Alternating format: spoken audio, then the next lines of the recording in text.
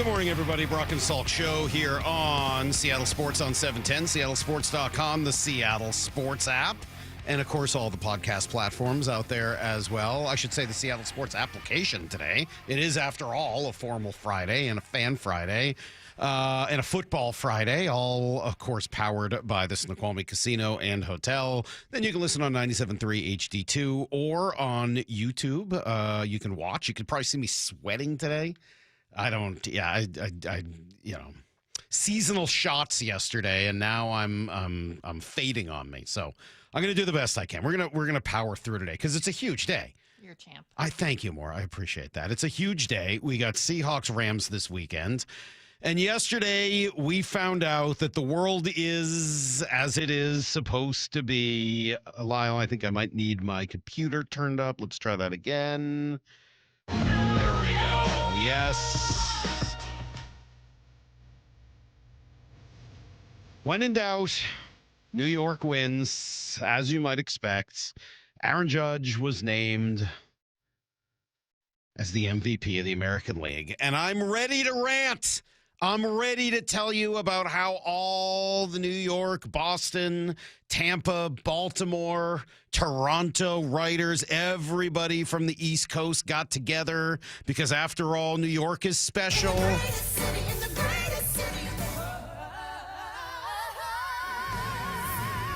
As I drive my kids crazy every time we listen to Hamilton, and I say, no one's ever gone broke saying New York's the greatest city of the world when they're on Broadway. I would be happy to sit here and complain about New York for the next 10 minutes or maybe even the next 4 hours.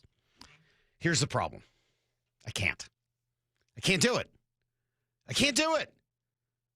Cal Raleigh lost the voting 17-13, and it does not appear to be because Aaron Judge is a Yankee.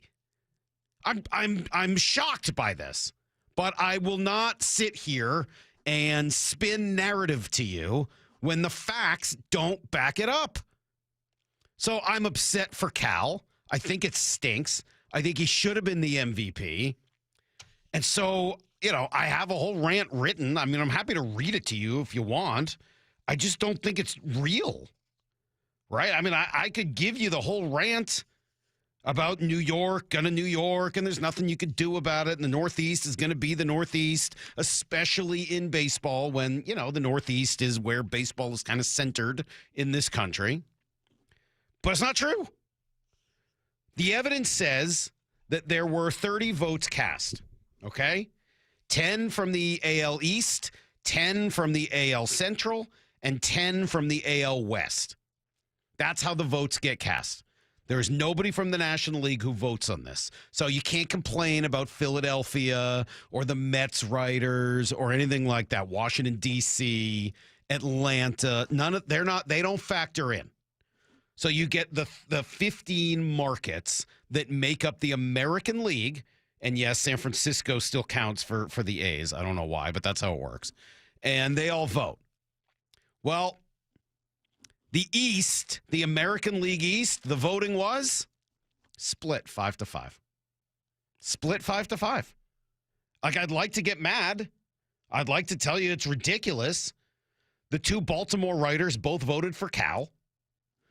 The two Red Sox writers split. My buddy Ian Brown, who's a great dude, voted for Cal. And then Pete Abraham, who I will say is a New Yorker, voted for Judge. And then, or at least he used to work in New York. Maybe he's not a New Yorker. I'm not sure. Let's see. Who else is it? We got the Yankees writers split. The Yankees writers split. Tyler Kepner was kind of a national writer, but Tyler Kepner voted for Cal. Yeah, and then it was the Rays writers, Mark Topkin and Adam Berry, who both went for Judge. And Toronto writers split, which is crazy. Did you share your research with Brock? Because he seems to disagree. No, I haven't yet. I just did it early this morning. He says he blamed the Central time zone and East Coast time zone. Well, I'm about to get to the Central here more. We'll get to them in a moment because the West also split 5-5. And that, to me, is the problem. I mean, like, if you really want to look at it, the West, you needed to do better in your own division where guys actually get a chance, or, writers, I shouldn't say guys, where writers have a chance to see you. But both Houston writers, I know you guys love Houston, both Houston writers voted for Aaron Judge, as did both Texas writers. That's kind of your ballgame, right? You needed to get the votes from your division where writers got a chance to see you over and over again. Well, both Houston writers voted for Aaron Judge. Now, both Angels writers voted for Cal. Both Seattle writers voted for Cal. Tim Booth and Ryan Divish, both of the times. The A's writers split, and so did the Texas writers voted for Judge. So that's your problem. I mean, like, you really want to know what happened? It wasn't New York. It was Texas and Houston. And it's the Central. You're right. Well, Brock's right. Because the Central did vote for Judge. 7-3. He's kind of blaming the time zones that don't get to watch. Well, I think that's the problem. Like, you needed the West Coast and to a lesser extent, I mean, because you're not going to get the whole enough there. You needed Houston and Texas. You needed I guess they are Central Time, but they got to see you a lot. That shouldn't be an excuse. You split in the East.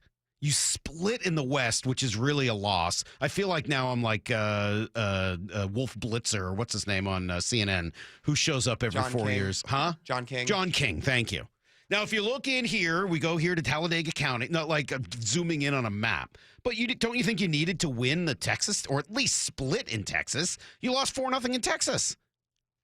A Democrat can't, oh no, I'm sorry. A Mariner can't win without taking Texas. You got to take the Texas teams. You got to take Houston and Dallas. Man, these Houston writers are driving me a little crazy. Shocker, people in Houston are driving me crazy. I mean, did you see what happened with Manager of the Year the other day? So Brian McTaggart, who's the Astros writer for MLB.com, you had the 3 finalists, and then you had a couple guys obviously finish after that. He tweets out a screenshot of the final graphic, and it's of all the managers that got votes, and it says, Joe Espada finishes 6th in AL Manager of the Year voting. He got 1 vote for 2nd place when he wasn't a finalist, voted by Brian McTaggart, who then goes on and tweets, oh, look at Joe Espada finishing 6th. What a great job. Yeah, because after not being a finalist and nobody thinking he had any shot at Manager of the Year, you gave him the 1 vote and then tweeted it out. That's pretty hilarious. That is very funny. Well, I wish I could sit here and say that this was all the fault of the East Coast elite media. I wish I could call this East Coast bias. I wish I could, but I don't think I can. I'm sorry. I can't do it. I would love to sit here and go on a legendary Salk rant. Yeah, that's right. I just went third person and called myself legendary. I would love to, though. To me, this would be great. I was ready. Can't do it. I'm sorry. They split in the East, split in the West, lost in the Central. That, to me, is not... Now, I mean, I guess if you really wanted to look at it, you could go time zones and say, okay, the only actual West Coast time zone would be what? LA, Seattle, San Francisco. And Cal wins in those 3 time zones 5-1. But 2 of them are here in Seattle. So outside of Seattle, it's what, 3-1? I don't know. I can't sit here and say that's ridiculous. I can't do it. I'm sorry. I want to. I'm sorry. I can't do it. I just can't. Not after the Yankees and Red Sox writers both split on this. Not after both Baltimore writers voted for Cal. I can't do it. I'm sorry. I really am. I wanted to. And I'm sorry for Cal. This stinks. Dude has 60 home runs as a catcher. It's absolutely ludicrous that was not taken into account the way it should have been. It's a shame. I feel bad for Cal. Dude got jobbed. I mean, it's nice. Look, I'm not going to sit here and rip Aaron Judge either. That's not right either. We're not going to sit here and be like, Judge stinks and he didn't deserve it. Aaron Judge had a marvelous season that is MVP worthy. But Cal had a better season that was more unique and that was more... I mean, I think really the storyline here is not that it was East Coast versus West. It was just offensive numbers versus using your brain. And unfortunately, the people in Houston, the people in Texas, and some others decided not to use their eyes and their brain. They went entirely with the numbers. Oh, cool. Well, then let's make this a WAR award or a stats award or an OPS plus award or whatever it is you think is great. Yeah, the Hank Aaron Award. Just call it the Hank Aaron Award. Yeah, I mean, this is not an MVP.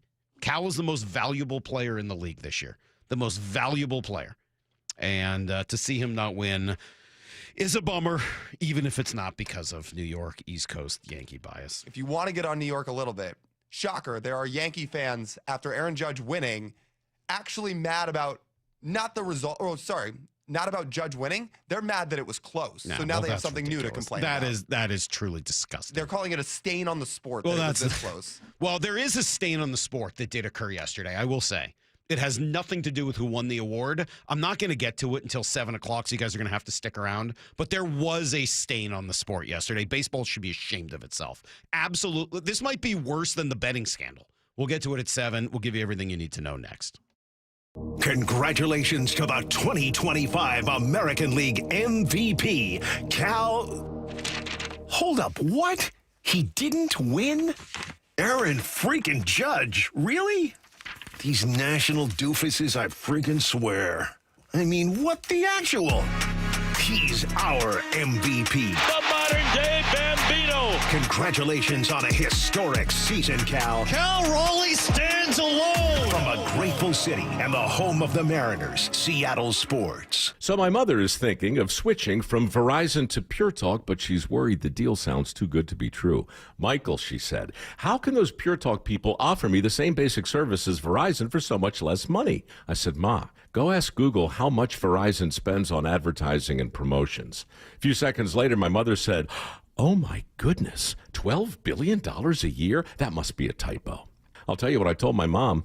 It's not a typo. Verizon spends $12 billion a year on advertising and promotions, and their customers are paying for it. Well, Pure Talk doesn't spend that kind of money on commercials. Trust me, I would know. That's why they can offer you and my mother unlimited talk, text, and plenty of data on a crazy fast 5G network for just $25 a month. And if you're a business owner, you could really save a fortune. Dial pound 250, say the words Mike Rowe, and you'll get an additional 50% off your first month. That's pound 250 Mike Rowe. Pure Talk. Everything you need and nothing you don't. If you're 55 or older and into that whole saving money thing, T-Mobile has an exclusive phone and internet bundle just for you. Right now, get 2 unlimited phone lines plus 5G home internet for just $30 each per month with autopay, plus taxes and fees. And with 5G home internet, setup is easy with just 1 cord and no technician needed, which is great if you're also into that whole keeping it simple thing. Switch now and experience the best mobile network in the U.S. Visit your local store to start saving. T-Mobile, it's better over here. Based on analysis by Ookla of speed test intelligence data Q4 2024 to Q1 2025. Ookla trademarks used under license. Unlimited on our network. Customers on voice plan may notice speeds lower than other customers and further reduction if using more than 50 gigs a month due to data prioritization. Video streams and SD on this plan. Home internet pricing after $20 a monthly bill credit plus $5 per line without autopay. Debit or bank account required. See 5G device coverage and access details at T-Mobile.com. Guys, want long-term health you can count on? It starts with knowing your numbers. Right now, Revive Men's Health Washington is offering a comprehensive wellness panel, a $400 value for just $99. It checks your testosterone, blood sugar, cholesterol, kidney, liver, thyroid, and heart health. Take control of your health today and stay strong for the long haul. Offer ends November 30th. Call 206-529-1111. That's 206-529-1111. Or visit ReviveMen'sHealth.com today. Must medically qualify. Terms apply. Contact us for full offer details. Are you ready to unleash the beast? Monster Energy is here to give you the edge this college tailgate season. Loaded with bold flavors, our powerful blend gives you the energy you need to push you beyond your limits. Tune in all season long with Monster, the energy drink of ESPN Radio College Football Tour. Power your performance with a drink that's as hungry for victory as you are. Crack open an ice-cold Monster and dominate your competition. Monster Energy. Unleash the beast. Grab yours today. Clinton Yates here. The holidays are upon us, and so are the savings at Total Wine & More. Discover thousands of wines, spirits, and beers like my favorite, IPAs, perfect for every celebration and every budget. From bold reds to sparklers, you'll find the perfect wines to raise a glass this season. With the lowest prices for over 30 years, you'll always find what you love and love what you find only at Total Wine & More. Curbside pickup and delivery available in most areas. See TotalWine.com for details. Spirits not sold in Virginia and North Carolina. Drink responsibly. Be 21. Heading outdoors or on the water this weekend? Check in with Joey and Nelly on the Outdoor Line from 6 to 8 a.m. every Saturday on Seattle Sports and the Seattle Sports app. For over 113 years, Pacific Lamp and Supply Company has been your #1 lighting specialist in Washington, from the Space Needle in Seattle all the way to the Riverwalk in Spokane. With the largest lighting inventory in Washington, Pacific Lamp's knowledgeable and experienced staff can assist with any lighting issue, including intricate lighting and control designs. Plus, they work with all utilities in Washington to get you the best available lighting rebates. Pacific Lamp and Supply Company, Washington's lighting experts since 1912. Visit pacificlamp.com. Temperatures are dropping, but you don't have to settle for a chilly home this winter. Keep cozy and safe with energy-saving products during Washington Energy's home heating sale on now. Upgrading your home is as easy as $1,000, $2,000, $3,000 off. Take $1,000 off furnaces, fireplaces, and water heaters, $2,000 off high-efficiency heat pump systems, and $3,000 off whole home generators and ductless mini splits, plus free financing. Washington Energy Services, your expert resource for affordable home comfort. Call for a free estimate. Hi, this is Nancy Penrose, owner of Big Trees in Snohomish. Big Trees has certified arborists and site experts who help you select the right trees for the right location on your property. When Big Trees installs a tree, we offer a 1-year warranty and 1 free aftercare visit from a board-certified master arborist. To learn more about our process, visit bigtreesupply.com.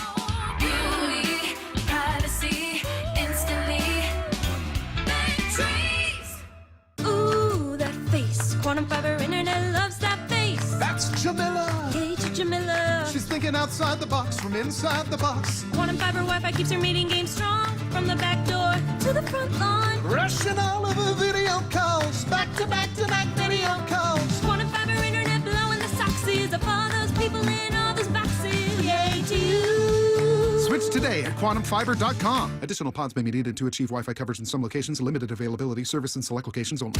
Need to know. 15 minutes past every hour with Brock and Salk. Here's what you need to know. Up first. All right, probably shouldn't be a huge surprise, but Aaron Judge does play for the Yankees, and he did win the MVP.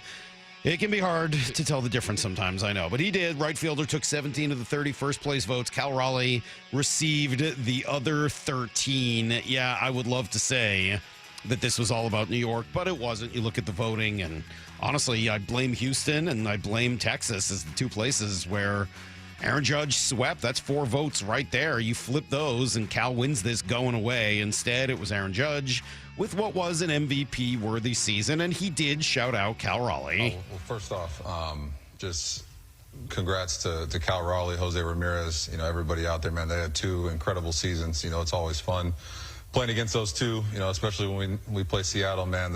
The main objective is, make sure Cal doesn't beat you, man, because he can beat you from both sides of the plate. And, for all the kids out there, just keep working hard, keep, dream big. I think that's the biggest thing.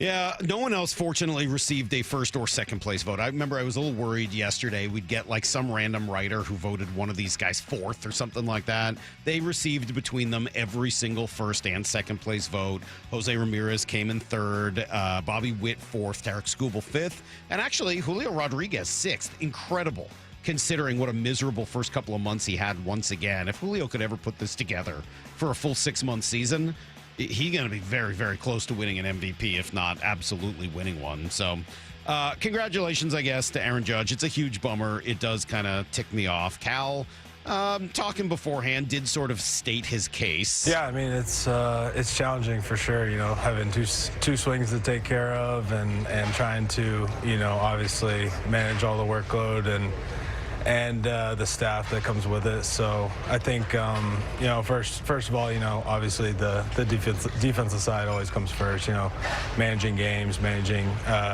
plans, meetings, things like that, 13 different personalities. So, it comes with its challenges, but, it's what I love to do. So I enjoy doing it every day, and it's just trying to stay consistent and trying to get prepared as much as you can.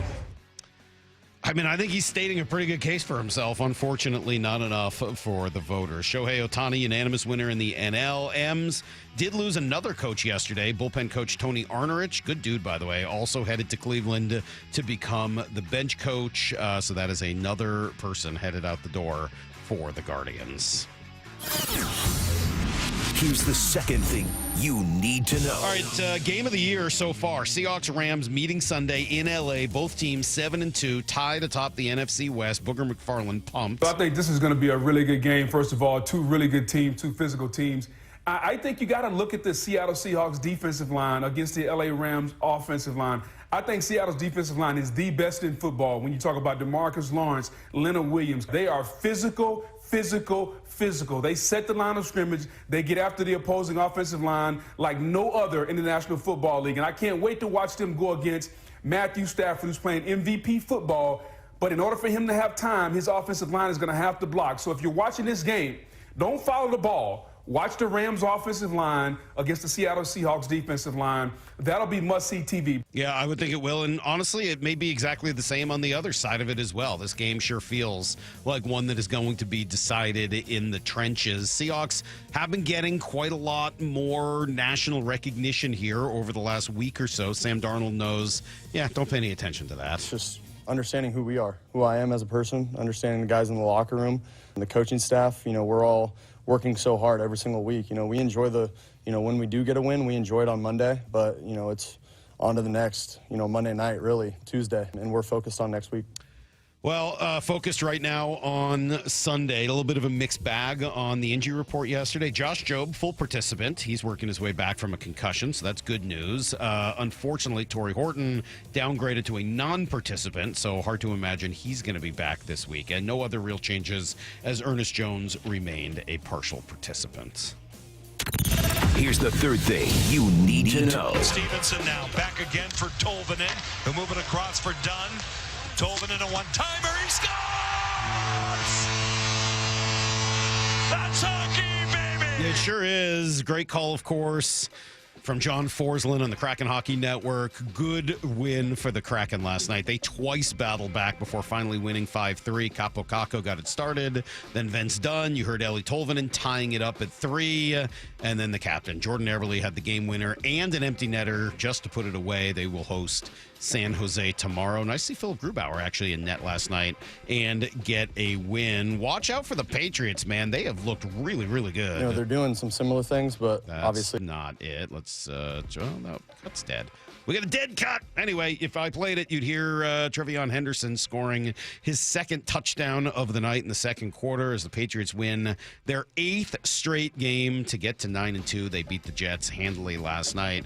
And just speaking of the Jets, a double loss day for them. The NFL filing a grievance against the Players Association, asking the union to please stop your animal team report cards.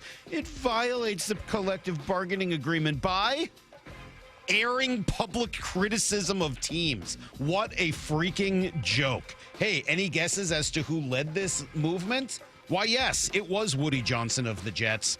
Grow up, Woody. You're terrible. You're the worst. That's everything you need to know. 1/4 every hour here on the Brock and Salk Show. You got to be kidding me. Oh, we don't like it. We're a big, bad NFL franchise, but we don't like when our players say things that are true about us. Nah. That is pathetic. Absolutely pathetic. And I would expect Woody Johnson and the Bidwells and the Cincinnati, like all the awful ownership in the NFL, I'm sure came together to complain about its players telling the truth about them. What a joke. What a joke. All right. I mean, well, and it just shows that you don't actually, those owners at least, don't actually care what their players have to say. Like we saw the Seahawks actually make some changes. Yeah. Based on that. Like, oh, you don't like, okay, you think we need a bigger team family room? Okay, well then let's make it bigger. If you're an owner that wants to have a really good team, you should want to be a destination for players to want to play. Yep. That's how you win a championship. No criticism more. No criticism ever. We're doing this perfectly, and no one will ever tell me otherwise. Yeah, because the Jets have really shown that. And so have the Bengals, and so have the Cardinals, and all these miserable franchises. We'll be right back. We'll give you guys some Daniel Jeremiah, and then I will say, a stain on the game of baseball yesterday. We'll get to it at 7. Brock and Salk, Seattle Sports on 710. On a 4-game win streak. Are you kidding me? With a pair of dominant wins over the last 2 weeks. Another touchdown! Seahawks! Comes the biggest game of the season for the Seahawks. A A battle for first place in the NFC West. It is going to be a behemoth of a matchup. I definitely can see we've done something special. I mean, the sky's the limit from here. It's just all about us. Seahawks Rams Sunday. Kickoff at 1:05. Pregame at 10 on Seattle Sports on 710 and the Seattle Sports app. It's always such a pleasure for me to catch up with you, Shannon O'Kelly, President and CEO of IRG Physical and Hand Therapy. And as I understand it, calendar year is wrapping up. There's never a better time to take care of your aches and pains. Why? Well, it's always a great time to come see us here at IRG Physical and Hand Therapy. We'll take care of your aches and pains. We'll get you better. But particularly, Brock, at the end of the year, most people have met their deductibles. They may have HSA, may have FSA funds. So use the opportunity to use your insurance to treat those aches and pains so you're not taking them into the new year. So you're healthy, fit, and you're excited about the new year. That's what it's all about. Here at IRG, we are so dedicated to making sure our patients really understand the insurance because it's a complex world. So when you call us, we're going to help you navigate your insurance. But I will tell everybody listening right now, if you've met your deductible, get your aches and pains treated here at IRG. We'll take care of you. We'll take care of your insurance. We'll take care of your family. We'll take care of everybody. Clinics up and down the Puget Sound for you to go visit or see them online at irgpt.com. Seattle Sports has your chance to win 4 tickets to the Seahawks game, Sunday, November 30th. Head to the Seattle Sports app, click the Win tab in the bottom right corner, and enter to win. You can enter once per day, so the more times you enter through the Seattle Sports app, the better your odds. Do it every day, November 11th through November 17th. Details and rules at seattlesports.com/win. From the home of the Seahawks, Seattle Sports. If you use carpool or toll lanes along SR 167, some things have changed, and some things haven't. Using those lanes without a good-to-go account means you'll receive a bill in the mail. That is a change. You'll always pay the lowest toll rate with good-to-go. No change. Carpoolers now need a Flex Pass set to HOV mode to ride free. That's a change. Does a good-to-go pass still save you $2 on every toll? Definitely not a change. Learn more at goodtogo167.com. Free Flex Passes while supplies last. The following is a paid advertisement for the Wellness Company. Hey there, it's Michelle Smallman from Unsportsmanlike. I'm thrilled to be joined by Dr. Drew from the Wellness Company. And Dr. Drew, you have something very exciting to talk about today, the medical emergency kit. Tell us a little bit about this. It is exciting. Look, I have been fighting to try to protect the patient-physician relationship my entire career, and we have lost. I finally decided I need to be involved with people that put the power back in the patient directly. These emergency kits give you everything you need so you don't have to spend $1,200 going to the emergency room. And we have a significant medical team, the medical board at TWC, and we just sat down and put together what we would want for our family, for our patients. Oh my gosh, so anything that anyone could need is in this and there's a kit. guidebook here to tell you exactly how to use it, and again, telehealth backup. It's remarkable. It's innovative. Everyone needs to get one. UrgentCareKit.com/sports, promo code sports to get $50 off your kit. That's UrgentCareKit.com/sports, promo code sports. Prescription required. Always consult your doctor to determine if this product is right for you. It's game time, and Toyota of Kirkland and Toyota of Renton are lining up with a roster that's built to dominate the field. The gas-powered RAV4, built to power through every drive, rain or shine. Or switch up the play with the hybrid RAV4, versatile, efficient, and always moving the chains. The Tacoma, tough, dependable, and clutch when it counts. And now, taking the field, the all-new 2026 Toyota Tundra, redesigned, powerful, and built for the big moments. Whether you're in the north or the south, Toyota of Kirkland and Toyota of Renton have your winning ride. Visit ToyotaofKirkland.com and ToyotaofRenton.com. Want more Seahawks content? Join me, G. Scott, on The Reset. New episodes of the podcast every Monday and Thursday on YouTube or on the Seattle Sports app. What's your holiday tradition? It's G. Scott here. For me, it's gathering with loved ones around a meal that brings joy. For many families, that tradition feels out of reach. Next time you shop at Safeway, please donate to Nourishing Neighbors. Your gift provides groceries to families across Washington, giving them access to nutritious food and the dignity to shop like the rest of us and choose what's meaningful for their holiday table. Visit nourishingneighbors.com and donate at your Safeway checkout. That's nourishingneighbors.com. Hey, Mike Salk here for my friends at Snoqualmie Casino and Hotel, and obviously New Year's is coming up. Can you believe it? Book your stay at Snoqualmie Casino and Hotel for an evening of elegance at a night at the Grand Ball. This New Year's Eve celebration includes the legendary DJ Super Sam. And sports fans, you got to check out the Hawks Peak. You're home for game days with great food and drinks, more than 60 TVs, so you won't miss a play, and a heated, covered outdoor deck with those great views of the Snoqualmie Valley. Seattle's closest is now Snoqualmie Casino and Hotel. Napa Auto Parts reminds listeners the holidays are meant to be a time of good cheer and warm gatherings with family and friends. Don't spoil the spirit of the season by getting behind the wheel after drinking. Always designate a sober driver or take a ride share for a safe ride home. Let's work together to keep our roadways safe and accident-free this holiday season. Happy holidays to you and yours from the entire team at Napa Auto Parts, featuring top-quality parts at affordable prices. Visit them at napaonline.com. Black Friday is coming, and that's the smart time to shop for a top-rated TV from Samsung, LG, or Sony. But why wait? You can get those Black Friday TV deals right now at Video Only, and then enjoy Thanksgiving with your new TV. Still want to wait? Then how about better than Black Friday deals? The top-rated TVs at stupid low prices. Check out Video Only now before the rush, or you'll be sorry. Brock and Salk's Rewind is presented by Toyota of Kirkland and Toyota of Renton. From the Quantum Fiber Studio. This is Brock and Salk. Weekdays 6 to 10. On Seattle Sports and 97.3 FM HD2.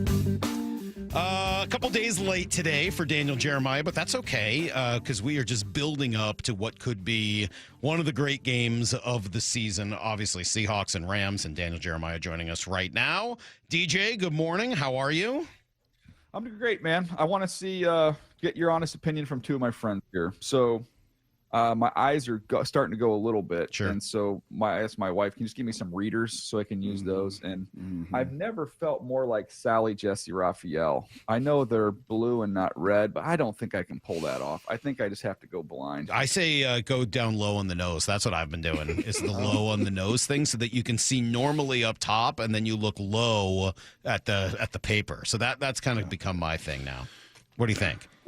Work in progress. I don't think you look great there. No. Honest, but Let me just tell you this, scouting grade. Let me tell you this, and I can say this, and my wife never listens to the show, thankfully, and my in-laws used to, but they moved to Arizona, so they're not watching either.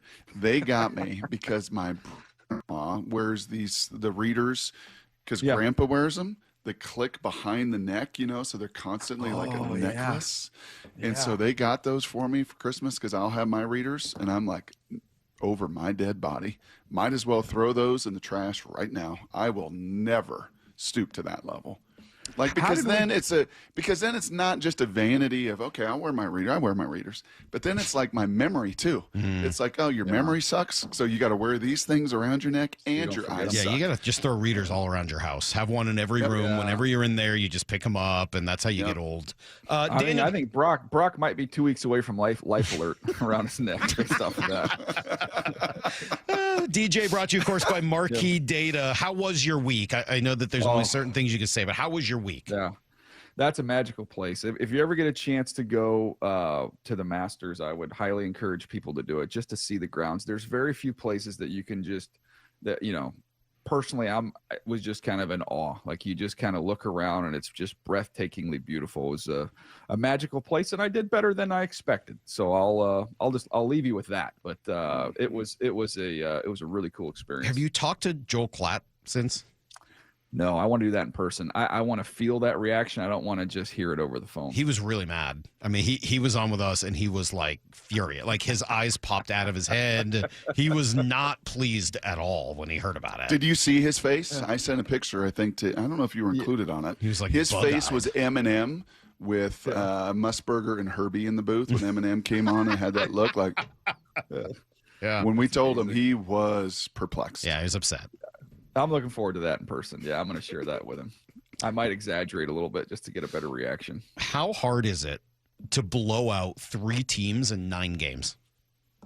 I mean, real blowouts. Not like it's like an NFL game where it's, you end up winning by 10 or 12, but it was close throughout the first 3 quarters. I mean, absolute bruising, mollywhopping destruction in 3 out of 9 games. Yeah, that's not easy to do at all. And you look every week and we see these games end up being closer than we thought, or we see upsets. It happens every single week. So to go out there and just hammer somebody and do it as many times as they have, I mean, and we'll get into this, but that was defensively for me, of all the games I've watched this year, that I think was my most fun tape that I've watched, was the Seattle defense in that game against Arizona. Why? Because it is so I would say it's the physicality of the contact. I think so many times in the NFL, it's somewhat of a brother-in-law experience, right? You don't see as many big hits. We grew up kind of watching the NFL and how violent or how physical it was, and a lot of that's been kind of taken out of the game. There was nothing that was beyond the rules, but they were flying around and just smacking people in that game. 42 he's becoming, as I watch them every week, is becoming one of my favorite players. I mean, we talk about in scouting, like, you got to shoot your gun, like, see it and just go, trust it and run through contact. And he did that multiple times in this game. You see Imanwari flying around. You see Chenna taking on blocks. I always forget, is it Okada or Okada, by the way? Okada. So there's a puller in this game. And this is, we've kind of had our little phrases that we've grabbed onto this year. So here's my one for this week. There's 3 ways that you can treat a puller as a smaller defender. You can, and they're all A words. You can avoid him, you can absorb him, or you can annihilate him. And somebody forgot to tell Okada that he's not, 300 pounds, because he sees a lineman coming and he is a heat-seeking missile to go to initiate the contact. Like, there is a very physical brand of football that they're playing there, and it was fun to watch. Are you trying to get a AAA deal? Is that what you're trying to do right there? Oh, great call. Didn't even think of that. Hey, why not? I've got the card. Avoid, absorb, annihilate. I don't know if that's quite AAA's mantra. Your insurance is going to be a little more depending on which one of those one of those techniques. It's interesting that those are the names that you jumped out, that you point out. The one guy that, well, I mean, look, obviously we've talked a lot about Leonard Williams. No disrespect to Leonard, I still think the straw that stirs this drink and is kind of making the whole thing happen. But over the last few weeks, I can't get DeMarcus Lawrence out of my head. Like, he just impresses me nonstop. And we getting to see a little bit of the personality off the field. And there's been a lot of talk about, what he does for the team and the professional attitude. And he's also seems like a pretty fun guy and can be silly at times and all of that. But on the field, he is a lot better than I thought he would be at this stage in his career. Yeah, and I know anytime 48 finishes his lunch, and if he leaves a little food on the plate, I know that he's going to come clean the rest of it right up, because that's what he got to do in that game, is just the right Johnny on the spot, right man, right place, right time on those 2 touchdowns. But there's a physicality he plays with. I didn't think it was singular to him, though. When I watched that whole front, they all played with a heavy-handedness, a physicality. And we'll get to this game this week, but both these teams play very similarly with how firm they are. So why do you think that? I mean, like, every team in the NFL talks about playing physically. Every single team talks about using their heavy hands and bringing all of that. I mean, every team talks about it. And for the most part, every team should have guys that are capable of that. Are the Seahawks more physically talented? Are they playing harder? Are they more attuned to, like, why would they be doing more of that than other teams? I don't think it's a mistake that if you were to look at the physical teams defensively, that you would find a direct correlation to the amount of depth that they have on that defense. I think they roll guys through. I think they keep them fresh. I think they know they don't have to put a governor on how they play because they're going to be rolling guys in and out. And the Rams have a lot of depth. The Seahawks have a ton of depth. When Philly's rolling, Philly has a ton of depth. They're rolling. They have an alpha unit and a Bravo unit. They run full hockey changes out there. And so the guys are freed up to play as fast and full throttle on every single snap. I think there is that's a component. I don't know that it's discussed enough, is that the depth of your front, how valuable that is. I love that. Essentially what you're saying is they're playing hockey, not soccer. Mm-hmm. Right? Yeah. I mean, like, you play as hard as you can for one shift in hockey for 45 seconds to a minute versus, 90 minutes of just kind of messing around and flopping on the ground when you play soccer. And, like, I would rather have my football team play as hard as they can on every snap than take a few off knowing that third down is going to be bigger. Like, no, bring in somebody else for that down. Yeah, I talk to Harbaugh every week down here with the Chargers, and one of his things he's always talking about, and obviously you can draw the connection and the through line there with Seattle, is that he hates the word marathon associated with football. He said that there is nothing about it that's a marathon. This is a sprint. Every play is a sprint. Every game is a sprint. The season is a sprint. Like, there's no pacing yourself. It's you're going hard, and one of the reasons you can do that is because you have guys you can roll through there. He always talks about the first 3 steps of every snap. You know, whatever position you play, like, there has to be a conviction and a firmness with your first 3 steps, and an aggressiveness to it. And I think, man, when you know that you don't have to do that for 65, 70 plays as a defensive front player, that's a huge advantage.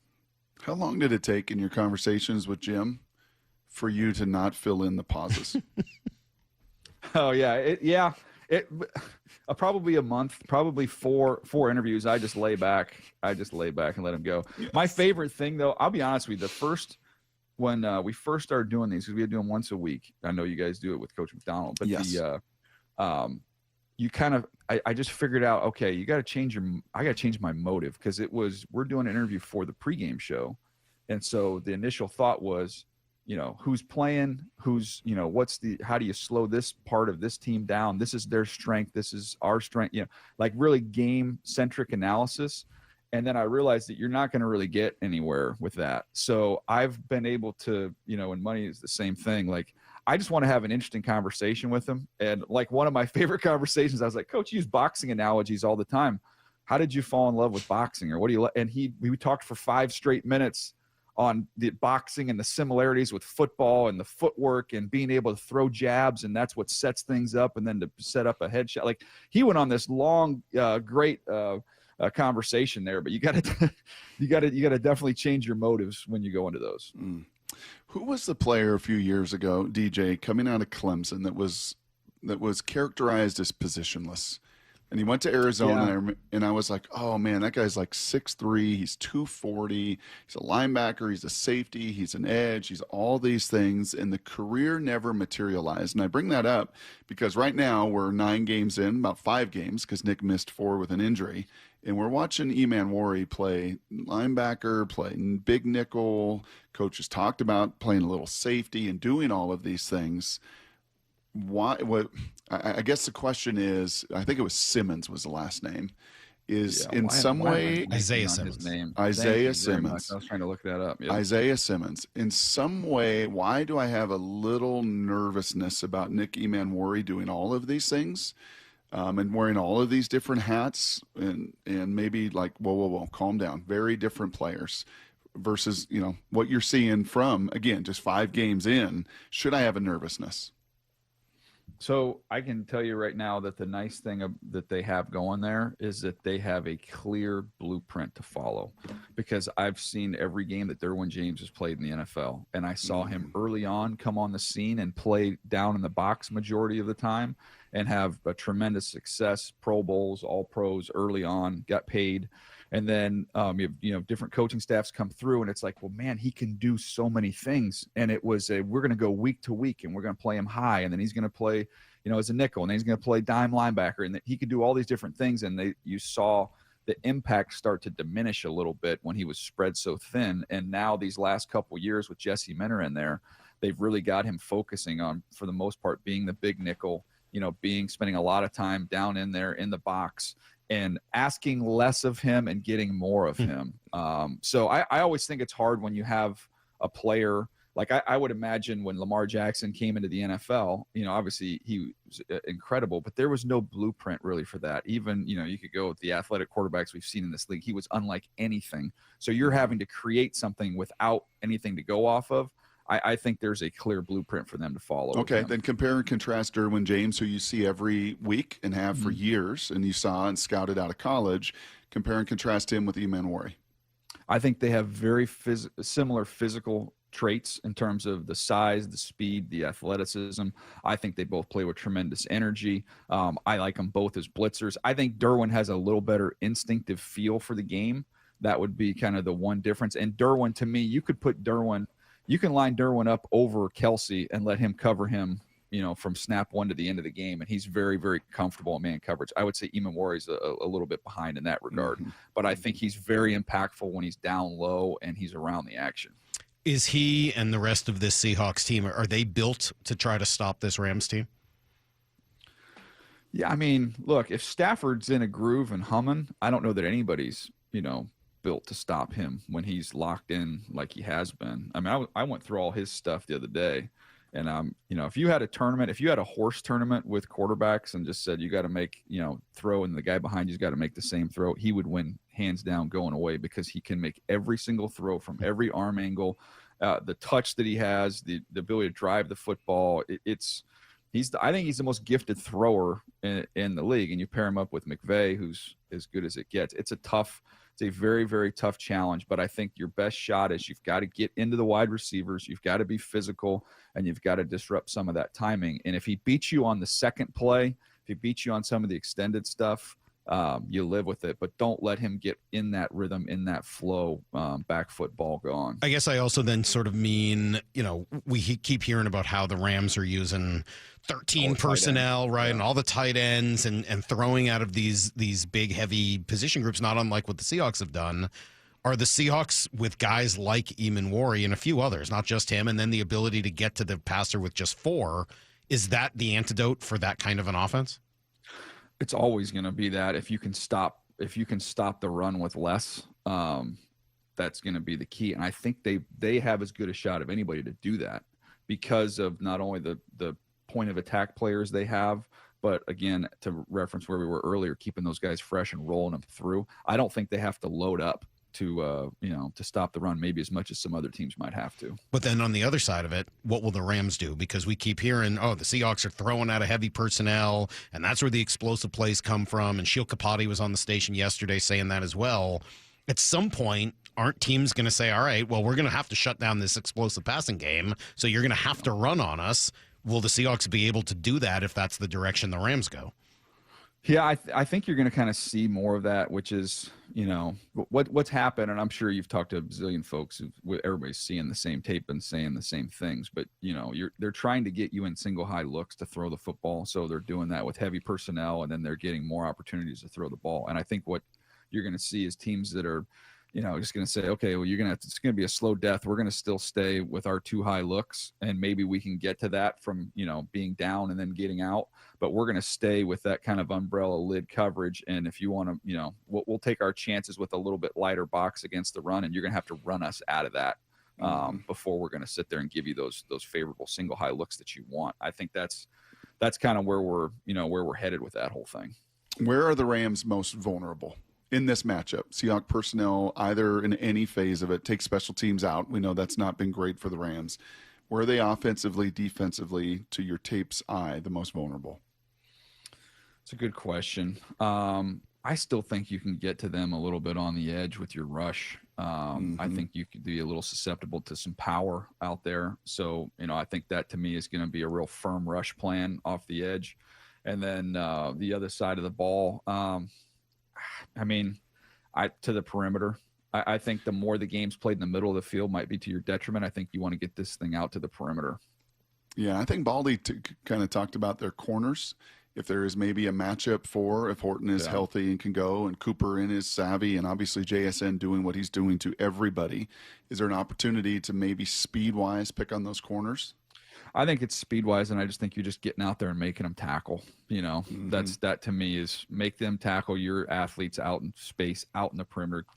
Don't play the game inside the mud. They want to play that game inside. And one thing I would be, if you're asking me what concerns me with the Seahawks in this game, what would concern me is they're really good at running games with their inside guys. So they've got power rushers on the edges, but then they're really good at pick stunts inside, and they're going to challenge your communication with your interior 3, and not having your starting center is a little bit of a concern there. So that would be, something I would keep an eye on. They're going to have to be really, really not only firm inside, but they're going to have to see and communicate really, really well. So you're a SoCal guy. You live down in SoCal. We had Colin Cowherd on earlier in the week. Tell me about the market down there. Are the Rams the buzz? Are the Rams the talk? Do the Rams move the needle in this matchup between these two 7-2 clubs? A big deal down in SoCal right now. It's hard as someone who's doing the Charger games. I mean, I'm at the SoFi. Every time I'm at SoFi, it's the Chargers, and so, and I live in San Diego, so I'm not seeing any Rams jerseys down here. There's still a big Charger following down here in San Diego. So I don't necessarily get all the Rams feel for that, but I mean, golly, the guys, they won a Super Bowl. They had a history of being in Los Angeles. The Dodgers, to be honest, have kind of taken up all the oxygen in that city for a while. So, I don't know that there's an overwhelming sense that they've captured everyone down here, but they played good football since McVay's been there. Hey, when we talked to you last week, it was right before the trade deadline. And then just a few minutes later, I don't know, maybe a half hour, 45 minutes later, the Seahawks ended up trading for a receiver, one of the things we talked about, but not specifically Rashid Shaheed. You mentioned speed on the outside. Yep. He's got that for days. What did you make of the deal they did make? And then, I guess similarly, what did you make of the deals they didn't make as Mafe and Reek Woolen and other guys ended up staying put? Yeah, I like the fact they kind of kept their defense. They kept their depth there. They're going to be able to absorb an injury if it were to happen. I thought, there was a chance they might try and go for an interior offensive lineman, if nothing else, than to have some insurance and some depth there.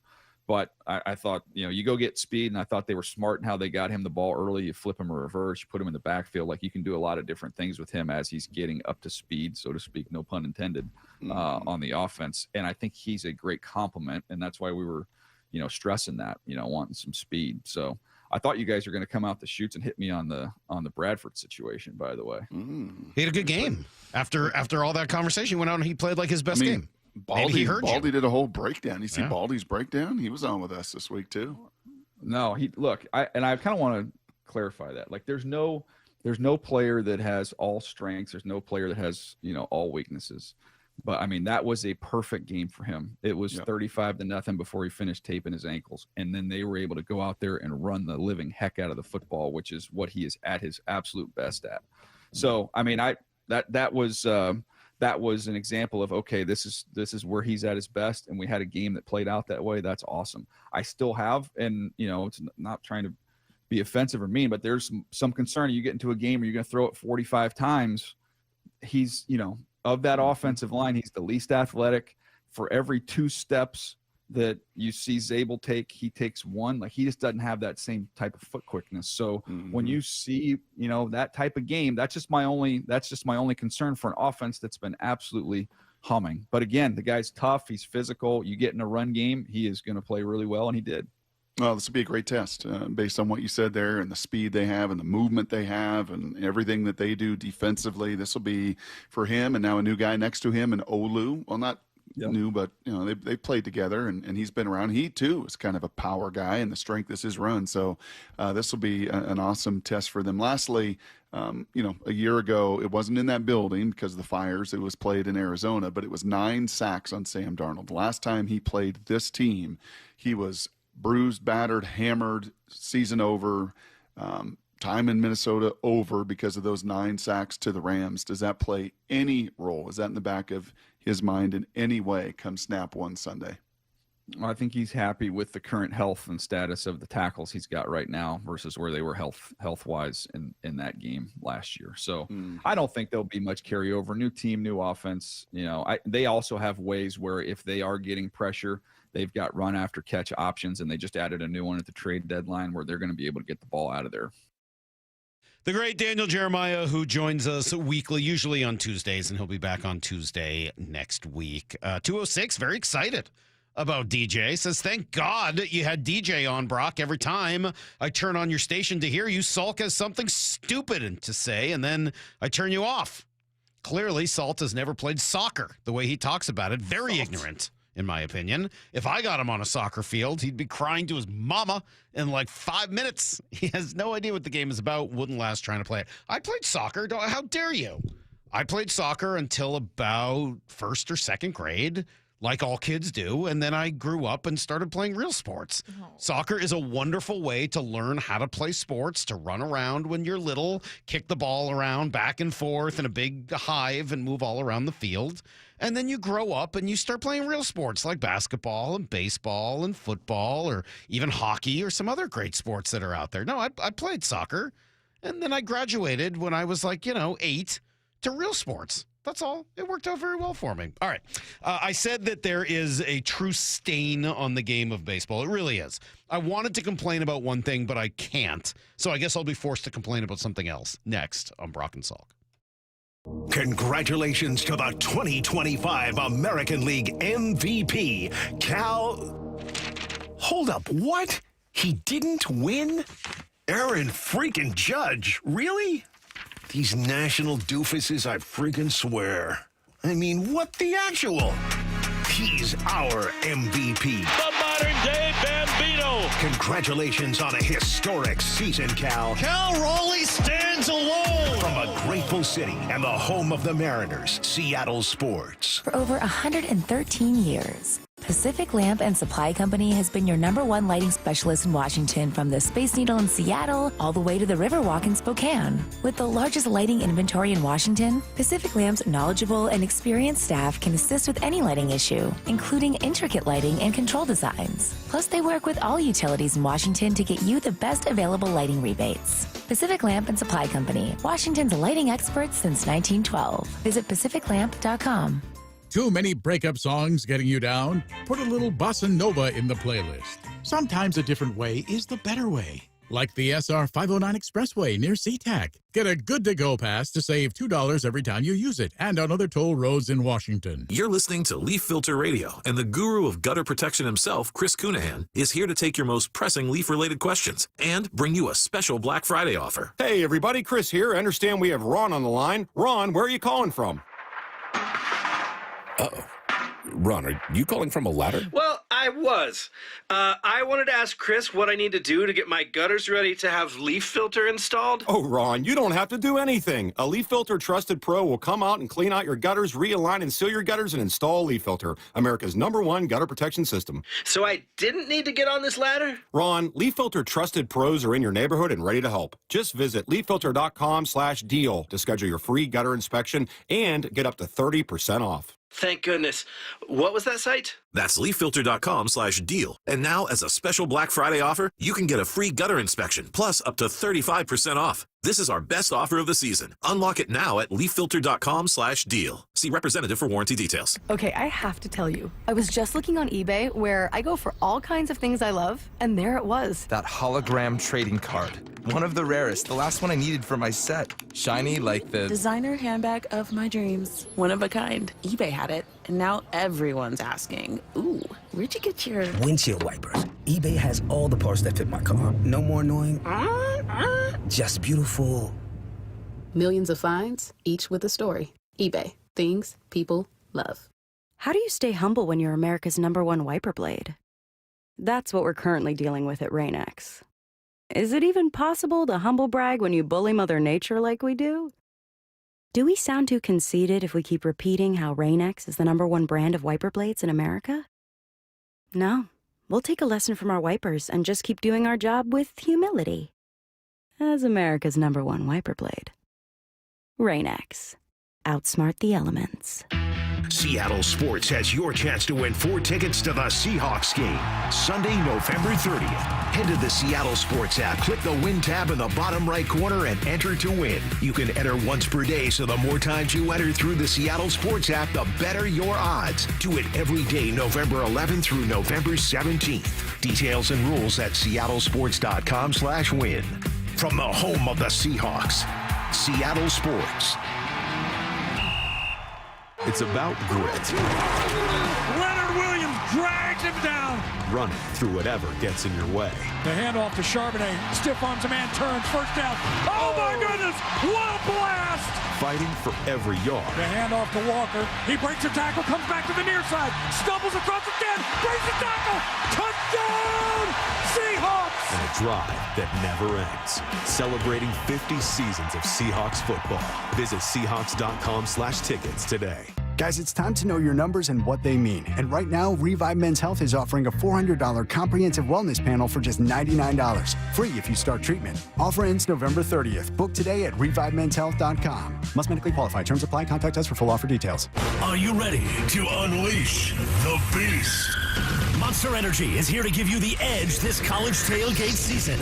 Loaded with bold flavors, our powerful blend gives you the energy you need to push you beyond your limits. Tune in all season long with Monster, the energy drink of ESPN Radio College Football Tour. Power your performance with a drink that's as hungry for victory as you are. Crack open an ice-cold Monster and dominate your competition. Monster Energy. Unleash the beast. Grab yours today. Clinton Yates here. The holidays are upon us, and so are the savings at Total Wine & More. Discover thousands of wines, spirits, and beers like my favorite, IPAs, perfect for every celebration and every budget. From bold reds to sparklers, you'll find the perfect wines to raise a glass this season. With the lowest prices for over 30 years, you'll always find what you love and love what you find only at Total Wine & More. Curbside pickup and delivery available in most areas. See TotalWine.com for details. Spirits not sold in Virginia and North Carolina. Drink responsibly. B21. Let's go! This is Seattle Sports. Streaming through the Seattle Sports app. KIRO AM Seattle. KIRO FM HD2 Tacoma. Home of the Seahawks, Mariners, and everything Seattle sports.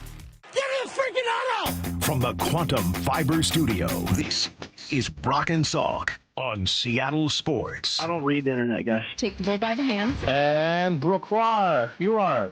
And Brooke, you are. Now here are your hosts, Brock Heward and Mike Salk.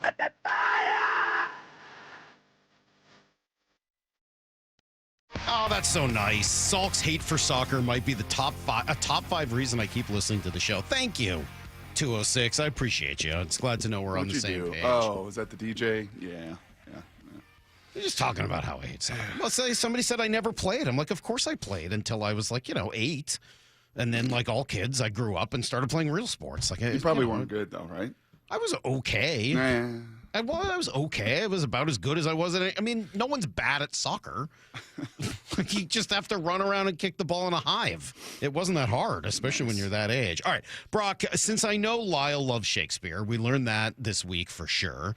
And also because I was at Avery's production yesterday of Macbeth, I thought I would use a little Shakespeare quote to describe our season-long conversation about Cal and the MVP race, which came to an end yesterday. We thought at 4, turned out to be just about 5.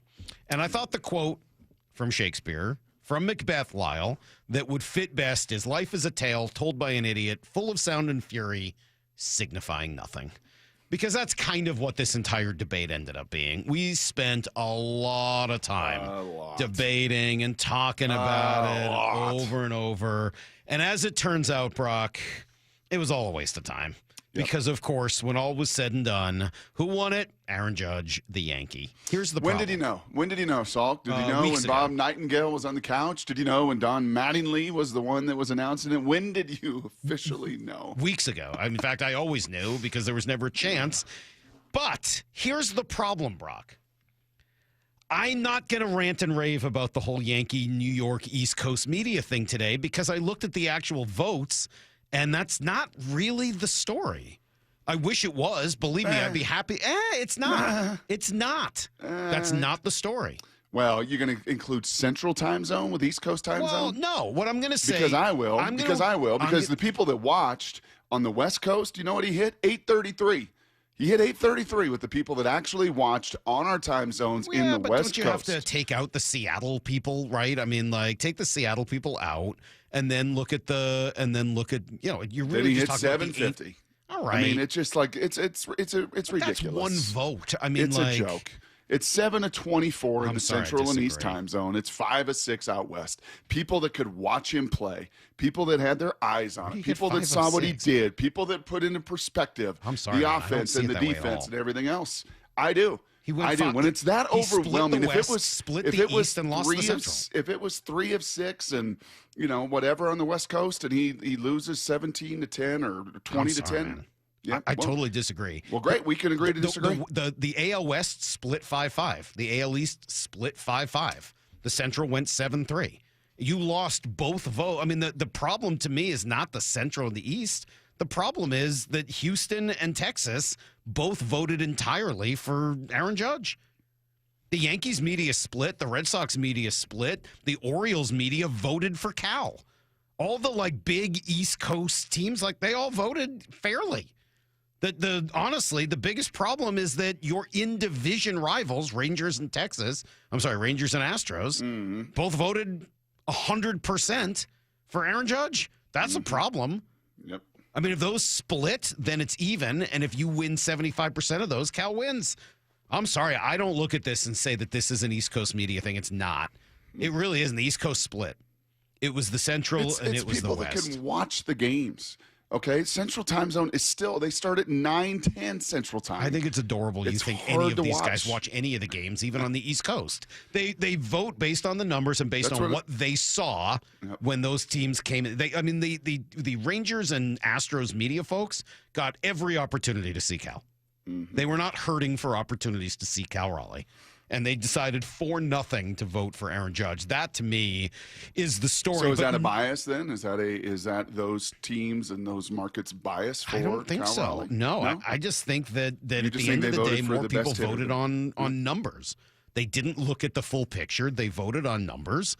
And I think that's ridiculous, but that's what they did. It also isn't the most ridiculous thing that happened yesterday. Baseball should be ashamed of itself. Baseball should be absolutely 100% ashamed. This was an absolute joke. The American League MVP, Aaron Judge. Don Mattingly on a Zoom call from his freaking couch? What in the world are we doing?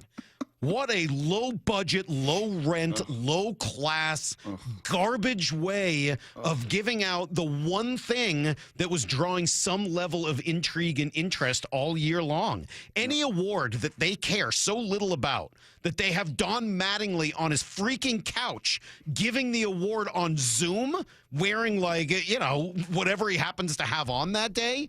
They obviously don't care about the MVP. The award is dead. And not because Aaron Judge won it over Cal Raleigh, although that might be a good reason, but because Don Mattingly's giving out the award on his couch. Yeah. What are we doing? Yeah. What are we doing? Yeah, think about the award show for college football, the Home Depot show down at Disney World, where they honor all of them. Think of the Heisman Trophy presentation. Think of the NFL League Awards. Think how well done they are. Think how professional they are. Think of resources spent to make it top-notch, to honor and reward those that have done it on the field at this level. It's absurd. And you've got dudes doing it at a level right now on the field that is fairly unprecedented with what Shohei Ohtani did to win his 4th straight, to do what Cal Raleigh did and put himself in that position, to watch what your Cy Young Award winners have done over the last couple years. I mean, this is you're kind of just telling your audience, from a level of commitment, level of resource, how invested they should be.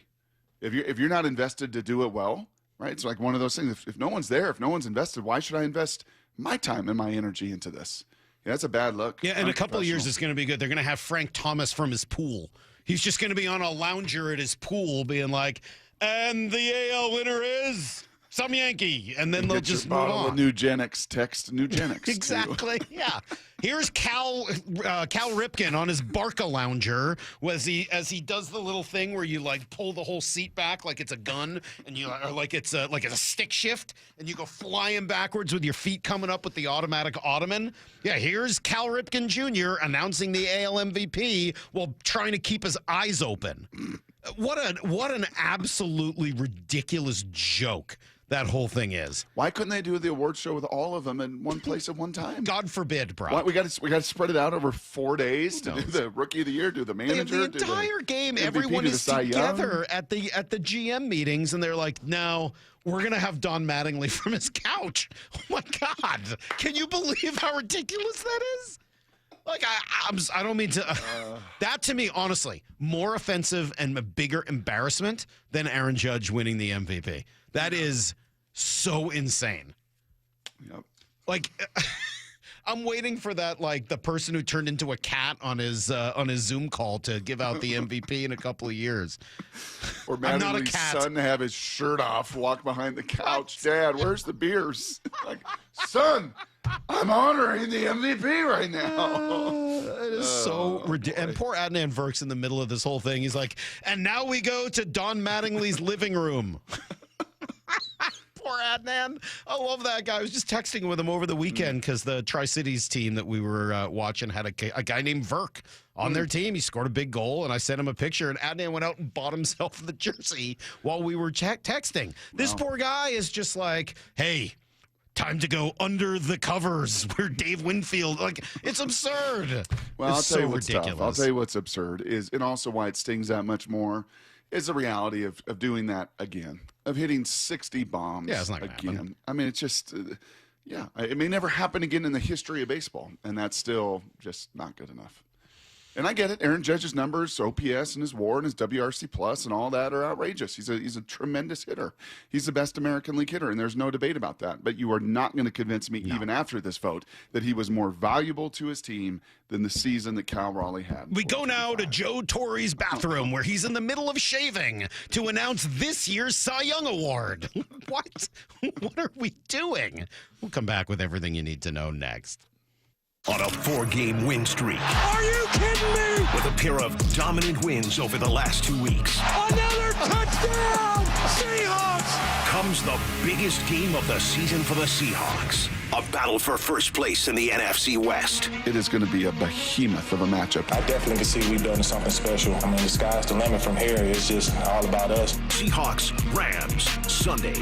Kickoff at 1:05. Pregame at 10 on Seattle Sports on 710 and the Seattle Sports app. Are your investment dollars working as hard as they should be? You've spent years building your future. Don't let outdated advice put it at risk. Hi, I'm Jeff Jr., founder of Trajan Wealth. We're a veteran-owned firm proud to bring a new standard of financial care to the Seattle area. Our nationally recognized advisors are fiduciaries, ethically bound to put your interests first. That's the highest standard of care in the industry. As a privately held company, we answer to you, our valued clients, not shareholders. For households with $500,000 or more, let us build you a customized plan. From Bellevue to Tacoma, get advice you can count on. It's time to take a fresh look at your financial plan. Call Trajan Wealth, 206-466-3300. That's 206-466-3300. Trajan Wealth. Plan smarter, dream bigger. Advisory services offered through Trajan Wealth, LLC, an SEC-registered investment advisor. Thinking about new windows or doors, but unsure about writing a big check up front? For the first time ever, Lake Washington Windows is offering incredible 5-year zero-interest financing, plus 15% off for a limited time. Visit LakeWashingtonWindows.com today. Stacy here. Sell your car to Wayscar Ford, and when they resell it, they share half their profit with you. That's right. Sell your car to Wayscar Ford, Isuzu, and Auburn. They'll pay you today for your car, and once they resell it, they'll share half their profit with you. WayscarFord.com. More fiber and laxatives, eh? Who are you? I'm future you. Future me? Constipation with belly pain still coming back? Our doctor figured it out. It's irritable bowel syndrome with constipation, or IBS-C, and Linzess could help you get ahead of it. Linzess linaclotide is a prescription medicine that treats IBS-C in adults. It's not a laxative. It's a once-daily pill that helps you get ahead of your symptoms. It's proven to help you have more frequent and complete bowel movements and helps relieve overall abdominal symptoms, belly pain, discomfort, and bloating. These symptoms were studied in combination, not individually. Do not give Linzess to children less than 2. It may harm them. Do not take Linzess if you have a bowel blockage. Get immediate help if you develop unusual or severe stomach pain, especially with bloody or black stools. The most common side effect is diarrhea, sometimes severe. If it's severe, stop taking Linzess and call your doctor right away. Other side effects include gas, stomach area pain, and swelling. Talk to your doctor and say yes to Linzess. Learn more at linzess.com or call 1-800-LINZESS. You're losing your hair, and you simply need a solution that works. You want the best. Modern technology, top-rated physicians, something that's guaranteed to work. Guys, you need world-class Dr. Perungo and his team at Advanced Hair. Advanced Hair has completely redefined hair restoration. From the experience itself to their unmatched results. Receding hairline, bald spot, thinning hair, maybe all three like I had. Get your hair back with Advanced Hair's simple one-day treatment that begins to regrow your own natural hair the very next day. Advanced Hair has changed tens of thousands of lives, including mine. And get this, Advanced Hair is once again the winner of the 425 Business of the Year. For your free consultation, call 425-449-8185. Right now, you'll get $250 off and 250 free hair grafts. Refine your hairline with the team that redefined hair restoration. That's 425-449-8185. Or for the before and afters, visit advancedhair.com. Heading outdoors or on the water this weekend? Check in with Joey and Nelly on the Outdoor Line from 6 to 8 a.m. every Saturday on Seattle Sports and the Seattle Sports app. When it comes to the security of your business, doubts can creep in about who you're trusting to protect it. Are they a reliable service? How will I know if something happens? Are they keeping everyone safe? At Bay Alarm, we got you. For nearly 80 years, we've been putting our customers' minds at ease with our advanced technology and personalized support. Feeling insecure about your current security service? Visit bayalarm.com today to talk to a local security expert. Hey. 1-877 Cars for Kids. K-A-R-S Cars for Kids. 1-877 Cars for Kids. Donate your car today. Call 1-877-CARS-FOR-KIDS to reach a friendly live agent. Donation's super easy, and your car can be picked up as soon as tomorrow. Call us now, 1-877-CARS-FOR-KIDS. Donate your car today. Did you know you can donate real estate too? Selling cars is a really easy business. It's complicated by really bad dealers. And why do we do that? Well, because we think that the less information we give and the more that we can dictate it on our terms, the more profitable we'll be. And what we found is that this is the exact opposite. The easier we make it, the more information we give, the more comfortable customers are in doing business with us. Now, that one transaction, we might make a little bit less on, but it's not the one. It's that one that leads to the second, the third, the fourth, the fifth. It's not the one individual. He's like, but you never get to the spouse, the parents, the kids, the friends, if you don't take care of them first. It's not a script. It's a belief. The LJ Way is the Lee Johnson Auto family. Need to know. 15 minutes past every hour with Brock and Salk. Here's what you need to know. Up first. Get more text, Brock, with ideas. Randy Johnson in his bubble bath. Mike Schmidt in line at the DMV to announce this year's Cy Young Award. How about Big Poppy in the middle of a pedicure? What a joke. The way baseball did this yesterday was so pathetic. Don Mattingly announcing this from his couch on Zoom. Yeah, I mean, it's just challenging. Cal talking. Here's Don Mattingly. Sorry. The American League MVP, Aaron Judge. That's literally all he said. There was nothing other than that. There was no other reason to have Don Mattingly there. It was so awful. In any event, Aaron Judge wins. He did have an awesome year. It was MVP worthy, but he was not the most valuable player in the American League this year. That should have been Cal Raleigh. Judge takes 17 of the 30 first place votes. Cal gets the other 13. No one else got a first or second place vote. And that's how it ends, Brock. That's how it ends. Do you think he or the organization were peeved? Or do you think they kind of resolved, like you did, that this is more than likely not going to happen? I think so. Probably the latter. A little more the latter. Yeah. If it happens, great, incredible. Overcame a lot of it. If not, it's, Judge's a special player, and his resume is longer, and his resume over time has been better. And some of those opponents, then when you think about it and you present it the way you do, like in the division probably knows Cal's warts a little bit more, right? They probably see the swing and miss a little bit more versus the guy comes into town for a weekend and it's like, goodness gracious, this guy's bigger than life, and he's just doing damage to us. So I can't believe Toronto didn't vote 100% for Cal. With all the damage he's done there, they split between Ben Nicholson-Smith and Keegan if you make Matheson. your pitches, Saul, because John Schneider would tell you right. make pitches. That must have been it. You just gotta make your pitches. Let's see. Jose Ramirez obviously finished third. Bobby Witt fourth. Tarek Skubal fifth.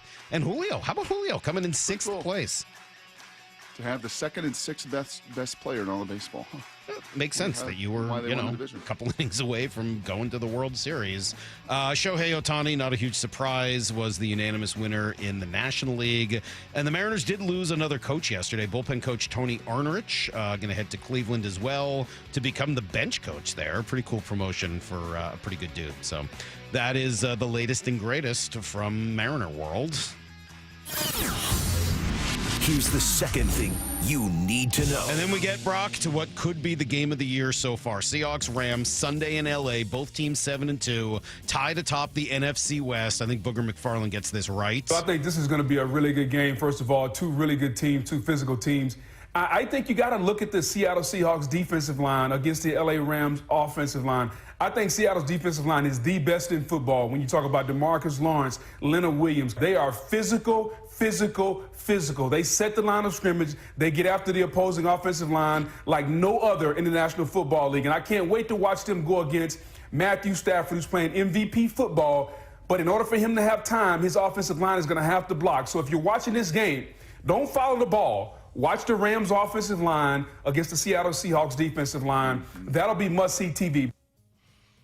Yeah, and it was a group that got after Stafford last year at home. Now, that was at home with the noise and everything else, but they forced throwaway after throwaway, 3 and out after 3 and out.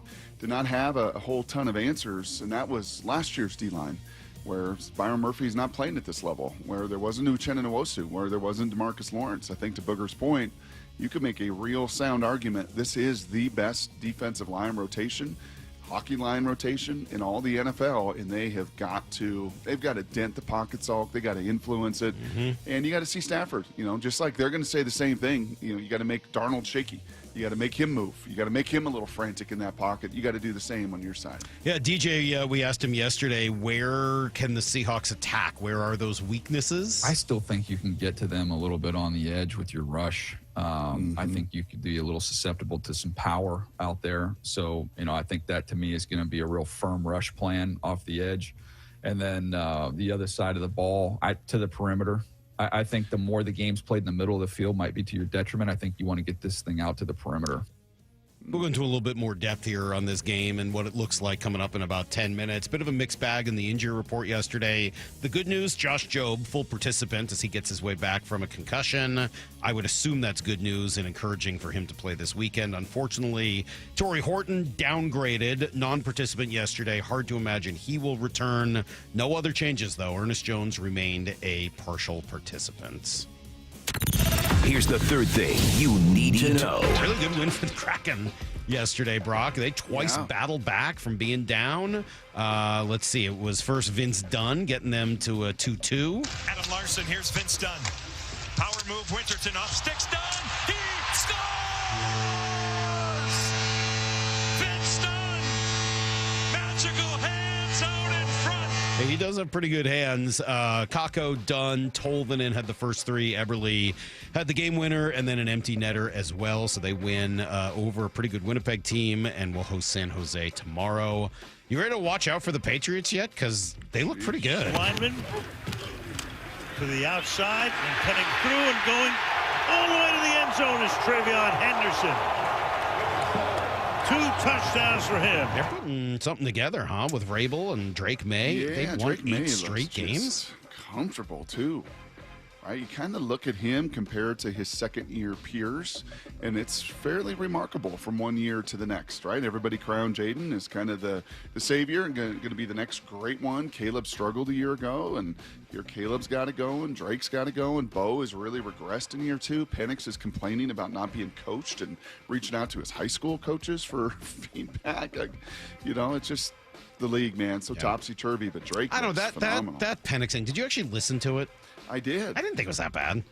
I mean, it wasn't that bad. I didn't think it was bad at all. I thought that he was just like, there's no other quarterback I'm like talking to on the sidelines. But like Kirk Cousins isn't a good teammate?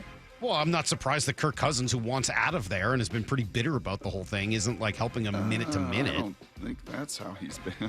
Really? I think the behind the scenes in the documentary last year when he lost his job. I think by this year he's like, hey, I wanted out. He said he wanted to be traded. Yeah. I don't know. Surprise me if he doesn't help him at all. NFL filing a grievance against the Players Association yesterday, Brock. This is amazing. Asking the union to stop its annual team report cards because it violates the collective bargaining agreement by airing public criticism of teams. Oh my God, what a joke. It's not public criticism, it's a grade. What are you talking about? Should they ban Pro Football Focus and everything else that grades players? No, but it's collectively union, it's collectively the players doing that. So you can, you know why contractually they would do that. For that to go public is not real pretty. That's embarrassing, man. Not surprisingly, led by Woody Johnson of the Jets. Big surprise. Grow up, Woody. That's everything you need to know. 1/4 every hour here on the Brock and Salk Show. More texts. Let's go to Prince Cecil Fielder. He's at the Golden Corral for the Silver Slugger Award. Yeah. Here's Cecil in line at the Golden Corral. Yep. Hey, have you looked at these standings lately in the hockey world? Of course. Is the division come down a little, like the very top of the division? Because this time last year, 17, 18 games in, you could already see that Vegas was distancing themselves, Edmonton, and now it's actually Anaheim and LA just a point or two ahead of you for first place in the division. Have you kind of, some of these teams maybe caught the others gotten a little bit old? Is there actually some conversation? Well, you're getting some really good young talent. If you look at the scoring leaders in the NHL, it's like McKinnon and then a bunch of kids under the age of 22. Like, it's crazy. It's Celebrini and Hugh. There's a bunch of them. Like, there are all these kids who were 19, 20, 21 years old, and Nathan McKinnon. So, yeah, I think there is a lot of parity right now across the NHL. It's why the Kraken have been able to have success. I still think it's really hard to win at the rate they would like to win without having a top kind of player on your team. But, hey, they did a good job last night. It was a fun game to watch. Good for them. All right, coming up, Brock, game of the year type of stuff. DJ, I thought, gave us the best clue into how this game can be played. We'll play you that and get a whole lot farther into it next on Brock and Salk. On a 4-game win streak. Are you kidding me? With a pair of dominant wins over the last 2 weeks. Another touchdown! Seahawks! Comes the biggest game of the season for the Seahawks. A battle for first place in the NFC West. It is going to be a behemoth of a matchup. I definitely can see we've done something special. I mean, the sky's the limit from here. It's just all about us. Seahawks Rams, Sunday. Kickoff at 1:05. Pregame at 10 on Seattle Sports on 710 and the Seattle Sports app. As a quarterback, you cannot run a winning play with a messy playbook. And most companies' data, well, it's a mess. AI is changing the game, but if your data is scattered, you're stuck on the sidelines. Brock Heward here, and this is where my friends at Marquee Data come in. They get your data in shape, clean, connected, ready to perform, so you can finally put AI to work for your business. Whether sales, finance, or operations, every smart move starts with the right data. So head to mydataqb.com to draw up your game-winning data play today. That's Marquee Data or mydataqb.com. With football season comes colder weather, so if you need new windows and doors, don't drop the ball. Steve Rabel here with Keith Dashafee from locally owned Pella Windows and Doors of Western Washington. So Keith, what's your next big play? Well, Steve, right now get 40% off qualifying installs or no payments and no interest for 12 months on approved credit. Schedule a free consultation with Pella Windows and Doors of Western Washington. Go to PellaPNW.com. That's PellaPNW.com. Workdays can be unpredictable, but your workwear shouldn't be. With the Cintas Apparel Plus program, you'll have freshly laundered garments for everyone on your team delivered every week. Cintas has workwear for just about any job imaginable, with high-performance fabrics and an uncompromising fit that stretches and moves with you. Don't leave looking and feeling good to chance. Visit Cintas.com. Oh, I'm ready! And get ready for the workday. Makita's built for the pros who show up early, who don't do shortcuts, only precise cuts. With tools built to last, job after job, year after year. Performance that pays off, because when the job calls for the best, you answer. And when you need the best, you call on Makita, built to be the best. Available at the Home Depot. If you love to travel, Capital One has a rewards credit card that's perfect for you. With the Capital One Venture X card, you earn unlimited double miles on everything you buy. Plus, you get premium benefits at a collection of luxury hotels when you book on Capital One Travel. And with Venture X, you get access to over 1,000 airport lounges worldwide. Open up a world of travel possibilities with a Capital One Venture X card. What's in your wallet? Terms apply. Lounge access is subject to change. See CapitalOne.com for details. We know exactly what you're not thinking about right now. Wiper blades. But now that you are, take a moment to think about how Rain-X is the #1 brand of wiper blades in America. Why? Because Rain-X thinks about wiper blades all the time. We obsess, so you don't have to. Simply install our blades and then think about literally anything else. So choose Rain-X, America's #1 wiper blades, and then go back to not thinking about wiper blades. Rain-X. Outsmart the elements. A 15-year-old girl who chewed through a rope to escape a serial killer. I used my front teeth to saw on the rope in my mouth. The killer prowled the Pacific Northwest in the early 70s. He's been convicted of murdering 2 young women, but suspected of many more. Maybe there's another one in that area. Follow and binge all episodes of Stolen Voices of Dole Valley, available now wherever you listen. This is the home of the Seahawks. Gonna let one fly deep. Got a man out there. Ball is caught down at the 10-yard line, and it's JSN. Seattle Sports. John here with Happy Hauler. We want to help get your unwanted items to those in need. Furniture and household items you plan on throwing away? We'll take them and prioritize donating and recycling, keeping items out of the landfill, and giving useful items a second happy home. Happy Hauler is Seattle's eco-friendly junk removal. We work with over 20 nonprofits all over Western Washington to donate used items. Make yourself, your community, and the planet happy. Reclaim your space. HappyHauler.com, hauling with a heart. Hear that? Sounds like holiday fun kicking off at Valvoline Instant Oil Change. Kind of like the starting bell to Grandma's house. Or maybe snowbirding. And eventually back home safe and sound. Hey guys, we're home. Just remember to stop by before you go to make sure your road's as smooth as possible. Valvoline Instant Oil Change. Oil changes in about 15 minutes. No appointment needed. Seattle Sports has your chance to win 4 tickets to the Seahawks game, Sunday, November 30th. Head to the Seattle Sports app, click the Win tab in the bottom right corner, and enter to win. You can enter once per day, so the more times you enter through the Seattle Sports app, the better your odds. Do it every day, November 11th through November 17th. Details and rules at seattlesports.com/win. From the home of the Seahawks, Seattle Sports. This is the story of the one. As a maintenance supervisor at a manufacturing facility, he knows keeping the line up and running is a top priority. That's why he chooses Grainger. Because when a drive belt gets damaged, Grainger makes it easy to find the exact specs for the replacement product he needs. And next day delivery helps ensure he'll have everything in place and running like clockwork. Call 1-800-GRAINGER, click Grainger.com, or just stop by. Grainger, for the ones who get it done.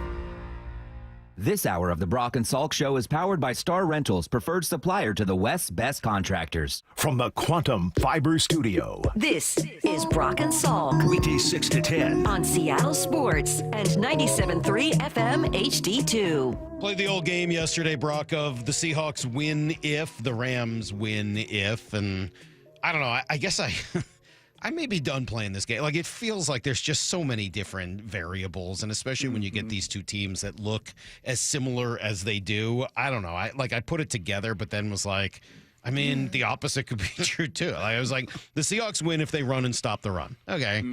But also, Thanks. I think the Rams could win if they run and stop the run. Yep. And also the Seahawks could win if they really have their explosive passing game going, because that's been the thing they've probably been best at this year. And then I'm like, all right, the Rams will win if they win the turnover battle.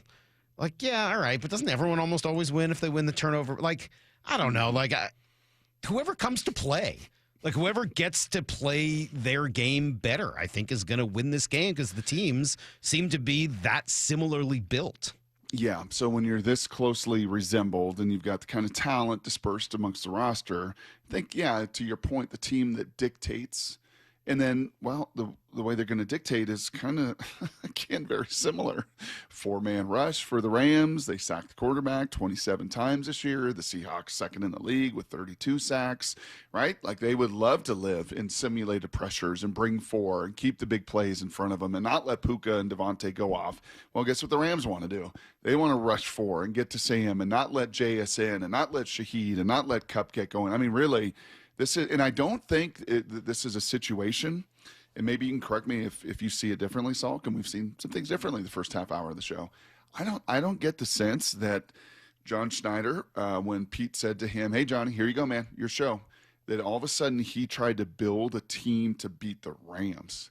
I think it was much bigger than that, and it just so worked out that Les Snead and Sean McVay kind of see talent acquisition, kind of see scheme development very, very similar, and thus have targeted similar players, right? Have kind of built their teams in a very similar vein. But I don't get the sense that if we had a beer with Dino's with John, he'd be like, "Yep, had to try to do the LA Rams model, but just do it a little bit better." I don't think so. Yeah, no, I would agree with you. I don't feel like that's what he did. But these two teams have ended up looking a whole lot.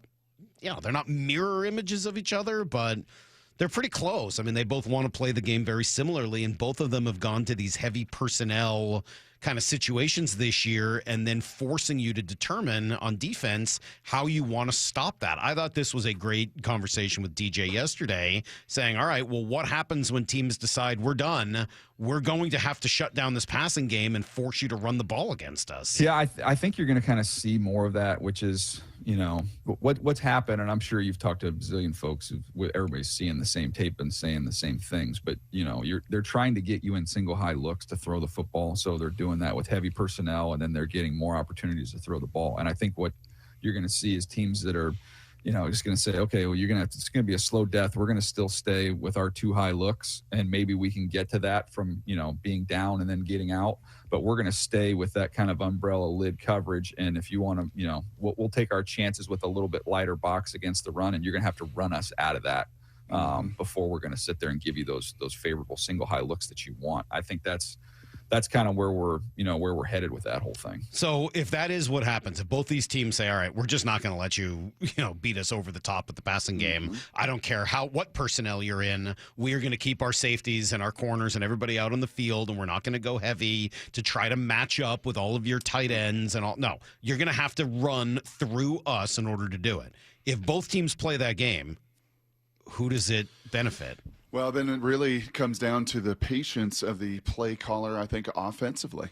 Is Sean McVay going to be patient enough with Matthew Stafford, who's thrown 25 touchdowns, who right now is the odds-on leader for the MVP award? Would he be patient enough to play the game that Sam Darnold did a week ago and run it 12 times?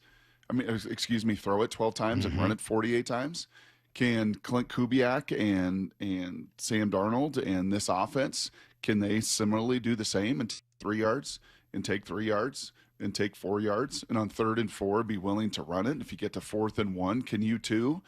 Some of these 4th down decisions, I said it early in the week, and as we build up to this in our final kind of show beforehand, I won't be surprised, Salk, if on Monday we're talking to McDonald about a bunch of 4th down situations.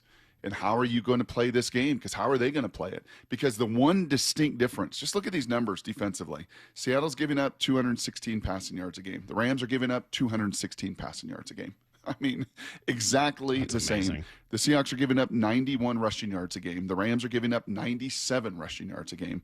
The Seahawks are giving up 19 points a game. The Rams are giving up 17 points a game. I mean, it's like offensively, defensively, they're mirror images statistically. But special teams, that's where there is the most distinct difference in this game. Return yards in the punt, return yards in the kickoff, efficiency in your punt game, efficiency in your field goal game. You're much better. So how are the Rams? Well, and adding Rashid Shaheed to that now too should only improve that even more. So what's going to happen in these 4th, okay, we're going to be patient. We're going to be patient. That defense is going to ask you to run it 2 or 3 times, and you're going to get to a 4th and 1. Are you going to run the tush push at your own 48-yard line? Or are you going to be willing to give the ball back to a team that may be playing 4 down the minute they cross their own 40? You like that Barner tush push, by the way? What do you make of the A.J. Barner push? It's kind of become pretty good. It's pretty good, right? Yes. Yeah, I mean, it seems like they've worked on it enough. snap difficulties and offsides a couple times when they've actually run it. Yeah, it's been pretty good. It's not good. been stopped. It's been very, very effective. Yes. So you go to special teams. I thought this was interesting from Charles McDonald of Yahoo Sports, talking about play action. So, all right, let's say you're the Seahawks offense, right? And the Rams say, we're not going to keep getting beat over the top. We've seen what's happened to everybody else. So we're going to keep our little guys out on the field, even against your big guys. Well, at some point, don't those little guys have to try to commit a little bit to the run, or else they're going to get run over?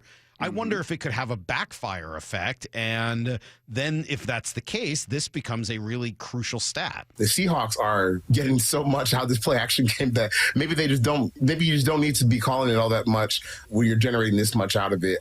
They get 52% first down rate, a 31% explosive pass rate, and their 8th in success rate and second EPA per dropback at 0.4. So basically every 3 play action throws that Sam Darnold has this year is going for over a point of value on the field. And when you look at what the Rams have done on the flip side on their defense, it's been kind of a shaky spot for them. They're 25th in success rate against play action passes. They're close to the middle back in terms of EPA, but still below average. So maybe this is a spot where the Seahawks can have a lot of success like we've seen them have and get JSN going on that boot game, get some big plays from Sam Darnold, because when they have called this year, like they have just absolutely killed teams. So the Seahawks are great at play action. The Rams are not great at defending play action. If they do want to go with smaller people, does that make them even more susceptible to play action because the little guys are being asked to cover more of the run game? That it absolutely could. It's also some of that is schematic structurally defensively. Like if they have little guys and they're in their umbrella, right, and they keep their 2 safeties, then, some of those shots down the field are going to be a little harder to get, or do they play a little bit of man coverage? On the flip side, Salk, who are the teams that have given Mike McDonald the issues over the last year and a half? It was the Detroit Lions. What do they do? Run and play pass.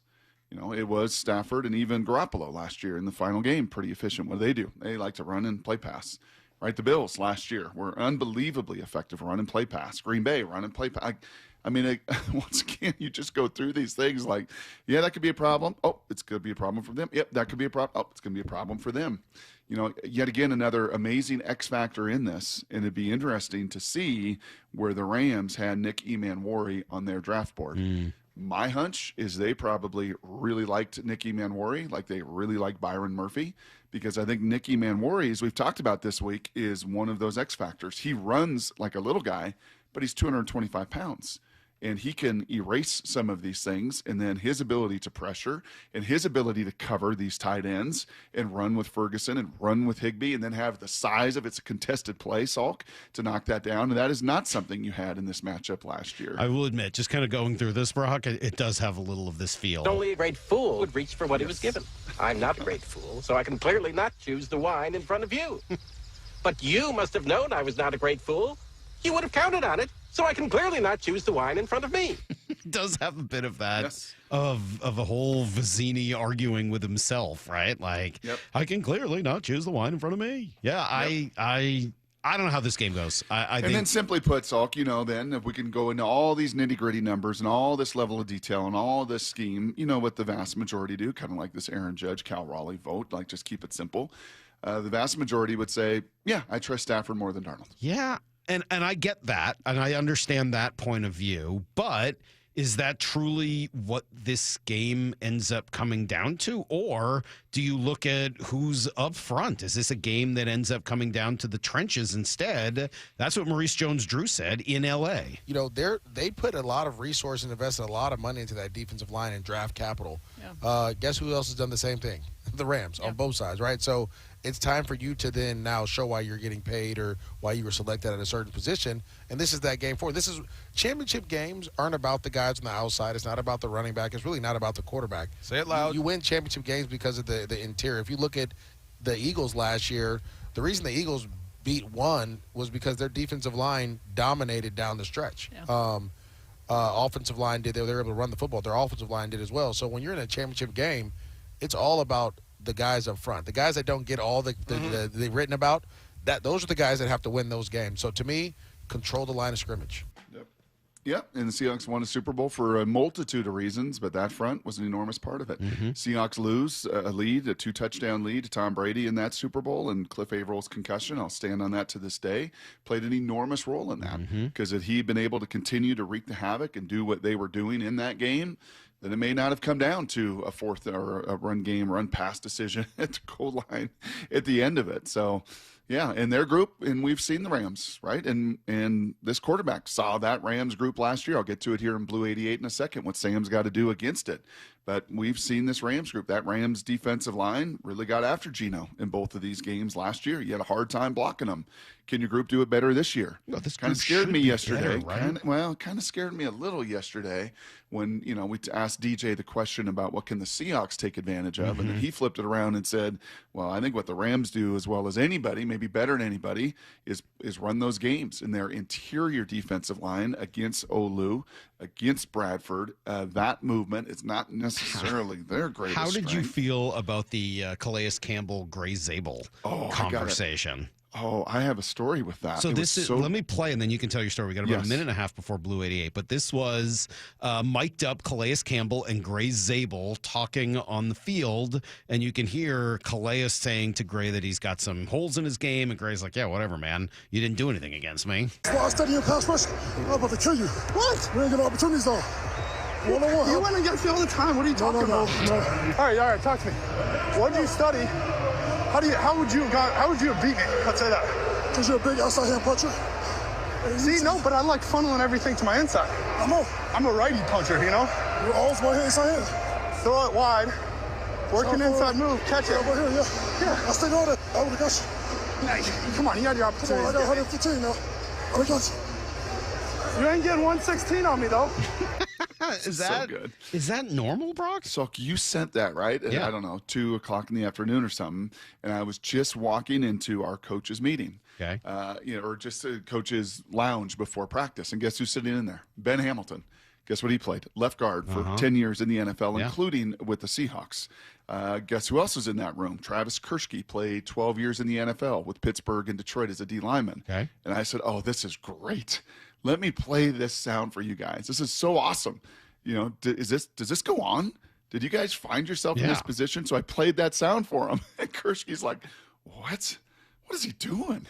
Which one of them? Kershke, the D lineman, was more like, what? Who does that?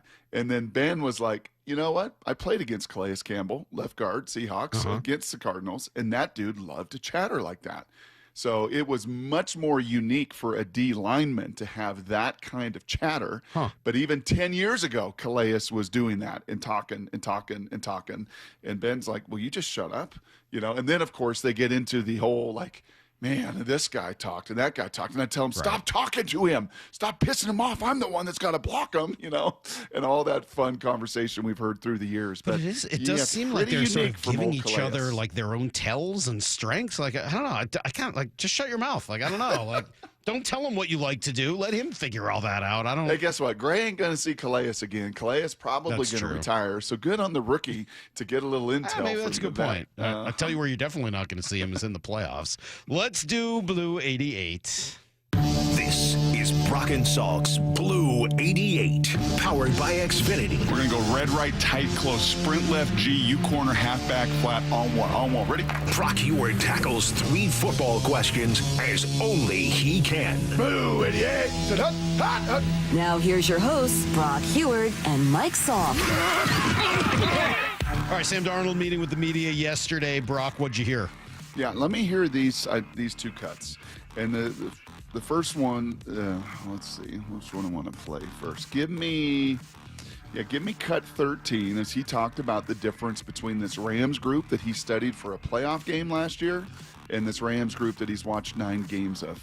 They're doing some similar things, but obviously like every offense, like every defense, like every team in the NFL, they're evolving, with the personnel that they have and all the different things that they can do defensively. So, they've shown a lot of different things this year, and we're excited about, going up against these guys.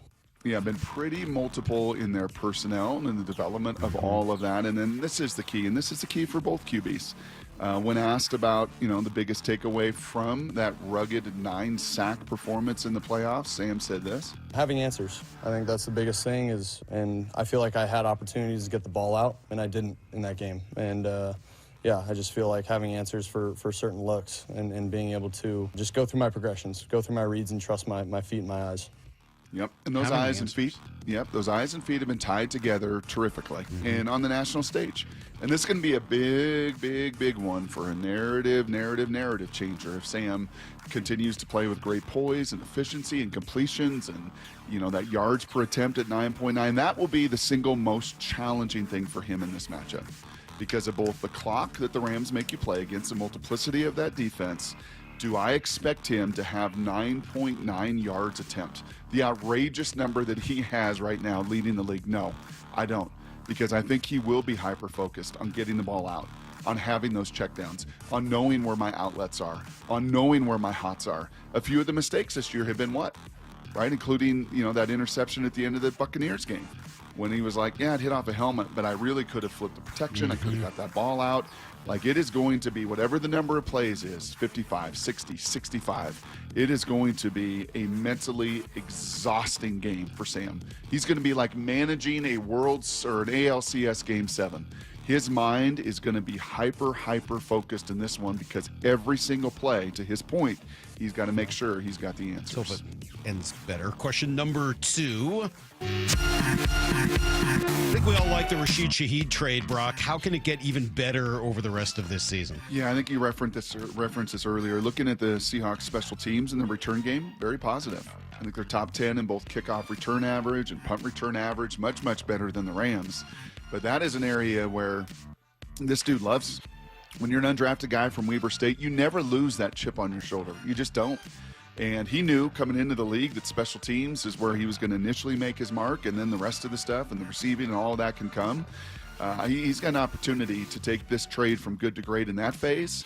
And then equally, Salk, I think you see why they made this move and why ultimately they gave up a 4th and a 5th. And they were not going to be denied when it came to value because there was just not a trust in Torrey Horton's health.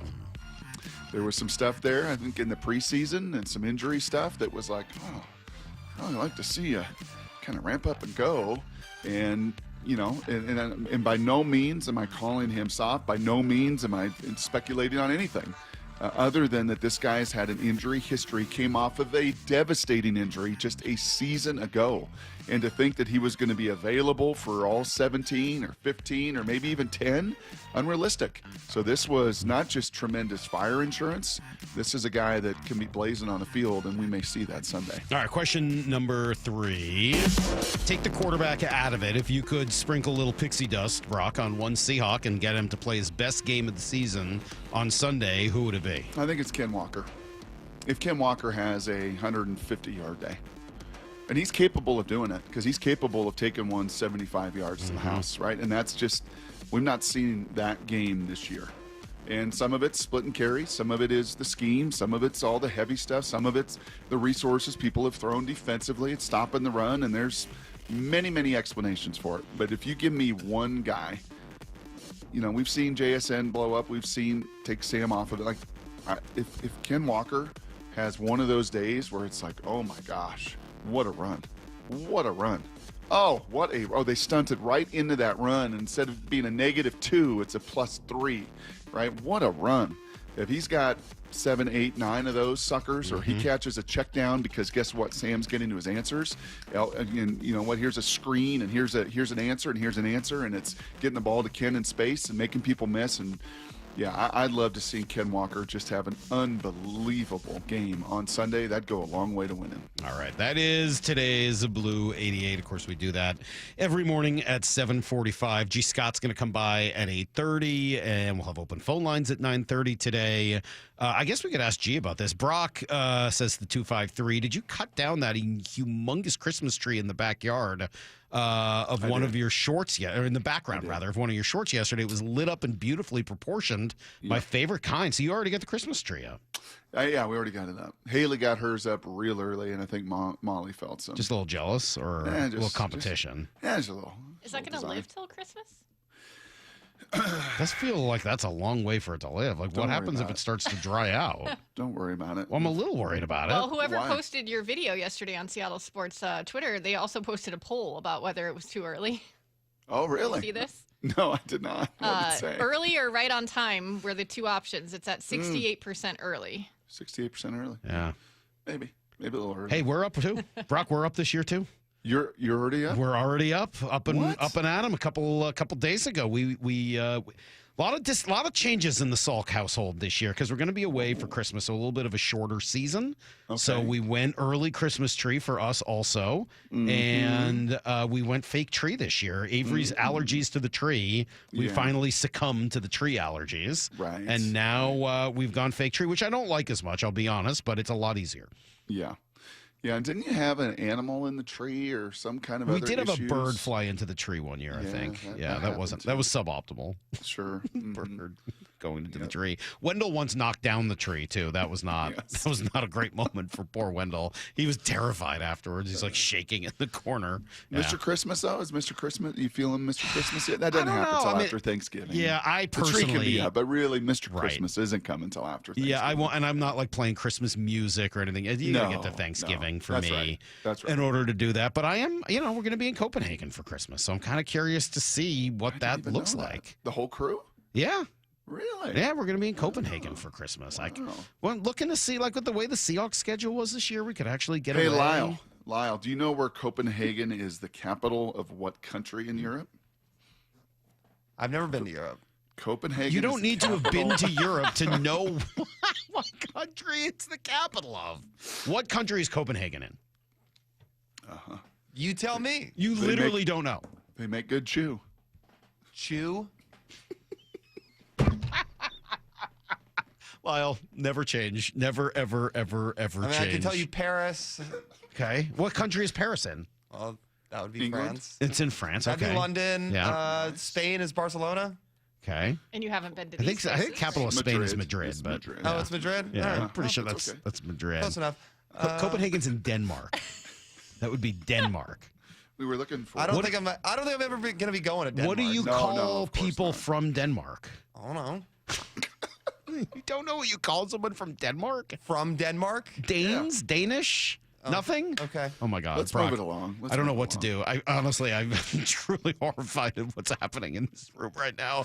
We're going to take a break. We'll buy or sell. We'll see if Lyle can figure out what those two words mean next on Brock and Salk. 4 down territory. Michael Bumpus answers the top 4 football questions of the day. Why is play action so effective for the Seahawks, even though their run game isn't explosive? Everyone becomes an actor, and there are some great actors when it comes to this Seahawks offense. Also, the linemen are doing a great job of selling run. They are stepping down like it's zone blocking every single time. And then your tight ends make this thing go because a lot of the times they are the read for the second and third level. Catch every 4 down territory on the Seattle Sports app. Reliable and intelligent Wi-Fi. And get this, what if you could keep it at the same price for 5 years? That's the Xfinity 5-year price guarantee. 5 years of Wi-Fi that boosts speeds to the devices that need them most. That finds and fixes problems before you even notice them. Like super intelligent Wi-Fi with a 6th sense. And that keeps you gaming in the fast lane, even when the whole family's banking on bandwidth. All your devices working in perfect harmony for 5 whole years.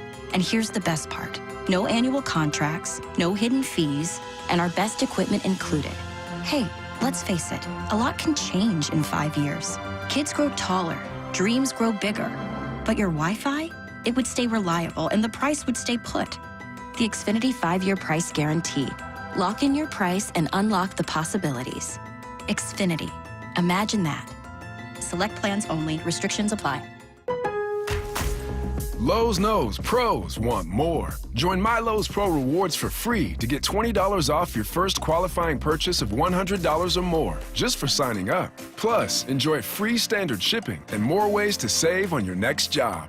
Lowe's, we help, you save. Offer valid for new members only. Not valid with any other discount. Free standard shipping not available in Alaska and Hawaii. Exclusions and more terms apply. Loyalty program subject to terms and conditions. Visit Lowe's.com/pro-loyalty for details. Subject to change. And now, Tales of Another Way. You've got your same old playlist, but another song about a breakup is just a downer. 2 minutes in your music app, and now you're groovin', man. Sometimes another way is the better way, like the new SR 509 Expressway, the alternate route that'll help manage congestion on I-5 and other local roads. It's tolling now, and you can save $2 per toll with a Good-to-Go pass. Get a free sticker pass at goodtogo509.com. This year's ratings of the best TVs just got published, and Samsung, LG, and Sony scored the highest. Also, they warned about the poor performance of the bargain brands promoted at some stores. So where can you get the best deal on the top-rated TVs? At the club? Online? Nope. At Video Only. They've got their better than Black Friday deals on right now. Don't be sorry.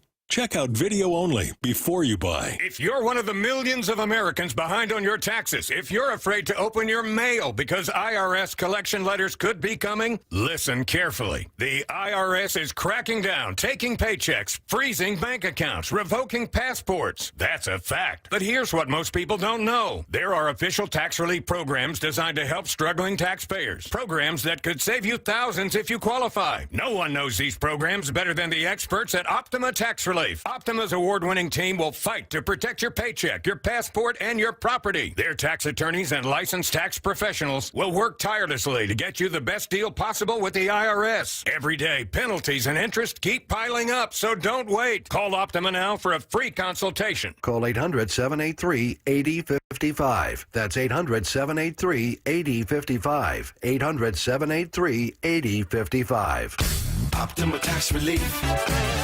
Some restrictions apply. For complete details, please visit OptimaTaxRelief.com. Seattle Sports has your chance to win 4 tickets to the Seahawks game, Sunday, November 30th. Head to the Seattle Sports app, click the Win tab in the bottom right corner, and enter to win. You can enter once per day, so the more times you enter through the Seattle Sports app, the better your odds. Do it every day, November 11th through November 17th. Details and rules at seattlesports.com/win. From the home of the Seahawks, Seattle Sports. Hey, it's Dr. Coogan with Eastside Weight Loss Clinic, and I have great news. We're having our biggest sale of the year, over $300 off our normal pricing through December 19th. We know it's hard to stay on track during the holidays, and we want to help. This could be the year you actually lose weight over the holidays and set yourself up for success in January. The best part, you can lose weight and still enjoy those special holiday dinners. No shots, no exercise, no fake food, just a plan that teaches you how to reset your metabolism and keep the weight off for good. Free consultation at eastsideweightlossclinic.com. Yeah, Mike Salk here, and I've worked with Eastside Weight Loss Clinic for years, and this is the biggest sale I've ever seen from them. $300 off? I did the program myself, losing 35 pounds in just 8 weeks. Take advantage of this awesome sale before the holidays. Join the 4,000 clients who we've helped lose 20 to 30 pounds in 60 days and take advantage of our lowest pricing of the year. Even if you want to start in January, lock in these prices now. Our remote programs allow you to lose weight from anywhere. Schedule your free consultation at eastsideweightlossclinic.com. Dr. Ryan Coogan, D.C. Results may vary. Let's go! This is Seattle Sports. Streaming through the Seattle Sports app. KIRO AM Seattle. KIRO FM HD2 Tacoma. Home of the Seahawks, Mariners, and everything Seattle sports. This hour is brought to you by Trajan Wealth Management. Give me a freaking auto! From the Quantum Fiber Studio, this is Brock and Salk on Seattle Sports. Brock Heward and Mark Marcus. Sorry about Mike Heward.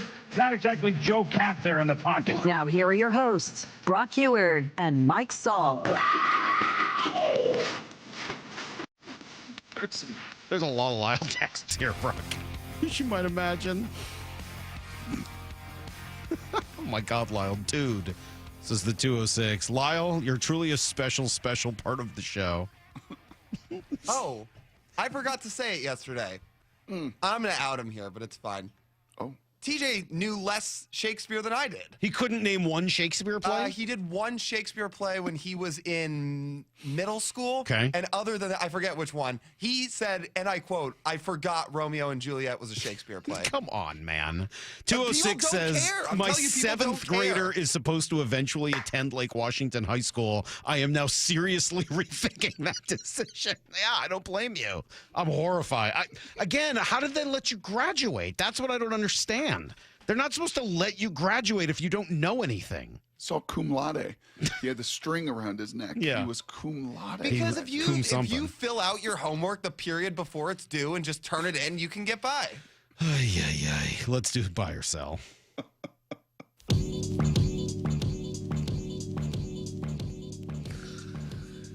Laura, what do we got today? Okay, these were Brock's today, so I don't know if I was reading them. No, we need you to read them. We need your voice, Maura. This is your segment, Maura. Oh, I like that. More if you're watching on YouTube, Maura's got like a whitish sweater on, so she really like stands out against the dark black background around her. It looks like you're floating. That's kind of fun. Angelic. Yeah, angelic Maura. Put a little halo over your head. The MVP of this NFL season will be playing Sunday in SoFi. Buy or sell? You know, I think before last night, I would have said buy on that. I think between JSN, Sam Darnold, and certainly Matthew Stafford, who's the odds-on favorite. But I looked at the rest of New England's schedule, Salky, and Drake May is They don't play anybody, and Drake May is right there with Stafford and put up another nearly 300 spot. They're 9-2. Like his path and his road to 13 or 14 wins, and in that market, following Tom Brady, and oh my gosh, the stories are going to continue to be written about him and all of the hype and attention. And if he beats the Bills again, yeah, I think Drake May is going to be the front runner for the MVP this year. So I'm actually going to sell that. Lady in the second row. She's an 8, she's a 9, she's a 10, I know. I'm just looking through the options. I mean, the Chiefs are 5-4. Yeah, they lose. They may be out of the playoff picture. Certainly, their 9-year run of winning the AFC West comes to an end if the Broncos beat them. I mean, Jonathan Taylor should be in the discussion, but they never give it to a running back. Right. Daniel Jones isn't going to win. He's not going to win the MVP yet. That would be crazy. If Jackson Smith and Jigba ends up with well over 2,000 yards, should he be in that conversation? Could be in the conversation, but probably more Offensive Player of the Year. The Chargers are 7-3. What? I mean, is Herbert's carrying the whole thing. Right. He's down both tackles. He's down 3 tackles. I wonder if there's a two Herbert conversation. running backs. Yeah. But yeah, so Herbert, Darnold, and Stafford probably all split the West Coast vote, and you end up with Drake May. They're 9-2, Saul. I'm still going to buy it. And you know what else they have? They have $85 million in cap space. Actually, Mike Vrabel. Kind of smart as sold in the back row. I don't have any idea. I have no idea who's going to win the MVP. It's too early. All right. I'm spying it. We're 11-17 games in, Salk. We're not 2 games in. I don't care. Not 5 games in. I don't care. All right. I refuse to answer on the grounds that it may incriminate me. We'll move on. Greg Olson has passed Joe Buck as Seahawks fans' least favorite broadcaster. Buy or sell? Wait, why don't Seahawks fans like Joe Buck? He's great. Remember, you had a petition. Wasn't there a petition? Petition. Wasn't there a petition? Didn't they want to sign a petition? No They more did, Joe Buck. but I on thought that Seahawks was more games? about Troy Aikman. Was it? I think it was more of a Troy Aikman thing. Was it? I don't know. Who can remember these things? Yeah, They're I think so Greg is. stupid. I think Greg is past Joe. I'm going to buy that. Who else would be on the list right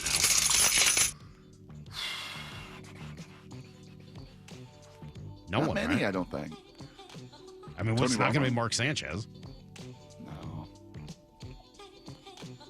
Romo doesn't do game. I mean, he doesn't do Seahawks. Yeah, I think it's probably. Yeah, I think I'm buying this. It's Greg Olson. Mm-hmm. I think he's passing Troy Aikman though.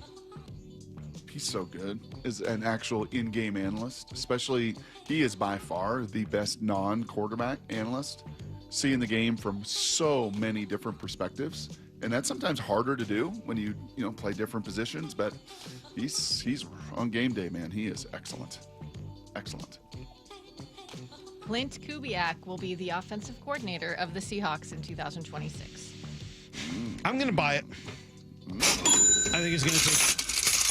Yeah, let all those coins come down. I think it's going to. Those aren't pennies anymore, Brock, because they are done minting pennies. Do you know that? I saw that. Thank God, finally. Did you see the cost of how much it costs it's absurd. to mint pennies? It's ridiculous. Shush. Yeah, I mean, I'm all for it. And by the way, you could probably take nickels and dimes out as well, and really even quarters. No. You could certainly take nickels and dimes out. If everything was just a 25 cent, yeah. with how much inflation we've had over the last 100 years, you don't think we could get rid of nickels and dimes as well? Of course we could. You know I'm a coin and cash guy. So. We could absolutely get rid of nickels and dimes. No problem. I But thought you were a check guy. that too. I mean, I still write a couple of them. He's just not Although that's not a coming to an mortgage end. guy. He's That's not a coming to mortgage an guy. end. No. Yeah, I'm going to buy it. I think it'll take another year for Clint Kubiak to end up somewhere else. Just not because of the success. I think just the personality just doesn't strike me as being out front enough to get a head coaching gig right away.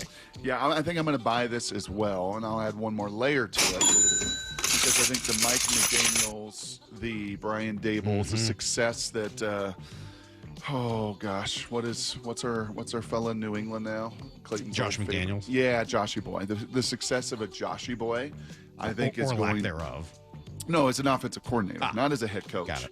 I think people will look at it and go, yeah, Daboll, he's like Joshy boy, not a head coach. McDaniel, like Joshy boy, not a head coach, but a terrific coordinator. And I think those guys will be in line a little ahead of Mr. Kubiak this year.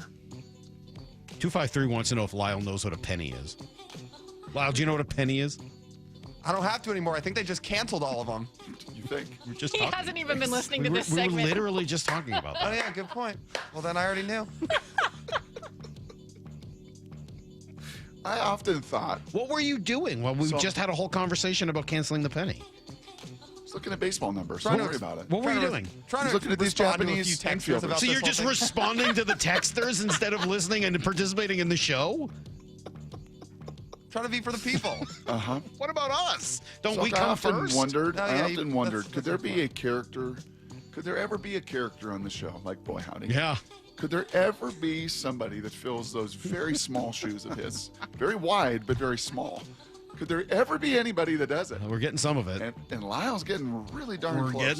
We're getting some of it. That's for sure. You got one more, Maura? Yes. Buy or sell Matthew Stafford as a Hall of Famer. I have to buy it, but I don't want to. Yeah. Lame. Man, What do you he's have got a lot against of Matt gray. Stafford? Huh? What do you He's have got against some Matt Stafford? I don't like him. great teeth, by the way. Never liked him.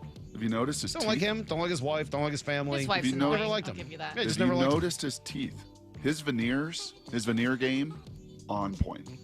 On point. All And those and years of not winning a single playoff game in Detroit don't work against them enough to keep him out of the Hall of Fame. It won't. Quarterbacks are so obsessed with Matt Stafford that they're going to end up Okay, putting but him if Darnold keeps playing well for the next 5 years or whatever, Right. you're going to count all the years in New York and Right. Carolina against him? Come on, Saul. in. Yeah, Seriously. I am. Those are places where other quarterbacks struggled too. So was Detroit for a long I time. don't know. As soon as he Remember, when left you grow Detroit, your- they had a lot of success. Oh yeah, they When didn't you- change anything after he left. Right. When you grow your beard, Saul, is What? that gray in it? Yeah. Yeah, I think you need to grow your beard back. Don't tell Cecily.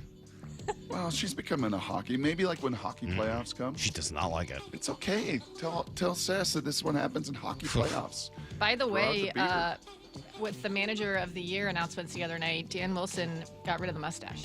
He did? Yeah. Huge mistake. Gone. Dan, get that thing back, man. It really makes you a baseball guy. Kind of makes him look like a young Don Mattingly. Maybe we can find Dan at. Do we have a surprise for G in 20 minutes? by Oh, the yeah, way? we do. All right, that is buy or sell. We do have a surprise for G, and really for everybody. I think everyone's going to love this. That's coming up in 20, except for the people that are going to hate it. You're either going to love it or hate it. How's that? Like 75% of you will love it. 25% of you will hate it, but of that 25%, all of you will end up texting the show. We'll be back with everything you need to know first on Brock and Salk. On a 4-game win streak. Are you kidding me? With a pair of dominant wins over the last 2 weeks. Another touchdown! Seahawks! Comes the biggest game of the season for the Seahawks. A battle for first place in the NFC West. It is going to be a behemoth of a matchup. I definitely can see we're doing something special. I mean, the sky's the limit from here. It's just all about us. Seahawks Rams Sunday. Kickoff at 1:05. Pregame at 10 on Seattle Sports on 710 and the Seattle Sports app. $5,000. That's the average amount of money people in the U.S. are now spending on gas in a year. $5,000. That's crazy. If you drive, you have to download Upside, the free app that gives you cash back every time you get gas. That's right. You can earn real cash back with Upside just by buying the gas you're already buying. You can literally start earning cash back today. I use Upside every time I fill up, and I've already made around $300. You're putting gas in your car anyway. Why not get real cash back? If you like free money, download Upside. I'm saving the cash I earn from using Upside to help pay for a vacation later this year. Download the free Upside app now to earn cash back every time you buy gas. Use promo code BOOST25 to get an extra 25 cents per gallon on your first tank. You can cash out anytime right to your bank, PayPal, or a gift card for Amazon and other brands. Just download the free Upside app and use promo code BOOST25 for a 25 cents per gallon bonus on your first tank. That's code BOOST25 for a 25 cents per gallon bonus. Hi, I'm John Ray, your friend and jeweler at Shane Company. When you buy an engagement ring or fine jewelry gift from Shane Company, you get more than what you paid for. Our jewelry comes with our all-inclusive free lifetime warranty. It covers everything. There's no fine print. You'll get unlimited cleanings, resizings, and repairs. Plus, it even protects your engagement ring's center stone. We stand behind the quality of our jewelry, and that's our gift to you this holiday. Peace of mind. Because a friend knows the best things in life are free. Shane Company, your friend and jeweler. Guys, tired all the time, gaining weight, low drive? These aren't just signs of aging. They could be low testosterone or other underlying issues. Right now, Revive Men's Health Washington is making it easier to get answers with a comprehensive wellness panel. It's not just a lab test, it's where better performance begins. Our providers will check your testosterone, blood sugar, cholesterol, kidney, liver, thyroid, and heart health. A $400 value for just $99, or free if you start treatment. Over 120,000 men have trusted Revive to restore their energy, mood, and confidence. So if you're ready to feel better and live stronger, call 206-529-1111. That's 206-529-1111. Or visit ReviveMen'sHealth.com. Offer ends November 30th. Must medically qualify. Terms apply. Contact us for full offer details. Running a business means wearing multiple hats. So if you're like me, you probably started out using your personal phone, taking client calls and texts nonstop. As my business grew, I needed something smarter. That's when I switched to Quo, the #1 business phone system. Quo works right on your phone or computer. No carrying 2 phones, no clunky landline, just one easy app you can try for free. Your team can share one number and handle calls and texts together like a shared inbox. Any teammate can jump into the conversation, so customers get faster responses. And Quo's AI assistant summarizes your calls and responds to customers 24/7, so you never miss a lead or opportunity. All this starts at just $15 a month. That's basically 2 coffees. You can even keep your current business phone number. Find out why 90,000 businesses trust Quo. No missed calls, no missed customers. Try Quo for free at quo.com/sports. That's quo.com/sports to try Quo free. QUO.com/SPORTS. The home of the Seahawks, Seattle Sports. Touchdown! Seahawks! Ken Walker III. Get everything Seahawks at seattlesports.com. Yay to Bruce, the streaming king. With quantum fiber internet, he's gonna binge. He wants more, he's got to have more. More bedtime true crime. More podcasts in the shower. Quantum fiber Wi-Fi has the power. More. Fast internet speed. He's got the geeks to go big, bring him the games. Right now. And his royal we. More sports non-stop. His quantum fiber's on top. Yay to you. Switch today at quantumfiber.com. Limited availability, service and speed in select locations only. You've heard the saying, you never get a second chance to make a first impression. Since 1926, my family's been helping local businesses make great first, second, and long-term impressions. We know how to make your company look good with quality uniforms, logoed apparel, floor mats, linens, and more. If you're paying for linen service or doing it yourself, let's have the conversation. The information and quote are free, but the savings and service can really add up. Visit suplinen.com. Superior Linen Service. It's what we do. Lowe's knows pros want more. Join My Lowe's Pro Rewards for free to get $20 off your first qualifying purchase of $100 or more just for signing up. Plus, enjoy free standard shipping and more ways to save on your next job. Lowe's, we help, you save. Offer valid for new members only. Not valid with any other discount. Free standard shipping not available in Alaska and Hawaii. Exclusions and more terms apply. Loyalty program subject to terms and conditions. Visit Lowe's.com/pro-loyalty for details. Subject to change. November is a great time to get a new TV. Now that the top-rated brands like Samsung, LG, and Sony are at the lowest prices of the year. With Black Friday deals available, what more could you want? How about better than Black Friday? Before you click, you should call Video Only to see how you can go lower than Black Friday. That's right, the best TVs at better prices. Check out Video Only before you buy, or you'll be sorry. Need to know. 15 minutes past every hour with Brock and Salk. Here's what you need to know. Up first. Yeah, I don't think too many people were surprised yesterday to find out that Aaron Judge does indeed play for the Yankees. Win the MVP award. He did. And I'm sure those two things are related. Take 17 of the 30 first place votes. Cal Raleigh received the other 13. Nobody else received a first or second place vote. Jose Ramirez third. Bobby Witt fourth. Tarek Skubal fifth. And Julio actually finished sixth.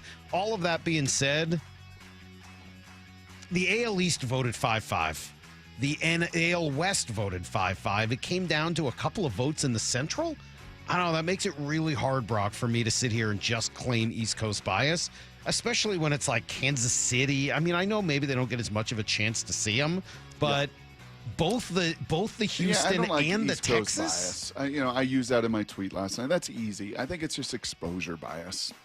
It's a lack of exposure But bias. Houston and Texas would have had more exposure to Cal. It's not like it used to be, though, Salt. You don't It's play not the 19 division games, foes but it's still 25 12 times. Yeah, it's still 12 or 13 games. And I think, unfortunately, those teams see, some of the swing and miss a little bit more. And that 247 average or whatever it was versus a 300-something average yet again, and the OPS and the WRC plus and all of those things. But once again, they don't account for, if we had this conversation once, we had it 1,000 times. So I'm kind of glad it's over. After today, it's over. OVA over. It is, and probably that's a because you're just not positive gonna make your case. No, and I think also just the offense of Judge ends up for too many people being the deciding factor Even over though he the misses value games, even though of there's Cal a bunch Raleigh. of them, he's a DH. Even though come on. The value of Cal Raleigh to me is entirely too important, and it was overlooked. Bummer. At least he didn't lose to a guy who was bad. I mean, at least Judge did have an unbelievable season. Yes. Can I ask Lyle a question that he will know the answer to? Does he know Danes? Does he know Copenhagen? Does he know Madrid? No, he doesn't know it. Is he ever going to go to Europe? He don't care. But he knows these things. This is your wheelhouse, Lyle. Are you prepared? You ready to answer? Yeah. Julio's contract does have escalators and terms in it tied to MVP votes, correct? It does. Does he finish? Where did he finish? Sixth? Does he have to finish higher than that? Does he have to win it? Does he have to be in the top three? Do you know any of those particulars I about thought it? he had to win them or at least be top three. I would be surprised if sixth ends up giving him an escalator. Go back and look at it. I was talking to somebody about this yesterday. I think to get the highest value of his contract, he has to win 2 MVPs or come in the top 5 4 times. All right, so not going to help him with that. Ooh, top 5. Shohei Ohtani's going to keep winning MVPs. He was the unanimous winner again in the National League. Second even in the NL? Do you know? Kyle Schwarber. Thank you. Which, by the way, and then what? Soto, I think, came in third. Yeah. Can we talk about how crazy it is that we were a 62 home run Aaron Judge season away from talking about 5 straight MVPs for Shohei? Shohei could have won it in 22, just missed it. He's on the brink of 5 in a row. I mean, and he should be. He's the best player in baseball, and he's a good pitch. The whole thing of value. I'm starting to make the case that Lyle's How does anybody made, that he's the provide best more player. value? Not the best player in baseball, Salk. He's the best player in the history of baseball. I mean, it's certainly there's an argument to be made. I don't know that I could argue against it. Insane. Here's the second thing you need to know. What a game on tap for Sunday night. Or Sunday afternoon, excuse me. Really looking forward to this. Seahawks and Rams both at 7-2. Seahawks defense, are they built to stop this Rams offense? Yeah, I mean, look, if Stafford's in a groove and humming, I don't know that anybody's, built to stop him when he's locked in like he has been. I mean, I went through all his stuff the other day. And, if you had a tournament, if you had a horse tournament with quarterbacks and just said you got to make, throw and the guy behind you's got to make the same throw, he would win hands down going away because he can make every single throw from every arm angle. the touch that he has, the ability to drive the football. I think he's the most gifted thrower in the league. And you pair him up with McVay, who's as good as it gets. It's a very, very tough challenge. But I think your best shot is you've got to get into the wide receivers. You've got to be physical, and you've got to disrupt some of that timing. And if he beats you on the second play, if he beats you on some of the extended stuff, you live with it. But don't let him get in that rhythm, in that flow, back football gone. I agree with all of that. It is so spot on from DJ. I was looking at the line, Salk. I believe this is the first time the Seahawks have been underdogs since the Pittsburgh game on the road in week 2. And now in the offseason, they were underdogs in a whole bunch of the games. That narrative has changed. This opened up 2.5-point underdogs. What do you think you are right now? 3.5, 4. 3.5. Yeah, it's actually grown a little bit as the week has progressed, because I think it's just that. I think in the end, people think push comes to shove, right? All these different numbers, all these different stats, all these different DVOA, all of this different. Hey man, fourth quarter, you want Stafford or you want Darnold? Yeah, we'll see. I mean, talking to Joe Fortenbaugh earlier in the week, who does live in that gambling world, and he was like, I'm sorry, I think that the Rams defense is not as good as people have been saying. I don't know, they look pretty good to me. He thought that they hadn't played a lot of people and that was going to kind of come to light. I mean, I remember them over the last year with Verse and Fisk and some of those other guys in their defense, especially up front. It's pretty good. That being said, Seahawks defense is pretty good. Well, Rams really plus 7, Seattle minus 4. That's pretty remarkable to be 7-2, 7-2. They're plus 7. That makes sense. Turnover You're minus differential. 4 in the turnover differential, and still 7-2. Gonna have to fix that for sure. Here's the third thing you need to know. Nice win for the Kraken last night, twice battling back. They ultimately win 5-3. Goals for Capo Caco, who then got hurt, Vince Dunn, Eli Tolvanen, and 2 for Jordan Eberle. Yeah, right after he scored a goal. Taco. I know. I'm sure you weren't watching last night. You didn't hear Eddie Olchuk having fun with Capo Caco's name and the Lionel Richie song all night long. Hey, Capo Caco.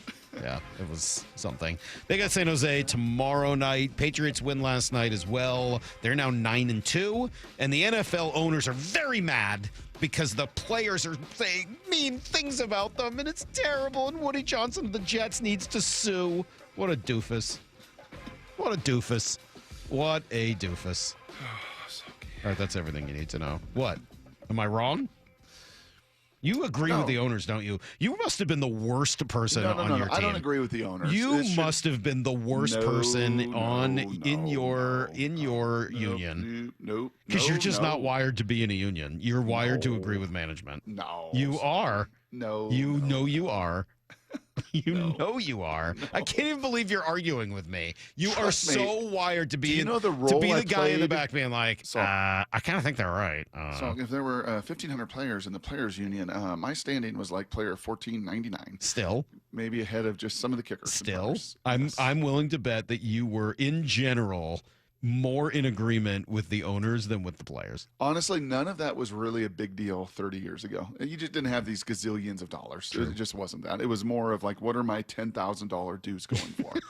I'm getting a nice blanket at the end of the year. Like, what are we really doing? The money was not what it is today, and because of that, well, yeah, you get a lot of these little... You side with ownership. All right, coming up next, G. Scott's coming in. We got a good surprise for G. We laid out the $333, and G's going to be right in the middle of it next on Brock and Salk. On a 4-game win streak. Are you kidding me? With a pair of dominant wins over the last 2 weeks. Another touchdown! Seahawks! Comes the biggest game of the season for the Seahawks. A battle for first place in the NFC West. It is going to be a behemoth of a matchup. I definitely can see we've done something special. I mean, the sky's the limit from here. It's just all about us. Seahawks Rams Sunday. Kickoff at 1:05. Pregame at 10 on Seattle Sports on 710 and the Seattle Sports app. All right, guys, you know what you're doing yet this weekend. Why not go to Snoqualmie Casino and Hotel, get a room, enjoy the great views, and there's a lot of fun to be had. You got the unbelievable new sports bar. Oh, my gosh. 60-plus TVs, tremendous food, great views of the Snoqualmie Valley. There is a brand new spa, which is as good as you could imagine. And the pool, it's like this cool indoor-outdoor deal. So even with the lousy weather, you can go enjoy that with the family as well. Go to snocasino.com for more. Seattle's closest is now Snoqualmie Casino and Hotel. It's game time, and Toyota of Kirkland and Toyota Renton are lining up with a roster that's built to dominate the field. The gas-powered RAV4, built to power through every drive, rain or shine. Or switch up the play with the hybrid RAV4, versatile, efficient, and always moving the chains. The Tacoma, tough, dependable, and clutch when it counts. And now, taking the field, the all-new 2026 Toyota Tundra, redesigned, powerful, and built for the big moments. Whether you're in the north or the south, Toyota of Kirkland and Toyota of Renton have your winning ride. Visit toyotaofkirkland.com and toyotaofrenton.com. This might be the most surprising statistic I've shared in decades of doing local news. More than 75% of commuters will be involved in a car accident at some point. JP Pendergast of Pendergast Law with more. What makes it more surprising? The average person will be involved in 3 to 4 collisions in their lifetime. With accidents unbelievably prevalent, what are some safety tips if it happens to you? Safety first. Secondary collisions are not uncommon while awaiting help. Turn on those hazards and remain in a safe place. If a bystander witnessed the accident, capture their information and encourage them to remain at the scene. Seek medical attention immediately if needed, as delaying can be a costly mistake.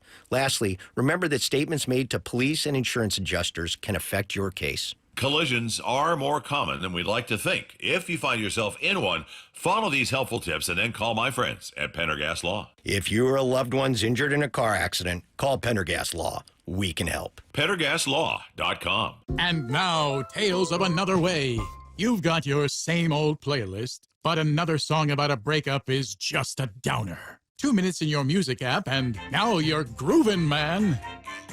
Sometimes another way is the better way, like the new SR 509 Expressway, the alternate route that'll help manage congestion on I-5 and other local roads. It's tolling now, and you can save $2 per toll with a Good to Go pass. Get a free sticker pass at goodtogo509.com. This is the story of the one. As a custodial supervisor at a high school, he knows that during cold and flu season, germs spread fast. It's why he partners with Grainger to stay fully stocked on the products and supplies he needs, from tissues to disinfectants to floor scrubbers. All so that he can help students, staff, and teachers stay healthy and focused. Call 1-800-GRAINGER, click Grainger.com, or just stop by. Grainger, for the ones who get it done. Bonneville International radio station contests are open to participants 18 years of age or older that are residents of Washington State unless otherwise specified. Employees or agents of the station, Bonneville International Corporation, other area radio stations, or any entity associated with the contests are not eligible to win unless the station otherwise specifies at its own discretion. Persons who have won in the last 60 days from a station contest or event may not be eligible. Full general contest rules are available on seattlesports.com or in person at the station during regular business hours. Want more Seahawks content? Join me, G. Scott, on The Reset. New episodes of the podcast every Monday and Thursday on YouTube or on the Seattle Sports app.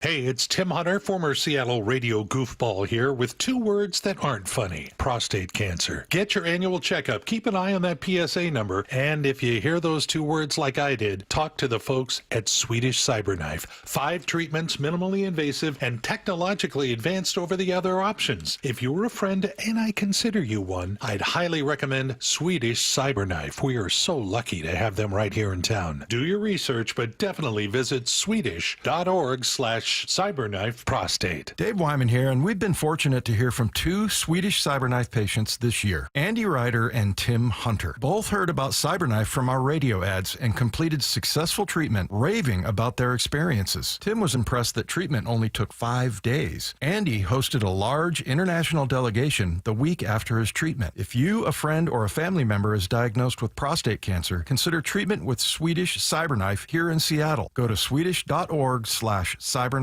prostate. If you've been in a wreck or a fender bender, You have the right to take your vehicle to any repair facility, not just where your insurance company tells you to go.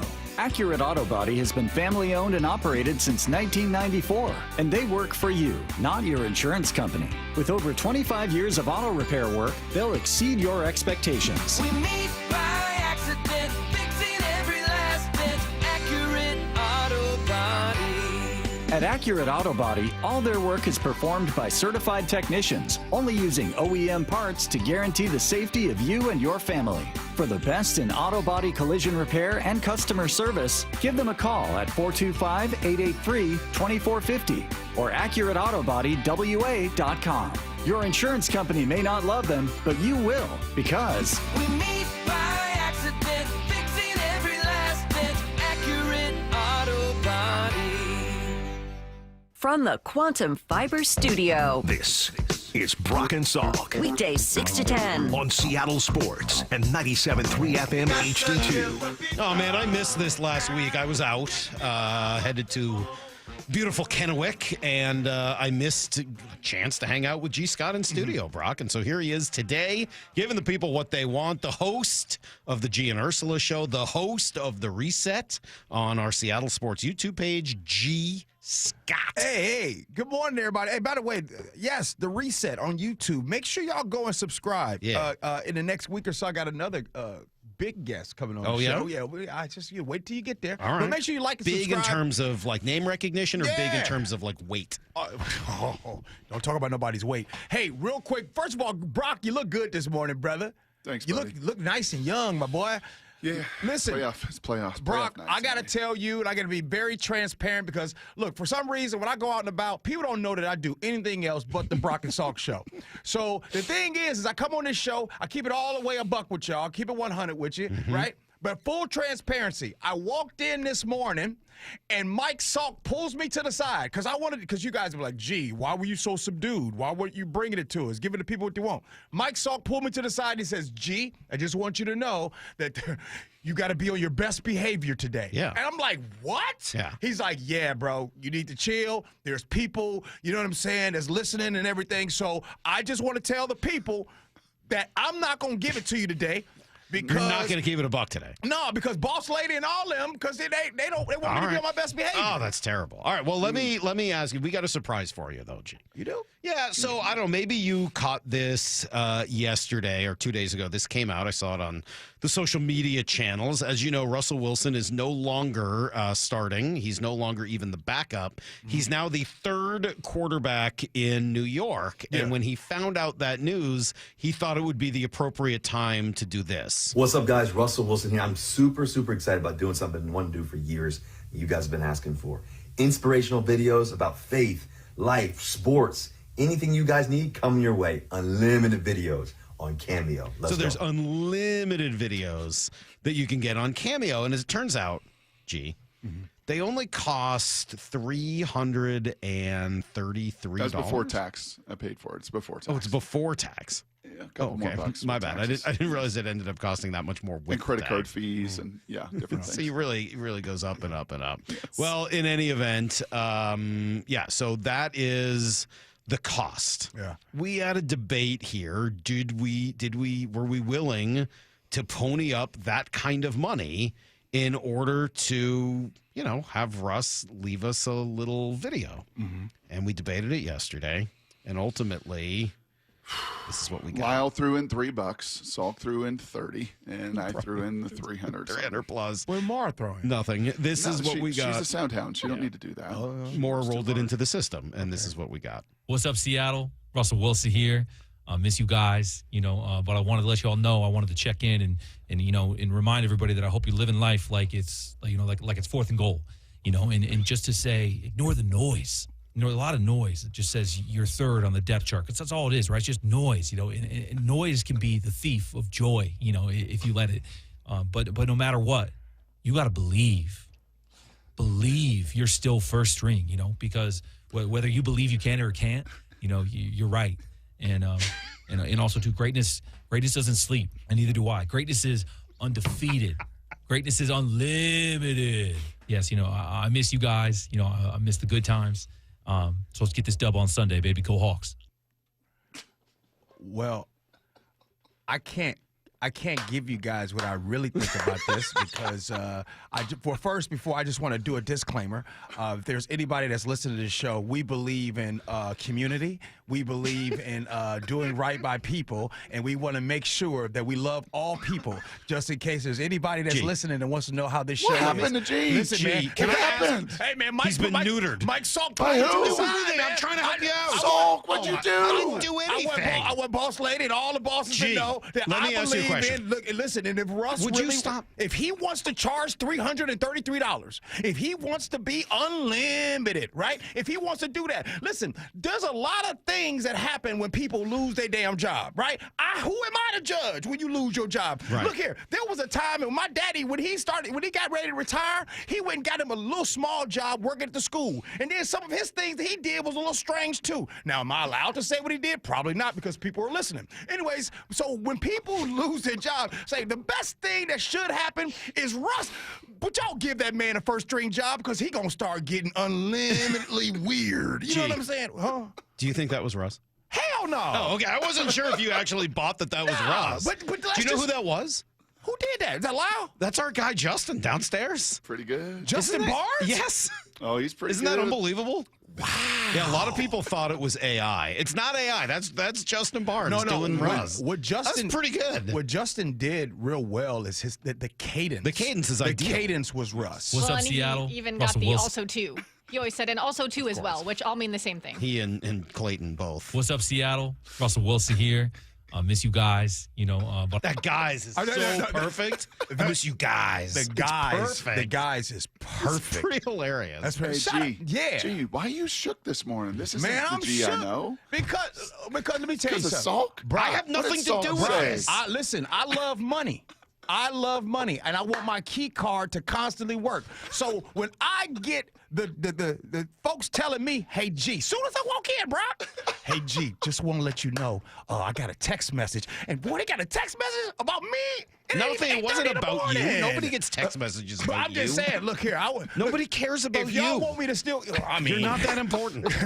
No one cares about If you. y'all want me to keep coming in on Friday, you know what I'm saying? I mean, we already see right now, in Seattle right now, you know what I'm saying? We losing. You feel me? We losing right now. Did you see the mayoral race? We've been losing. You know what I mean? Down That's your goes guy. Frazier. He's your guy. Yeah, That's your guy. my boy Bruce went down. I said, Bruce. He went down by like 12 votes, too. Maybe if he hadn't made that joke about the Sonics coming back. I mean, man, he just basically, you know what happened? Unqualified can beat experience these days. You know what I'm saying? So when that happens, woo-wee. I'm trying to keep my job. I love the people out here. What do you think is going to happen this weekend? How about this weekend, man? How about Sunday afternoon?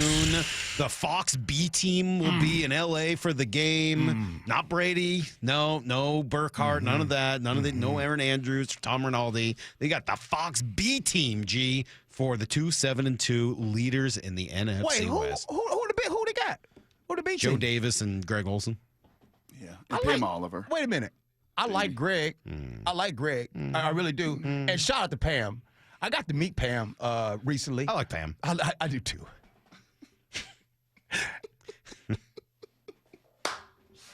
Hey, you know what? Only Why are on you guys this. making that weird? I don't know. He's making it weird. I don't know, man. We get on this show, man, and sometimes the silence be telling all kinds of stories. I don't know why man. you're making it weird. Hey, real quick, are you allowed to talk about Gus Johnson right now and how that dude is just absolutely selfish?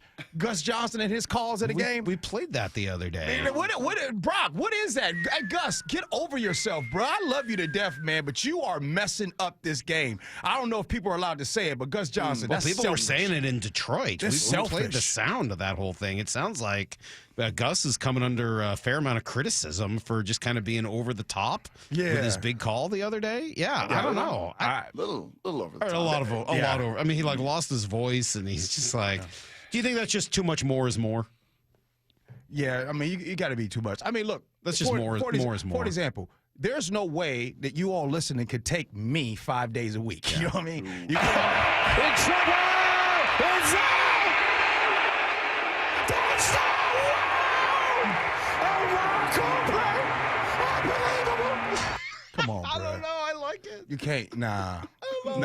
Now, see, it's one thing to do this and have fun and doing this, but Brock, you know the professionalism in that game. You can't make the game about you. Referees, you can't make the game about you. Analysts and cover it. No. Come on now. There are people watching the game, need to experience. I know it's Gus Johnson is the way he does things, but Gus, bro, you over your skis, bro. And we're tied at 75 again. This was good. Isaiah, shot clock turned off. Game clock at 8. He's going to do it himself.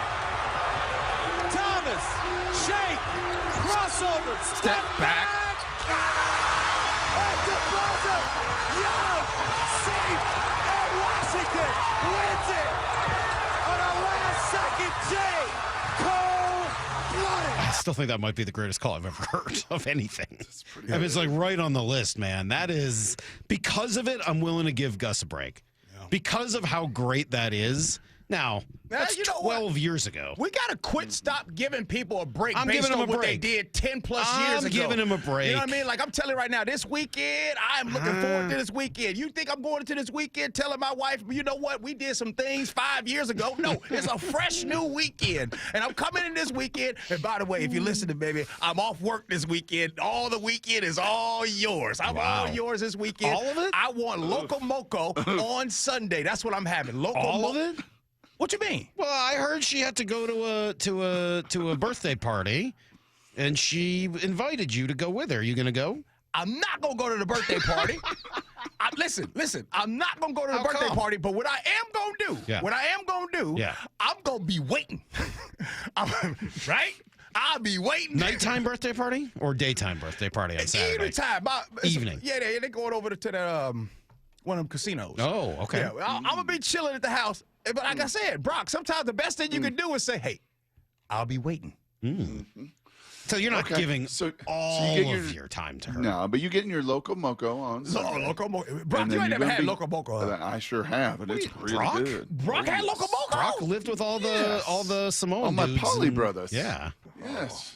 Okay. From the windward to the leeward side, my brother. Yes, we've had plenty of Loco. Brock in college, those are those boys. Okay. So you hunker down at 1 o'clock Sunday afternoon. Yes, What's sir. your eyes gonna see? I need to see some things right away. First of all, I do believe that the Seahawks are going to win and be victorious. I think the Rams, as far as on defense, up front they're pretty good, but that secondary got holes in them like some of my draws. You see what I'm saying? That secondary got some holes in it. Now, as far as what the Seahawks need to do, not only do they need to run the ball, but they need to play keep away with the time of possession, right? We would like to see some extended drives out there. We would like to see instead of the K9 getting about 9-10 carries a game and then Charbonnet getting about 9-10. So they're only carrying the rock about 23 times a game, right? In order for the Seahawks to be victorious this weekend, they're going to have to run that thing at least 30 times. 30 times, play keep away, keep it out of the hands of Matthew Stafford. I think Matthew Stafford is arguably the best quarterback in the game. He is that good. He gets no props, but that boy is good coming to America. Anyways, when it comes to that, last thing, get some turnovers, get busy. It's funny, all those same things, though, kind of describe the other team as well. Like, these two teams are so similarly built that you can make us. We were going through this earlier, and every time you want to say, like, okay, if you win, if you do this, you can kind of say the same thing about the other team as well. Like, they're really similarly built. They use similar personnel groupings. Their quarterbacks are playing a similar game. They both want to run the ball. They want to use big personnel. They have big explosive plays to JSN and to Puka Nacua, a couple of really good receivers. Yeah. I mean, it feels like, it's like the Spider-Man meme, right, of them pointing back and forth at each other. They just do so many things similarly. Yeah, but right now, Devontae Adams, he tweaked his back a little bit in the last game. Matter of fact, I tweaked my back, but I was asleep. I woke up and I tweaked my back. No, for real, I did really tweak my back. But not having Devontae Adams in that situation really is going to help. I think he's going to play. It sounds like he's going to play. I think he's going to play too. He's going to play. But you're right, though. They're very similar. This team is similarly built. This Mike McDonald-led team, right, is, by the way, I'll speak for myself, I did not think that this team would be this good, this fast, like this. But I think there's a lot of things that has happened for this team to be that good, obviously playing the game the right way. But I think it's the things that we don't see that are really making them good. First, it starts with the top, right? It starts with Mike Macdonald. Well, actually, it started with John Schneider to make a decision to move away from the last regime and go to Mike Macdonald. I don't think a lot of people saw that coming, but it did. And when it did come, you see Mike Macdonald, who, let's be real, I love Mike Macdonald, but he reminds me of Marty from Ozark. You feel me? A lot of people underestimate him, but man, that Marty, come on now. Underestimate Marty all you want to. That's Mike Macdonald. A lot of people underestimate that dude, but that dude is a football dude. This is why sometimes, I bet you sometimes on Mondays on them Brock and Salk, I know he just be like, man, I'll talk football with you guys, and then get up out of here. But, you know what I'm saying? As soon as possible. You know, yeah. he ain't trying to really talk no, you know what I'm saying? He trying to go get back with his team, right? He's just that person that's just real serious. So I love the whole, everybody loves Sean McVay. Oh my God, Sean McVay, he's so fine. He's so this, he's so that. And then it's Mike Macdonald. Mike Macdonald is the one that you just least expect to. Maybe he don't look like a 10, he look like a 6, but he got good credit, good personality. You feel me? That's what Mike Macdonald is doing for the Seahawks. He gets it done. What is Cooper Kupp doing for the Seahawks? Oh man. First of all, shout out Cooper Kupp. Cooper Kupp is, now there's a lot of reasons why JSN is the best in the world. There's a lot of reasons why JSN is the best receiver in the world. Now, I'm not going to take full credit by saying that. I'm going to say, first, Jackson Smith-Njigba himself. Cool. Sam Darnold, his efficiency, the ability to throw JSN open, incredible. And 3, the part that we don't see, the selflessness, the leadership, the example that Cooper Kupp has brought to this wide receiver room. And by the way, I'm not telling you what I heard. I'm telling you literally what was said to me verbatim. He's like, what, first to arrive, last to leave? I mean, he don't tell everybody about it. He don't have no nano bubbles. He don't eat the bread or nothing like that. He actually does the thing without having to tell people about what he does. Deceptive speed and all that. But what he has brought, and I don't think that people like me saw, and obviously John Schneider in the Seahawks saw that and what that would do for Jackson. Now, you got to think, last year when Jackson was with the wide receiver room, shout out DK, shout out Tyler. But Tyler, you know, as he's on he's not really practicing that much. He's really getting out there for the game. And DK is DK, depending on what day it is. But when you bring in a Cooper Kupp, that example is major, and it is huge for Jackson. And I'm telling you, out of us fans, and we talk about the Seahawks and celebrating and loving JSN, Cooper Kupp loves it just as much as us. And I don't know if there's other wide receivers in the room seeing that with Jackson would be as excited about that success the way Cooper Kupp is. So to Cooper Kupp, I know you probably ain't listening to the show, but if any of your family is, you my dog, my boy. How excited is he about Jackson's success? Remind you of anything? The way you was excited about for me? No. Oh, Gee, you literally had more roll in this sound because you wanted to talk about it. Wait, no, I'm trying to set you up. Wait. 20 minutes ago. No, it ain't for Cooper Kupp. Oh, you said it was. It was for DeMarcus Lawrence. Oh, you're right. My bad. Yeah, I screwed that up. All right, I screwed it up. My bad. Yeah, no, I screwed it up. DeMarcus Lawrence. I got confused. Listen, hey, by the way, DeMarcus Lawrence is another person that I was wrong about. I did not know that he was going to come from Dallas and come to Seattle. But I'm going to tell you, Mike Macdonald and John Schneider pulled up to Dallas to go pick him up the same way King Jaffe Joffer from Coming to America went and picked up Arsenio Hall. Play it. You have disgraced yourself, and you must be punished. You will confine yourself to our royal suite at the Waldorf Astoria. And see that he puts on some decent attire. And I want you to bathe him thoroughly. Hey, that was John Schneider talking to DeMarcus Lawrence down in Dallas. Get him up out of here. And DeMarcus Lawrence has got to Seattle, and he's like, oh, I'm happy. I'm at the Waldorf Astoria. And when I got here, I cleaned up. You know what I'm saying? Anyway, I cleaned up and came here and got busy, and that's why you seeing him recovering not 1 but 2 touchdowns in a game. You all right there, Brock? You doing okay? Brock's losing it. We're losing Brock for the day. All right. Is that Vader in that soundbite, by the way? Is that James Earl? Is that Vader? Is that James Earl Jones? Jones. That's James Earl Jones. That is shocking that you know who that is. Great job. Do you know who Arsenio Hall is? No. You know who Eddie Murphy is? Yeah. Okay, just checking. Wait, do we need Coming to America to the list of Lyle's lessons? Maybe Coming to America is Lyle. hilarious. You ain't never seen Coming to America? Parts of it. What do you mean parts of it? Again, we've been through this. Sometimes it'll be on TV and you'll watch a segment or two, but not the whole thing. Lyle, let's make a deal. Right in front of everybody. Do you want to hear the deal? Sure. Okay. Doesn't sound like he does. Here's the deal. Next time I come on the show, you sing the song from Coming to America. No. If you do it, $100 right to you. You're going to give him $100 to watch Coming to America? No. Oh. And sing the song? To sing the song. To just sing the song. She's your queen to be. You sing that Not song? the Soul Glow song? No. I thought you wanted him to sing the Soul Glow commercial. Lyle, you sing that? $100. $100. Is that fair? I'll think on it. How about that? You think Lyle knows Eric LaSalle? Queen to be. Gee, you're the best. You are the best. You really are. You like DeMarcus Lawrence and the guys all taking the slime from Nickelodeon the other day and wrestling on the ground. I thought that was hilarious. I don't feel like I see enough of that. I love it. No, that was great. I do love it. And you know what? These are the things, like sometimes you wonder, like, hey, Mike McDonald, is the team having fun? Every time I see Mike McDonald. They seem to be.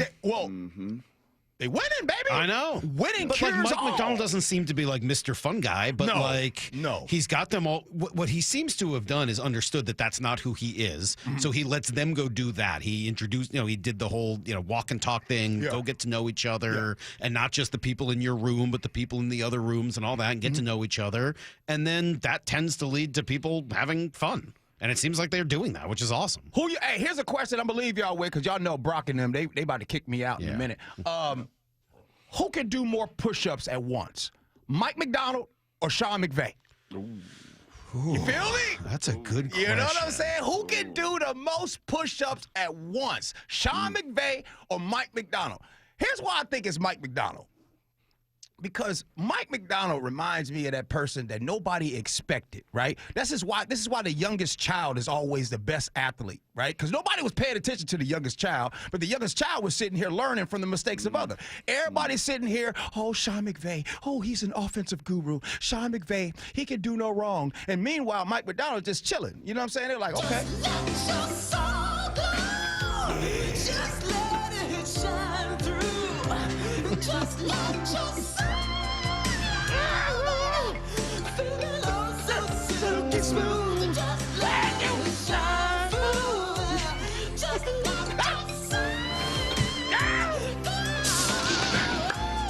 All right, G, we got to go. Hey, You Brock. got to go. Hey, Go Brock. watch the reset on YouTube. Wait, go check I out got a G's question. show on 97.3 HD2. Yeah, Brock, before I go, gotta go. Brock, did you ever have some black folks at your school with a Jerry curl down in Puyallup? Yeah, Mike Contreras, I believe. Mike Contreras. Had a Jerry curl? No. But Michael Cage had a Jerry curl. Tripping. That is a heck of a note. That is one heck of a note. Goodbye, G. Scott. We'll be right back with the best of our week for you in review next on Brock and Salk. 4 down territory. Michael Bumpus answers the top 4 football questions of the day. Why is play action so effective for the Seahawks, even though their run game isn't explosive? Everyone becomes an actor, and there are some great actors when it comes to this Seahawks offense. Also, the linemen are doing a great job of selling run. They are stepping down like it's zone blocking every single time. And then your tight ends make this thing go, because a lot of the times they are the read for the second and third level. Catch every 4 down territory on the Seattle Sports app. Too many breakup songs getting you down? Put a little bossa nova in the playlist. Sometimes a different way is the better way. Like the SR 509 Expressway near SeaTac. Get a good-to-go pass to save $2 every time you use it, and on other toll roads in Washington. Hi, I'm Andy, your friend and jeweler at Shane Company. As a product development manager, I make sure every piece of fine jewelry at Shane Company is meticulously designed for quality. From 14-karat gold chains, pearl necklaces, diamond studs, and of course, dream engagement rings. We know you can get your holiday gifts anywhere these days, but knowing your loved one's gift was crafted by master jewelers? It's a difference everyone can see and feel, no matter the price. All of our fine jewelry begins with a vision by our in-house designers. Then, we ensure each piece meets our high-quality standards every step of the way, including the smallest details. It's why our jewelry comes with our all-inclusive, free lifetime warranty that covers everything and doesn't cost a dime. At Shane Company, there's no shortcuts, just craftsmanship. Because a friend wants your fine jewelry to be nothing short of perfect. Come see for yourself. Visit us in-store or at shaneco.com. Shane Company, your friend and jeweler. Running a business means wearing multiple hats. So if you're like me, you probably started out using your personal phone, taking client calls and texts nonstop. As my business grew, I needed something smarter. That's when I switched to Quo, the #1 business phone system. Quo works right on your phone or computer. No carrying 2 phones, no clunky landline, just one easy app you can try for free. Your team can share one number and handle calls and texts together like a shared inbox. Any teammate can jump into the conversation, so customers get faster responses. And Quo's AI assistant summarizes your calls and responds to customers 24/7, so you never miss a lead or opportunity. All this starts at just $15 a month. That's basically 2 coffees. You can even keep your current business phone number. Find out why 90,000 businesses trust Quo. No missed calls, no missed customers. Try Quo for free at quo.com/sports. That's quo.com/sports to try Quo free. QUO.com/SPORTS. Stacy here. Sell your car to Wayscar Ford, and when they resell it, they share half their profit with you. That's right. Sell your car to Wayscar Ford, Isuzu, and Auburn. They'll pay you today for your car, and once they resell it, they'll share half their profit with you. WayscarFord.com. This message comes from Viking, committed to exploring the world in comfort. Journey through the heart of Europe on an elegant Viking longship with thoughtful service, destination-focused dining, and cultural enrichment on board and on shore. With small ships that bring travelers closer to the destination, there's more time to explore. And every Viking voyage is all-inclusive, with no children and no casinos. Discover more at Viking.com. At Bank of America, we're proud that more than 20,000 veterans and people with military backgrounds have joined our ranks since 2015. Now we're committed to adding 10,000 more over the next 5 years. By helping veterans achieve their career goals, we're moving from appreciation to action, and together, helping expand economic opportunity across America. Visit bankofamerica.com/great place to work. What would you like the power to do? Bank of America, proud to be an equal opportunity employer. Seattle Sports has your chance to win 4 tickets to the Seahawks game, Sunday, November 30th.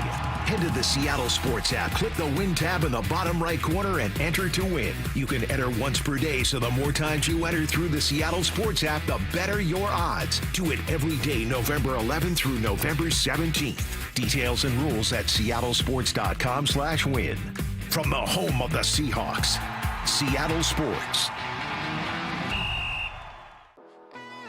Guys, tired all the time, gaining weight, low drive? These aren't just signs of aging. They could be low testosterone or other underlying issues. Right now, Revive Men's Health Washington is making it easier to get answers with a comprehensive wellness panel. It's not just a lab test, it's where better performance begins. Our providers will check your testosterone, blood sugar, cholesterol, kidney, liver, thyroid, and heart health. A $400 value for just $99. Or free if you start treatment. Over 120,000 men have trusted Revive to restore their energy, mood, and confidence. So if you're ready to feel better and live stronger, call 206-529-1111. That's 206-529-1111. Or visit ReviveMen'sHealth.com. Offer ends November 30th. Must medically qualify. Terms apply. Contact us for full offer details. This is Seattle Sports. Streaming through the Seattle Sports app. KIRO AM Seattle. KIRO FM HD2 Tacoma. Home of the Seahawks, Mariners, and everything Seattle sports. Get in the freaking auto! From the Quantum Fiber Studio, this is Brock and Salk on Seattle Sports. Brock Ewert is my hero. Jay Buhner just punched me in the kidney. We're going to see you on there. Doesn't work that way, Sherm. This is the show that has my name on it. It kind of does, though. Now, here are your hosts, Brock Ewert and Mike Salk. Hello! Oh, final hour of our week, Brock. I'm debating, should I go play golf or not? I don't know. It's terrible up here, but it looks not too bad. South of the city, we'll see. Maybe go play a little home course. Drains very well. I don't know. I'm debating. We'll see. We got an hour to try to make that decision. We'll do open phone lines coming up in 30. But it is Friday. It is 9 o'clock. That's when we go through our week and all the great guests that we've had, especially great this week, leading into this huge game on Sunday afternoon. We call it For You in Review. Brock and Salk present For You in Review. Time for our weekly chat with Jeff Passan from ES. We've got Joel Clack. Good morning, Joel. Let's talk to Coach McDonald. This is For You in Review, brought to you by the Seattle Sports YouTube page, where you can find the full version of every interview. Yeah, that's right. Go find all of that on our YouTube page. Subscribe there. It's an easy way to get all the info. Brock, it started, of course, with Mike McDonald, and I loved his in-depth conversation about a four-man rush and what it takes to be successful. You got to play off one another. You got to set each other up for success. You know, sometimes guys have to take, you know, they got to be the pocket push guy. They got to be the A-gap push guy, and that means that they're probably only going to get, you know, that's not necessarily their rush, where they're setting their team up for success. But it always has to work together. And then at the end of the day, you can't get to the quarterback if he doesn't have the ball. So you got to be able to do a great job on the back end of creating doubt with the quarterback, and and understanding that trying to figure out ways where he can't just catch the ball and throw it. You know, he's got to be able to. You got to buy time. That's like the third or fourth time I've heard that, and this time it really made me think of that Bill Belichick, do your job. Don't do anybody else's job. Just do your job. And in this play, your job is not to be the hero. It's to do the dirty work. Yep, that's why I've always had great disdain for, I was just trying to make a play. Yeah, I was aggressive, just trying to make a play. Right. Yeah, don't just try to make a play. Just do your freaking job, right? Because when you get out of alignment, you get out of assignment, that's when big things happen. And the beauty of this one is Sean McVay will be just like Clint Kubiak, looking for answers. How many times can I have my gimme? How many times can I hit a layup? And Mike McDonald and the other side is going to do all they can to take that layup away and make you shoot a jumper off the dribble. You know, do something that takes a little more time so your rush can get home. It is going to be, he didn't want to say it's going to be a beautiful chess match, but it's going to be a beautiful 3D chess match. Yeah, it's going to be pretty awesome. This also from Mike McDonald talking specifically about the game. There's been a little crossover, and then I watched them this morning on I watched their defense this morning. And? They're a really good team. They're a really good team.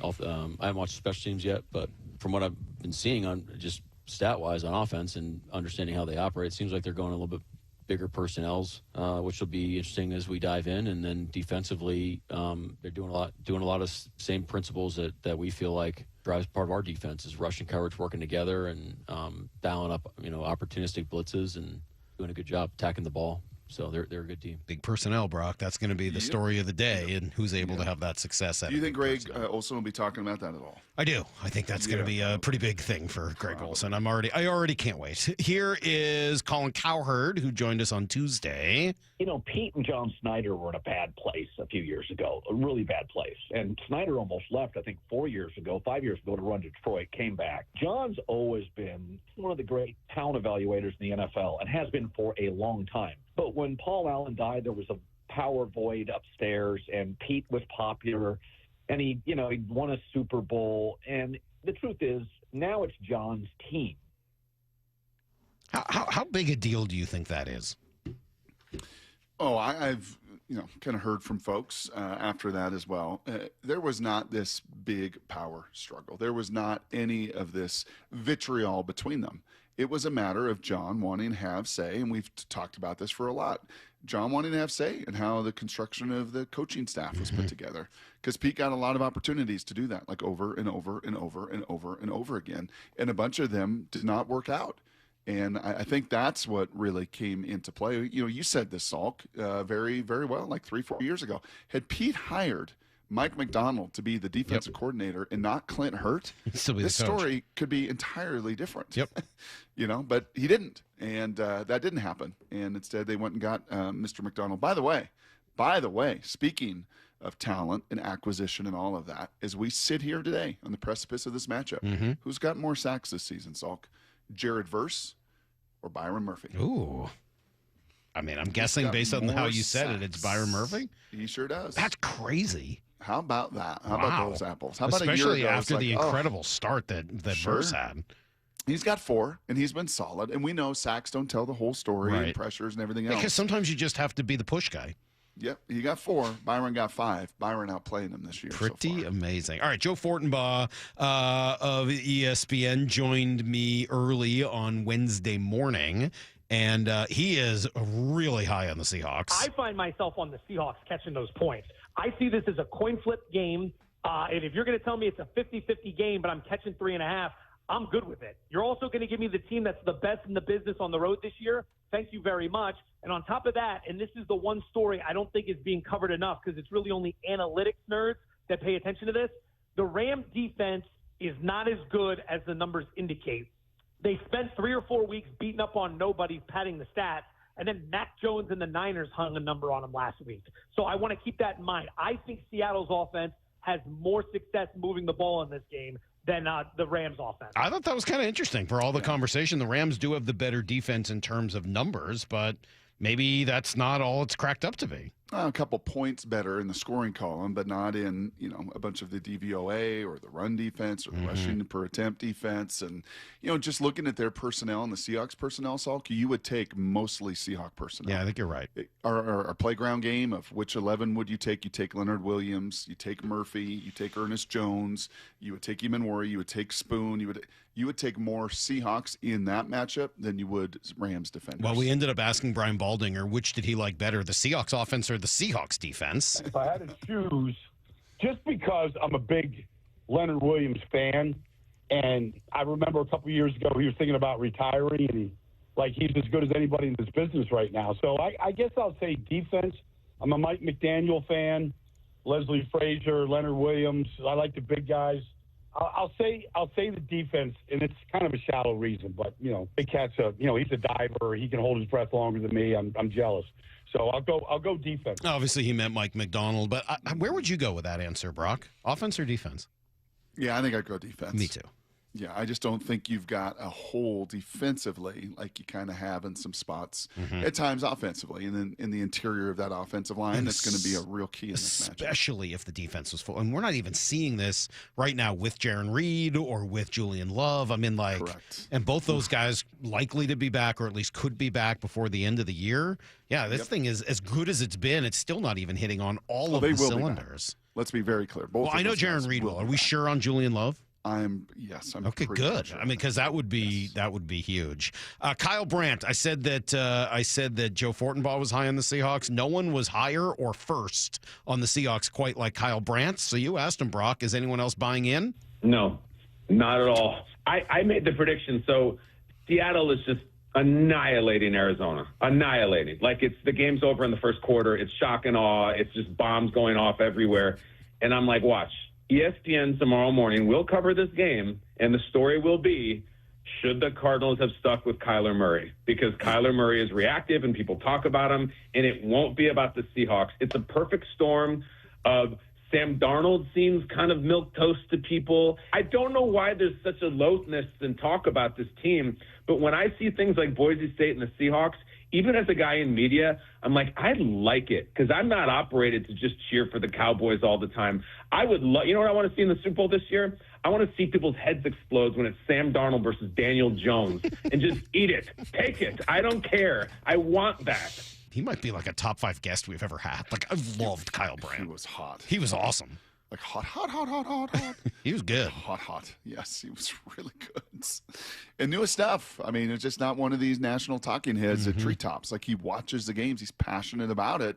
And who knew that he had a blueberry connection to Maple Valley? I did not. Nobody did. That was shocking, I thought, when we heard that. That was shock and awe. Finally, it's funny that he used shock and awe because that was exactly the same phrase that I had used on Monday and thinking about the Seahawks. I'd written it in our email. Was it shocking effort or shock and awe? And it sure felt like shock and awe. Last thing, Daniel Jeremiah, Princeton who, of course, guy, generally BBN joins us guy, on Tuesdays. yeah, We talked to him Thursday and asked him how hard it is to blow out 3 teams in 9 games. Yeah, that's not easy to do at all. And you look every week and we see these games end up being closer than we thought, or we see upsets.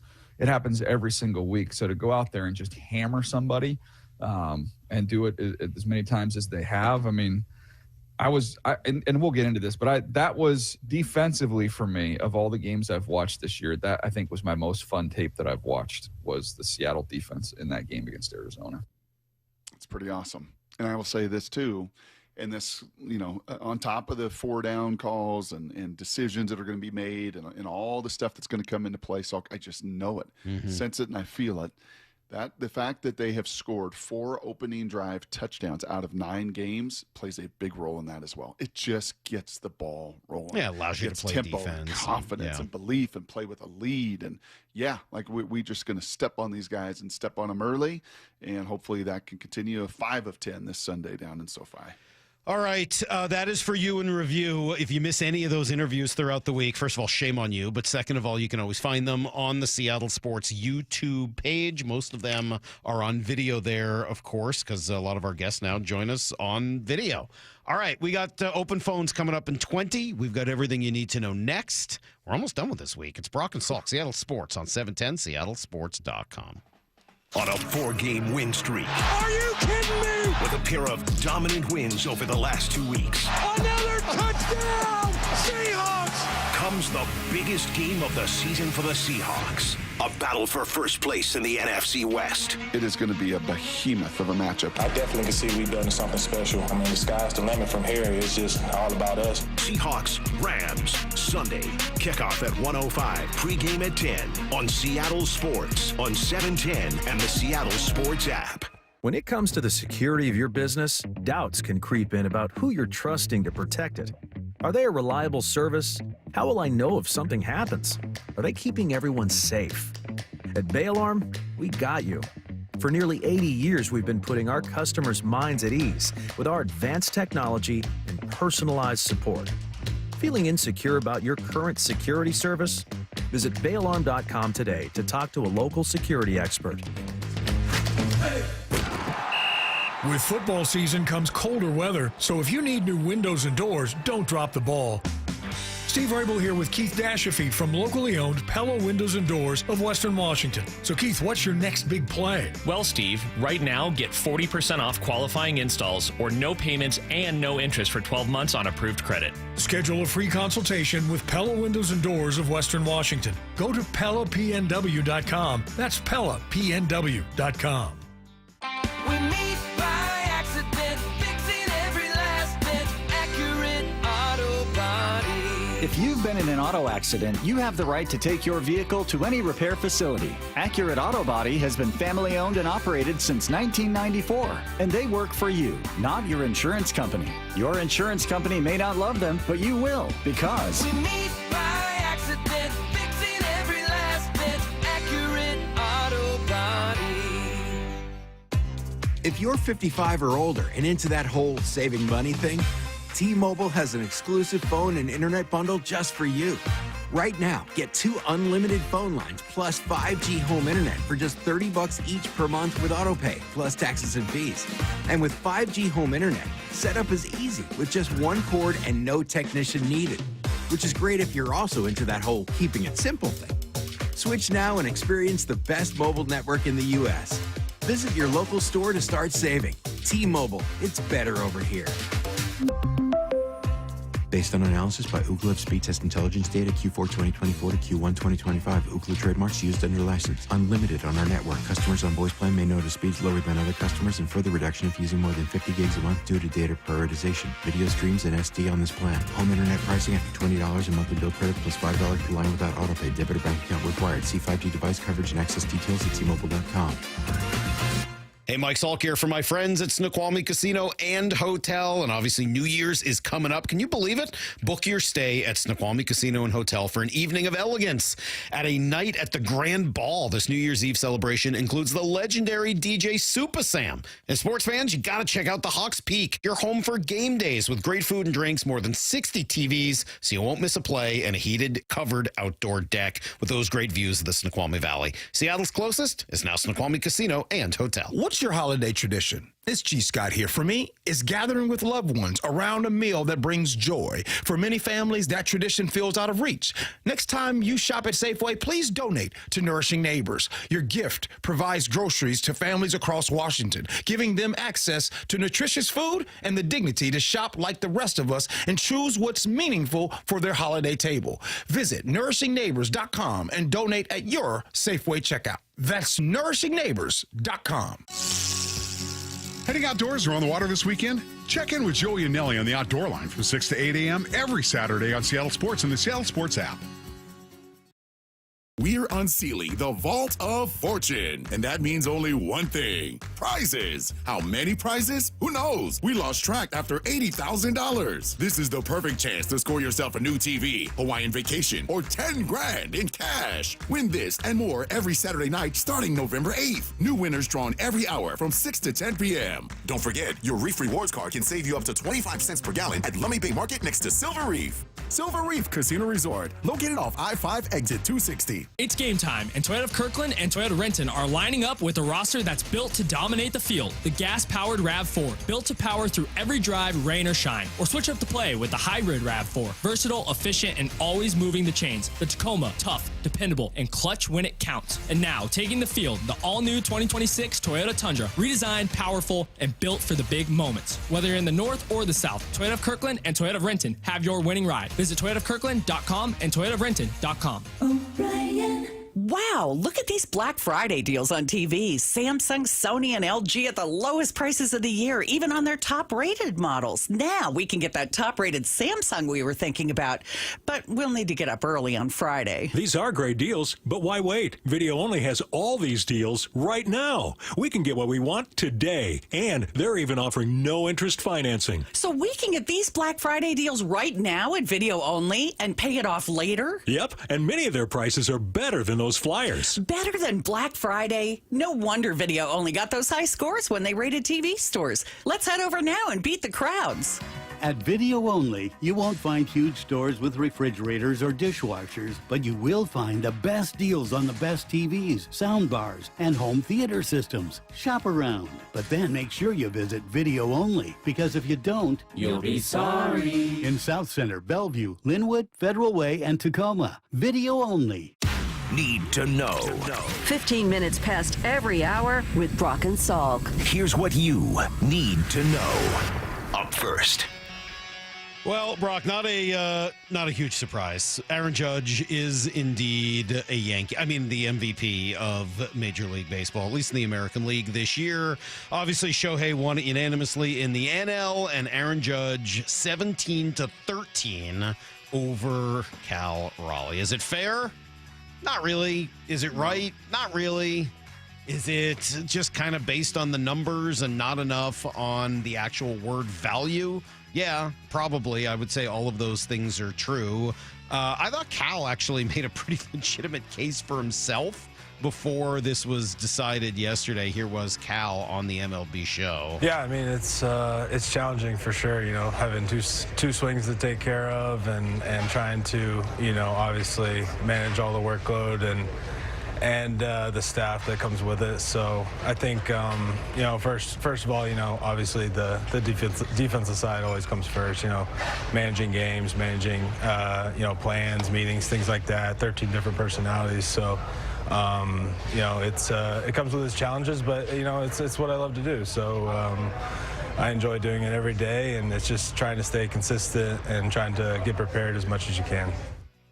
Baseball has become a game and a sport very proud of its numbers, very proud of its analytics, its next-level stats to dig in and dive in ways that other games can't. But there is no number that's able to measure that. Mm-hmm. And unfortunately, and because of it, he's not the MVP. If there was some WRC++ that could take into account managing 13 pitchers, take into account managing 2 swings, take into account manage the beating he takes each and every night, take into account the amount of energy that he has to expend versus his peers. But there isn't. There's no number for that. And the other unfortunate thing, and I bet you amongst those 30 riders, and maybe this is hubris for me to even say this, but I bet you if those 30 could have gotten together and said, how can we do this? Hey, what's the first tally? Like they do in the Hall of Fame votes. Hey, what's the first tally? What's the next tally? And be like, oh, we're 17-13? Okay, come on. Let's cross the aisle with 2 of you. Let's go 15-15. Let's do the right thing and split this award this season. That would have actually been the most equitable. I think it's a very good point you make. Also, Cal being very, very generous with 13. Like, he got to learn a lot more than 13 personalities over the course of a year. 13 pitchers at a time. What'd they throw? 25, 30 guys, I would guess, over the course of the season? Wow, how many pitchers threw a pitch for the Mariners this year? 25? Wow, what's the capital of Denmark? Off the top of my head, I don't know. I mean, it's obviously a number that you guys threw out or close to it, something like 30. I would think it's somewhere in that range. Yeah. So the idea of it being 13, no. Cal does a whole lot more than that. Anyway, he loses the MVP award to Aaron Judge, and the world is as it's supposed to be in New York. Can I throw a positive spin zone on it? Yeah. I actually think people are going to remember the 2025 season for Cal Raleigh over Aaron Judge. Judge won the MVP, but if you're going to remember Judge for a year, it'll be 22. 25 is going to be remembered for Cal Raleigh. Well said. Here's the second thing you need to know. Well, Sunday, we will be 100% all in watching Seahawks and Rams from L.A. This has epic, kind of long-standing memory. Like, I'm psyched for this thing, man. I really am. I think it's a great, great matchup between 2 very similar teams. I'm not the only one pumped. Here's Booger McFarland. So I think this is going to be a really good game. First of all, 2 really good teams, 2 physical teams. I think you got to look at the Seattle Seahawks defensive line against the LA Rams offensive line. I think Seattle's defensive line is the best in football. When you talk about DeMarcus Lawrence, Leonard Williams, they are physical. They set the line of scrimmage. They get after the opposing offensive line like no other in the National Football League. And I can't wait to watch them go against Matthew Stafford, who's playing MVP football.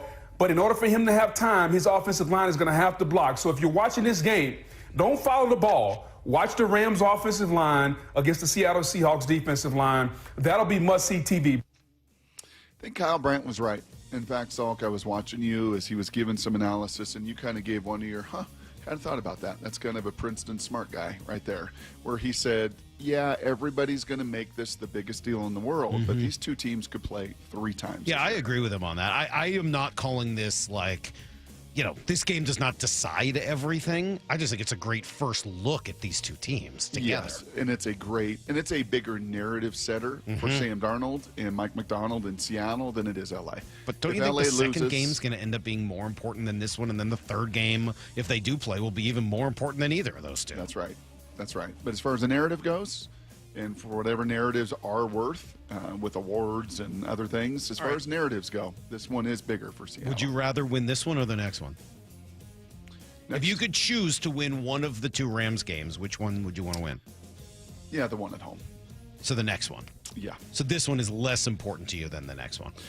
As I said, this one's bigger from Thursday an night audience, football? from an exposure, from a narrative. I don't know. From the other one's going to be Thursday night football, national audience? I don't know. I think I could make you the argument the other way. Here's the third thing you need to know. I think you make a good argument, too. I think you kind of see it both ways. Kraken win last night, 5-3. A couple of goals from Jordan Eberle, including the game winner and an empty netter. Patriots win on Thursday Night Football last night, blowing out the Jets. And, the Jets owner, Woody Johnson, embarrassing himself by wanting the NFL to file a grievance against the Players Association because they're using those report cards to make the teams look bad. Why would you make that public? Even if you're absurd. I'm going to guess the NFLPA made that public, but yeah. Silly. Guess what these guys are doing? Now they want to sue us for saying they're bad at their jobs. That's everything you need to know. 1/4 every hour here on Brock and Salk. All right. Are we ready, Brock, for open phone lines? Did you guys take calls last week? I wasn't here. No. That was a left go. No calls. We talked to Jake Garcia, I think, in Phoenix now. Okay. He used to work here. Well, I think we need to take calls. 866-979-3776. 866-979-3776. Open phone lines for the rest of the show. That means MVP debate and what happened yesterday with Cal One Raleigh. final time. Like one, you last get one final time, say of it. yes. Or, maybe they could wake up Don Mattingly and get him on a Zoom call from his sister's basement. American League MVP, Aaron Judge. Wherever he was yesterday. Just embarrassing. If you want to talk Mariners off-season, GM meetings now in the books. We talked about what Justin Hollander had to say yesterday about wanting to kind of keep the thing together more than anything else, and that being a top priority. Again, 866-979-3776. We are on the precipice of what has been the biggest Seahawks game, not just of this year, but the last few years so far. What do you make of where they're at and what to expect? Biggest win?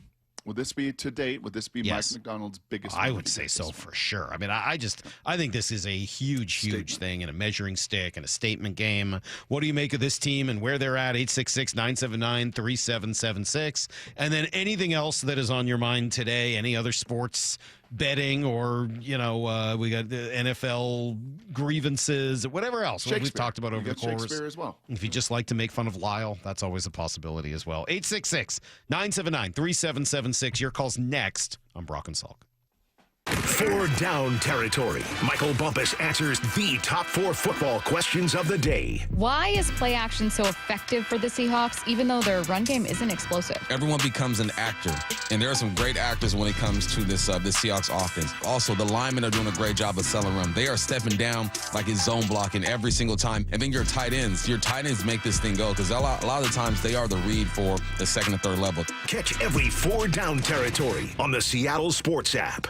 Well, when you start thinking about your financial future, you probably need help. I certainly do. That's not my expertise. And so you talk to a company like Trajan Wealth. You can call them at 206-466-3300. Maybe that means putting money aside for your kids' schooling so that they know things like the capital of Denmark being Copenhagen. Maybe it means you're getting ready to retire one day and you know you've got a long way to go and a lot of work ahead of you in order to get there. And you want to make sure you maximize all of your options and align them all with your goals and circumstances. Trajan Wealth can help with all of that. They got fiduciary advisors and they understand that everything is individual. No 2 retirement plans are the same. Why not let Trajan Wealth help you develop a plan to meet your own specific financial goals? Call them today at 206-466-3300.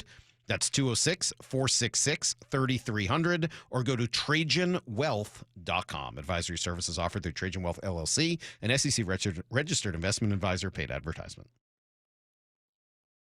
It's game time, and Toyota of Kirkland and Toyota Renton are lining up with a roster that's built to dominate the field. The gas-powered RAV4, built to power through every drive, rain or shine. Or switch up the play with the hybrid RAV4, versatile, efficient, and always moving the chains. The Tacoma, tough, dependable, and clutch when it counts. And now, taking the field, the all-new 2026 Toyota Tundra, redesigned, powerful, and built for the big moments. Whether you're in the north or the south, Toyota of Kirkland and Toyota of Renton have your winning ride. Visit toyotaofkirkland.com and toyotaofrenton.com.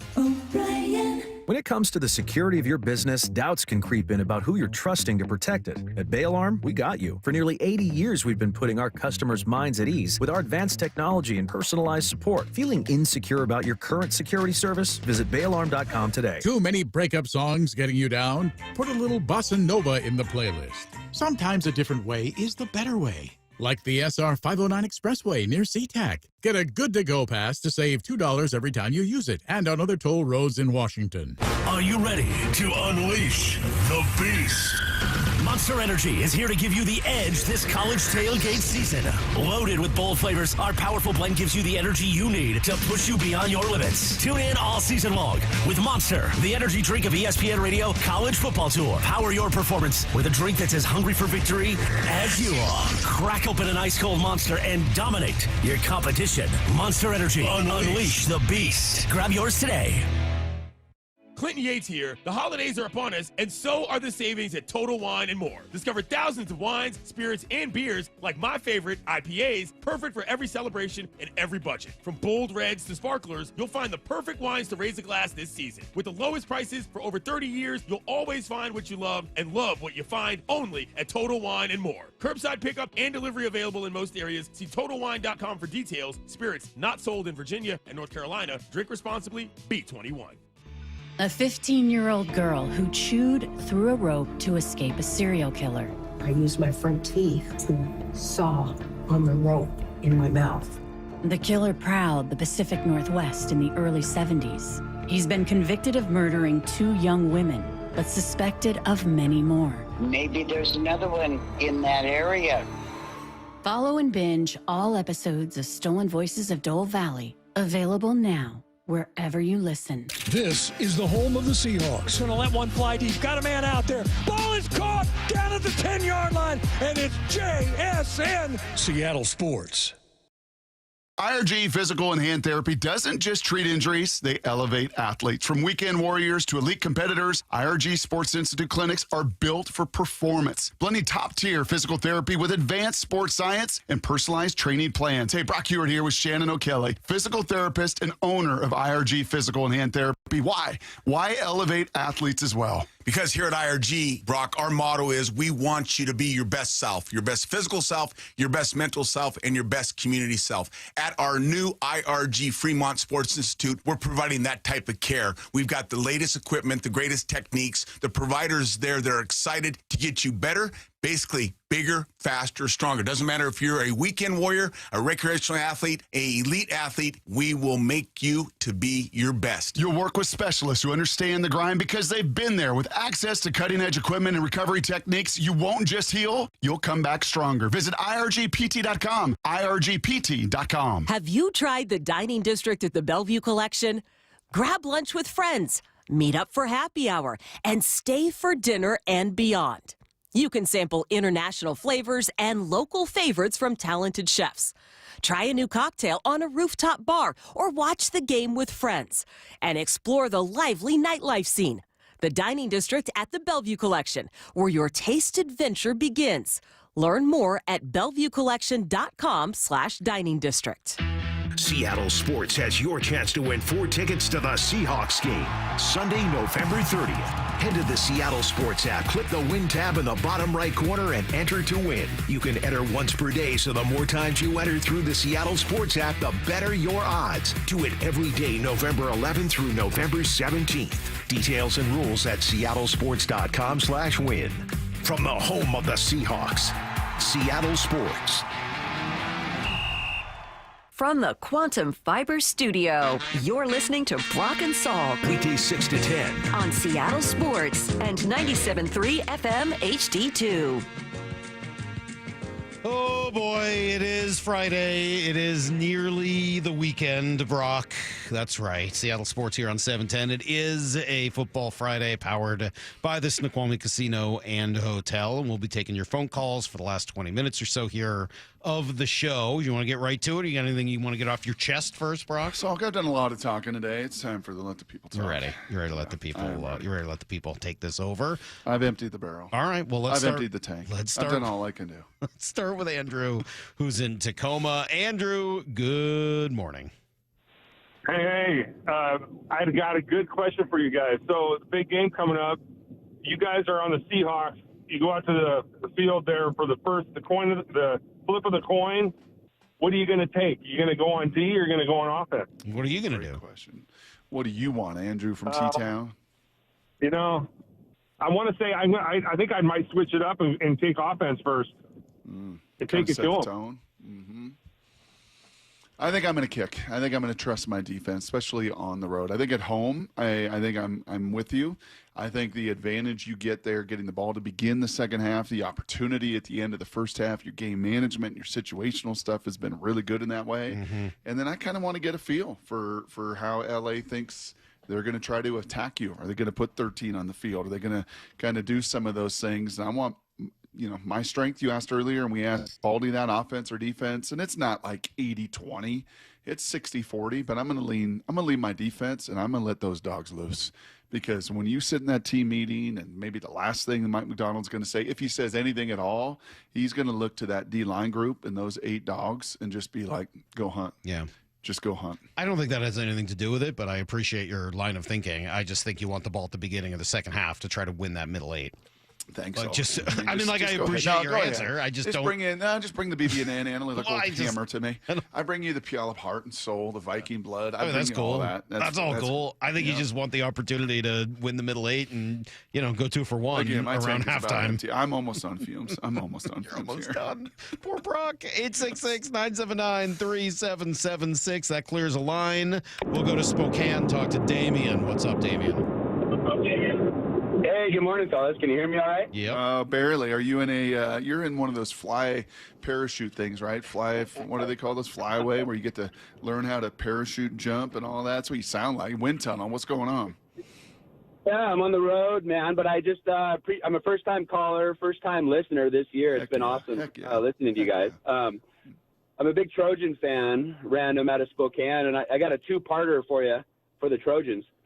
So the whole thing, are they going to be fined? Is Lincoln Riley, he's getting criticized for that swap. It's your nephew, right, Brock? Yeah. On that play. So what's the overall consensus on that? Yeah, nothing, Damien. He ain't going to get fined. He got away with it. You know what? They slap his wrist a little bit, and they sure had a lot of fun. USC's made they're selling the number 80 jersey now, which is great. I saw a little video of them shaking hands and stuff. I can say that Sam wrote that script, by the way. Pretty talented old Sammy. Yeah, a little coffee script. He kind of saw, I think, an old ESPN commercial or something, got the idea, and yeah, pretty well done. Okay. All right. Okay, Damien. All right. Thanks for listening. Just a little Sam Heward conversation here. Yeah, you never know where open phone lines are going to take you. Fumes. Golly. Really? No. Like we've hit the bottom of the barrel. We're asking Sam Heward questions. Guys, the Seahawks are going to play the Rams on Sunday, and Cal got screwed out of the MVP this morning, and we're asking Sam Heward questions? Wow, he's a first-time caller. Give him some go. 866-979-3776. Wendy is in Arizona. Wendy, save us. You can't say anything on your mind and then try to rip the callers. Sure, you can't do that. That's part of the phone. Wendy, you want to talk about dead rabbits on the Boulders golf course that Maura killed down there in Arizona? Go ahead. Do whatever you want. Stage is yours. I know. Well, I moved here a couple years ago because I had lost my husband. I was living in Tacoma, and he passed away, so I came to Arizona. But he was actually John Kitna's uncle, who I was married to. Wow. And I remember meeting you at John's retirement party. So that was a great experience. And I want to thank you guys for getting me through a very, very rough time. You brightened my day. And I want to tell Salk also that I went to Culver's and had fish and chips. So that was a great find. Yeah, you got to get that what is it? The walleye fish sandwich. Yeah. The best. Yeah. So good. So good. But I had an MVP question. Okay, so to me, it seems like Aaron Judge is more of a batting title instead of an all-around player. Don't you think that more should go into picking the MVP as opposed to just hitting average? Or am I crazy? You ain't crazy, girl. Ain't crazy at all. It's exactly what it is, and that's the argument that we scream from the rooftops to everybody. It's a sound that Salk played of Verducci finally during the playoffs, realizing, golly, look at how much this guy does. This guy's a catcher. No, Scott Boras never told me that before. Wendy, when it comes to the batting title and Silver Slugger, there is no debate. There's no one like Aaron Judge and the impact he makes on a team offensively. But there is equally no debate when it comes to the value that Cal brought in every phase of this game, elevating, by the way, the team to their first division title that Judge did not win with those Yankees. Toronto did in 25 years. So, no, that is a very astute argument. It is, yeah, and it's not just obviously batting average. The batting title is simple, but it's all of the stats. Look, Aaron Judge had a better offensive year. He's a better offensive player overall. Yes, he is. I don't think that's really up for debate. And that's why it's hard for me to look at this here and say Cal Raleigh, this is a travesty of justice or anything like that. It's not. But it does seem to be ignoring that word that starts this off, which is value. Cal's the most valuable player in the American See, League that's what's this year. challenging about the Heisman Trophy vote. And there's a lot more than 30. There's thousands of Heisman voters because they leave that distinction to you, the voter. It is the best player. Well, what does that mean? Best, most valuable. It's just they put that in your hands to craft.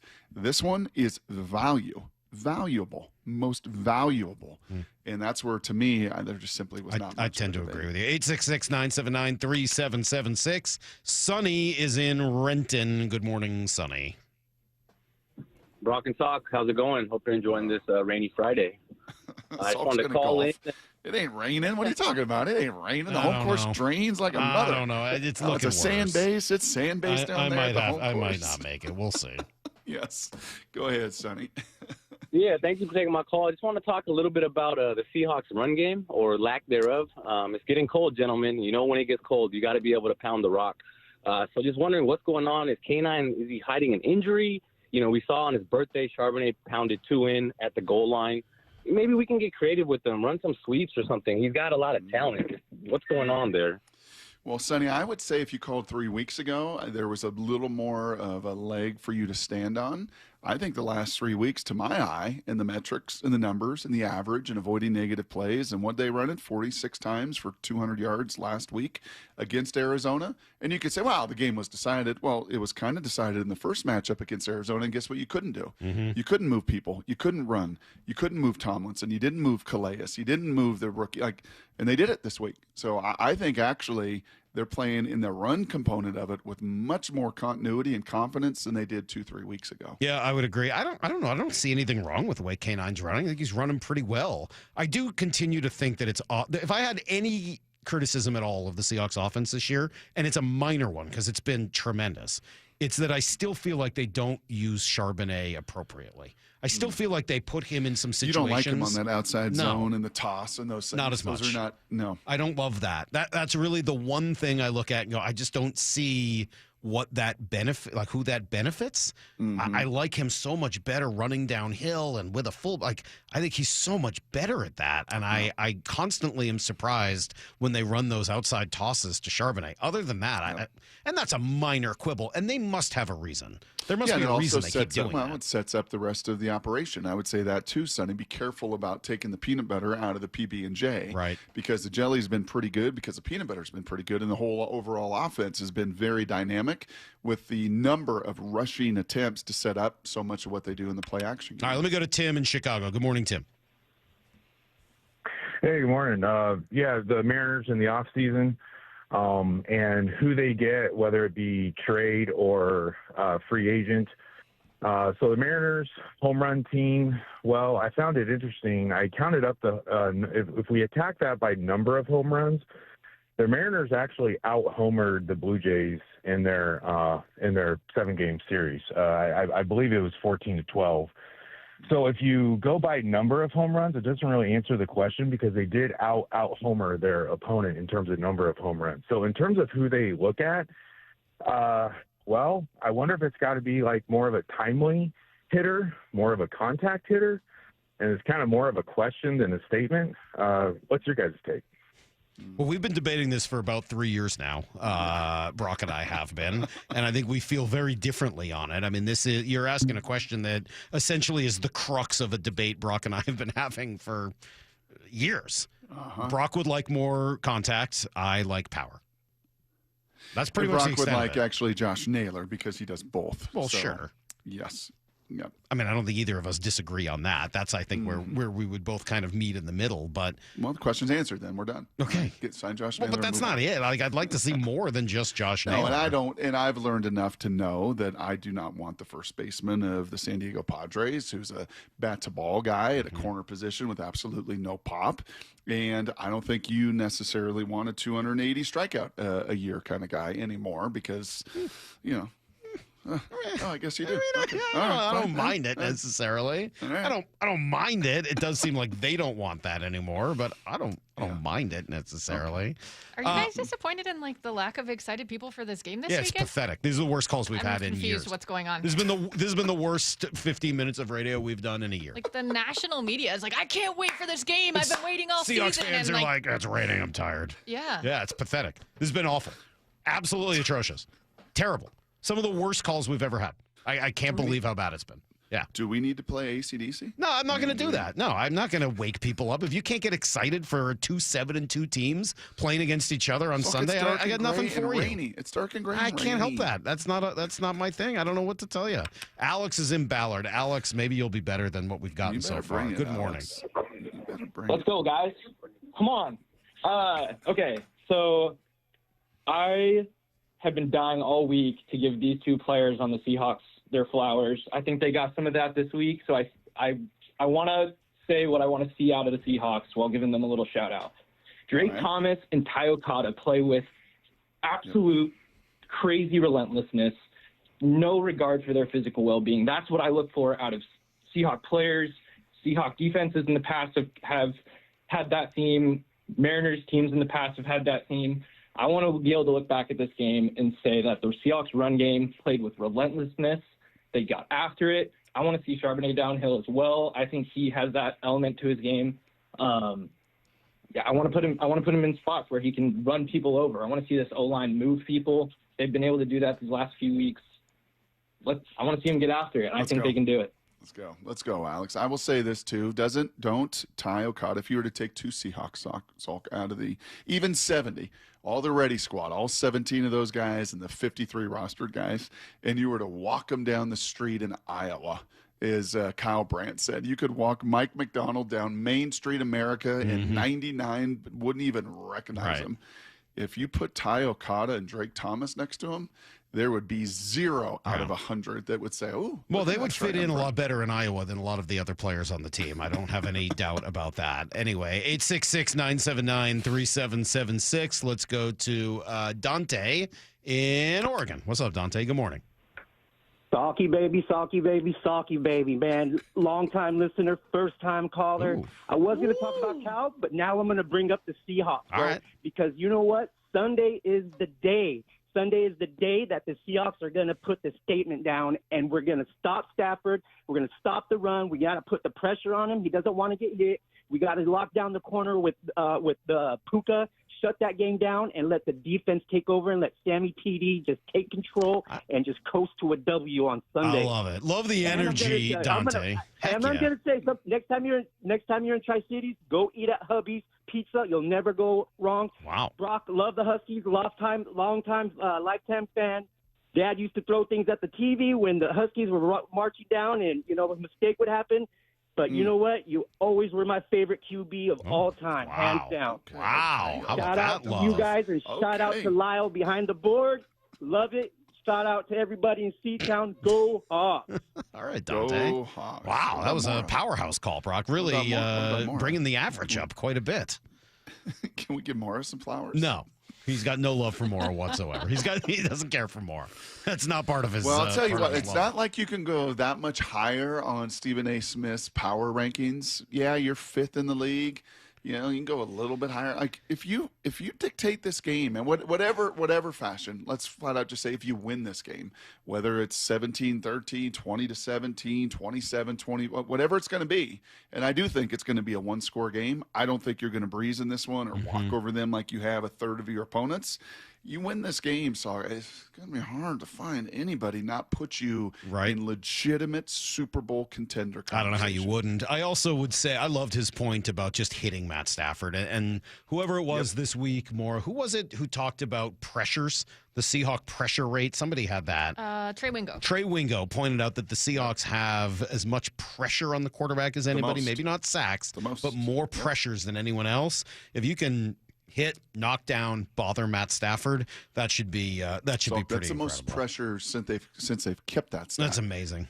It really is impressive. This season in the league, that's since they've been keeping those stats. All right, 866-979-3776. Go to Christian in Lake Tahoe. What's up, Christian? Good morning. Hey, what up, guys? Good morning. I just want to say I love your show. You guys crack me up. It's hilarious. It gets me going every morning. I think this weekend is going to be that they're going to have that kind of – McVay's going to have that moment where Pete and John had when we were in Baltimore a couple of years ago, and we're like, what the heck just happened?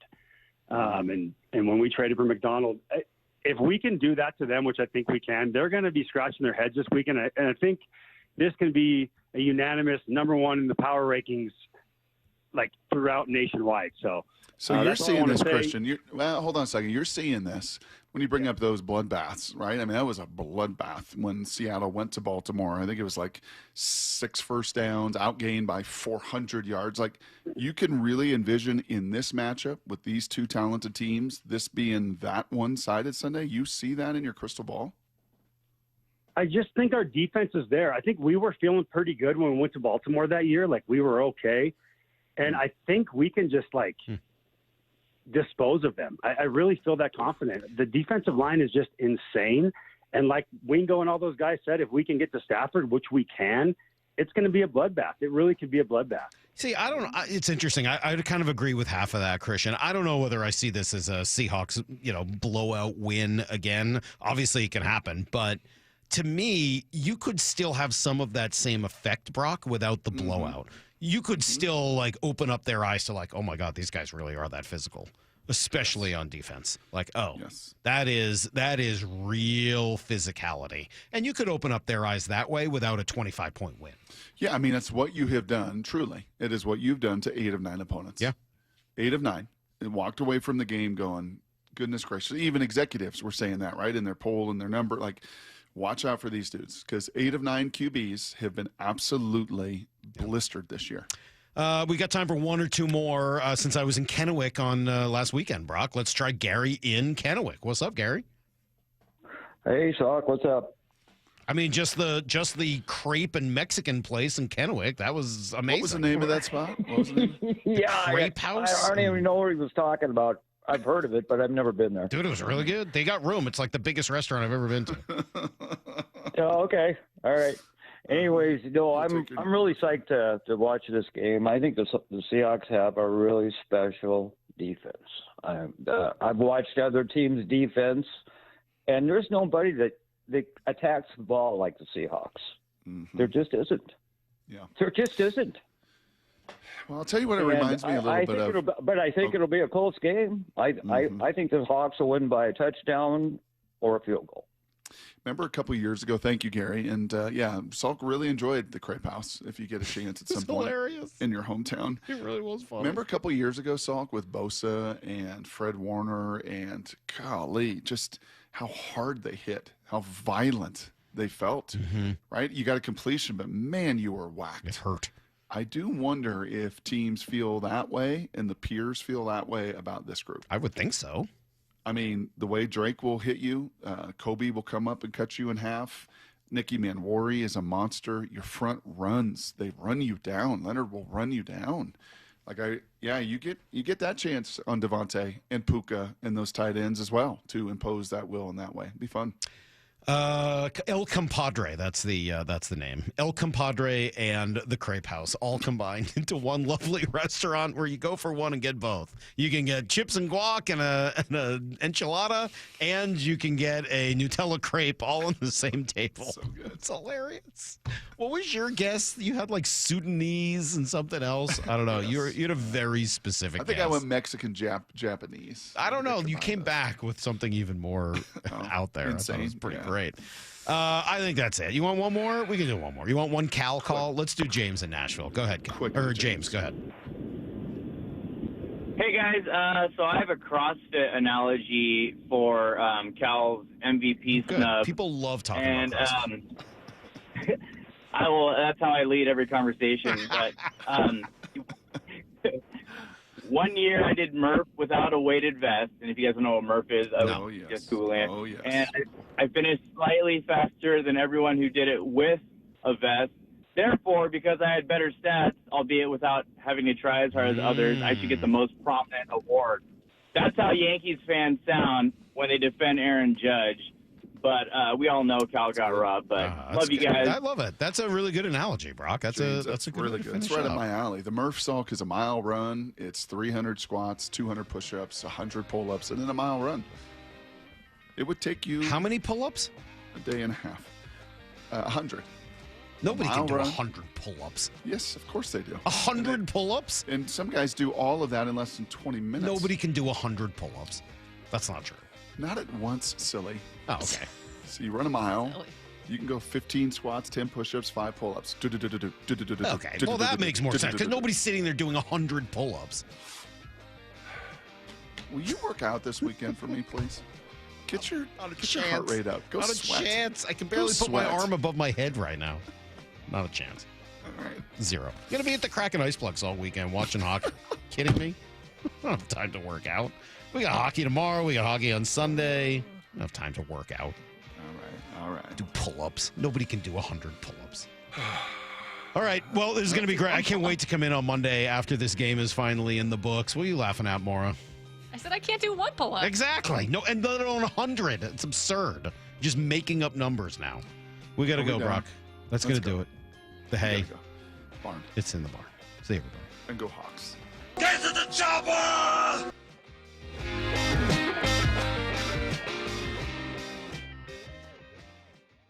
On a 4-game win streak. Are you kidding me? With a pair of dominant wins over the last 2 weeks. Another touchdown! Seahawks! Comes the biggest game of the season for the Seahawks. A battle for first place in the NFC West. It is going to be a behemoth of a matchup. I definitely can see we've done something special. I mean, the sky's the limit from here. It's just all about us. Seahawks Rams Sunday. Kickoff at 1:05. Pregame at 10 on Seattle Sports on 710 and the Seattle Sports app. Hey, Brock Heward here with Shannon O'Kelly, President and CEO of IRG Physical and Hand Therapy, inviting you to come work with IRG. And Shannon, what kind of staff are you looking for at IRG? Brock, we're looking for all kinds of clinical staff, physical therapists, occupational therapists, athletic trainers, certified occupational therapy technicians, physical therapy assistants, you name it on the clinical side. We are looking for those folks. But we are really looking for folks that want to come to an organization that want to be part of our culture and change the culture and work with us to provide the best care and service we can to our patients, our team, and our community. So those clinical people out there, we're looking for you. We also provide advanced certification. We want to provide you mentorship. We want you to grow personally and professionally here at IRG. With over 40 clinics throughout the Pacific Northwest, you've got the opportunity to work in the city you want. Just head over to irgpt.com/careers. That's irgpt.com/careers. And now, Tales of Another Way. You've got your same old playlist, but another song about a breakup is just a downer. 2 minutes in your music app, and now you're groovin', man. Sometimes another way is the better way, like the new SR 509 Expressway, the alternate route that'll help manage congestion on I-5 and other local roads. It's tolling now, and you can save $2 per toll with a Good-to-Go pass. Get a free sticker pass at goodtogo509.com. Wow, look at these Black Friday deals on TVs. Samsung, Sony, and LG at the lowest prices of the year, even on their top-rated models. Now we can get that top-rated Samsung we were thinking about, but we'll need to get up early on Friday. These are great deals, but why wait? Video Only has all these deals right now. We can get what we want today, and they're even offering no interest financing. So we can get these Black Friday deals right now at Video Only and pay it off later? Yep, and many of their prices are better than those flyers. Better than Black Friday? No wonder Video Only got those high scores when they rated TV stores. Let's head over now and beat the crowds. At Video Only, you won't find huge stores with refrigerators or dishwashers, but you will find the best deals on the best TVs, soundbars, and home theater systems. Shop around, but then make sure you visit Video Only, because if you don't, you'll be sorry. In South Center, Bellevue, Linwood, Federal Way, and Tacoma. Video Only. Guys, want long-term health you can count on? It starts with knowing your numbers.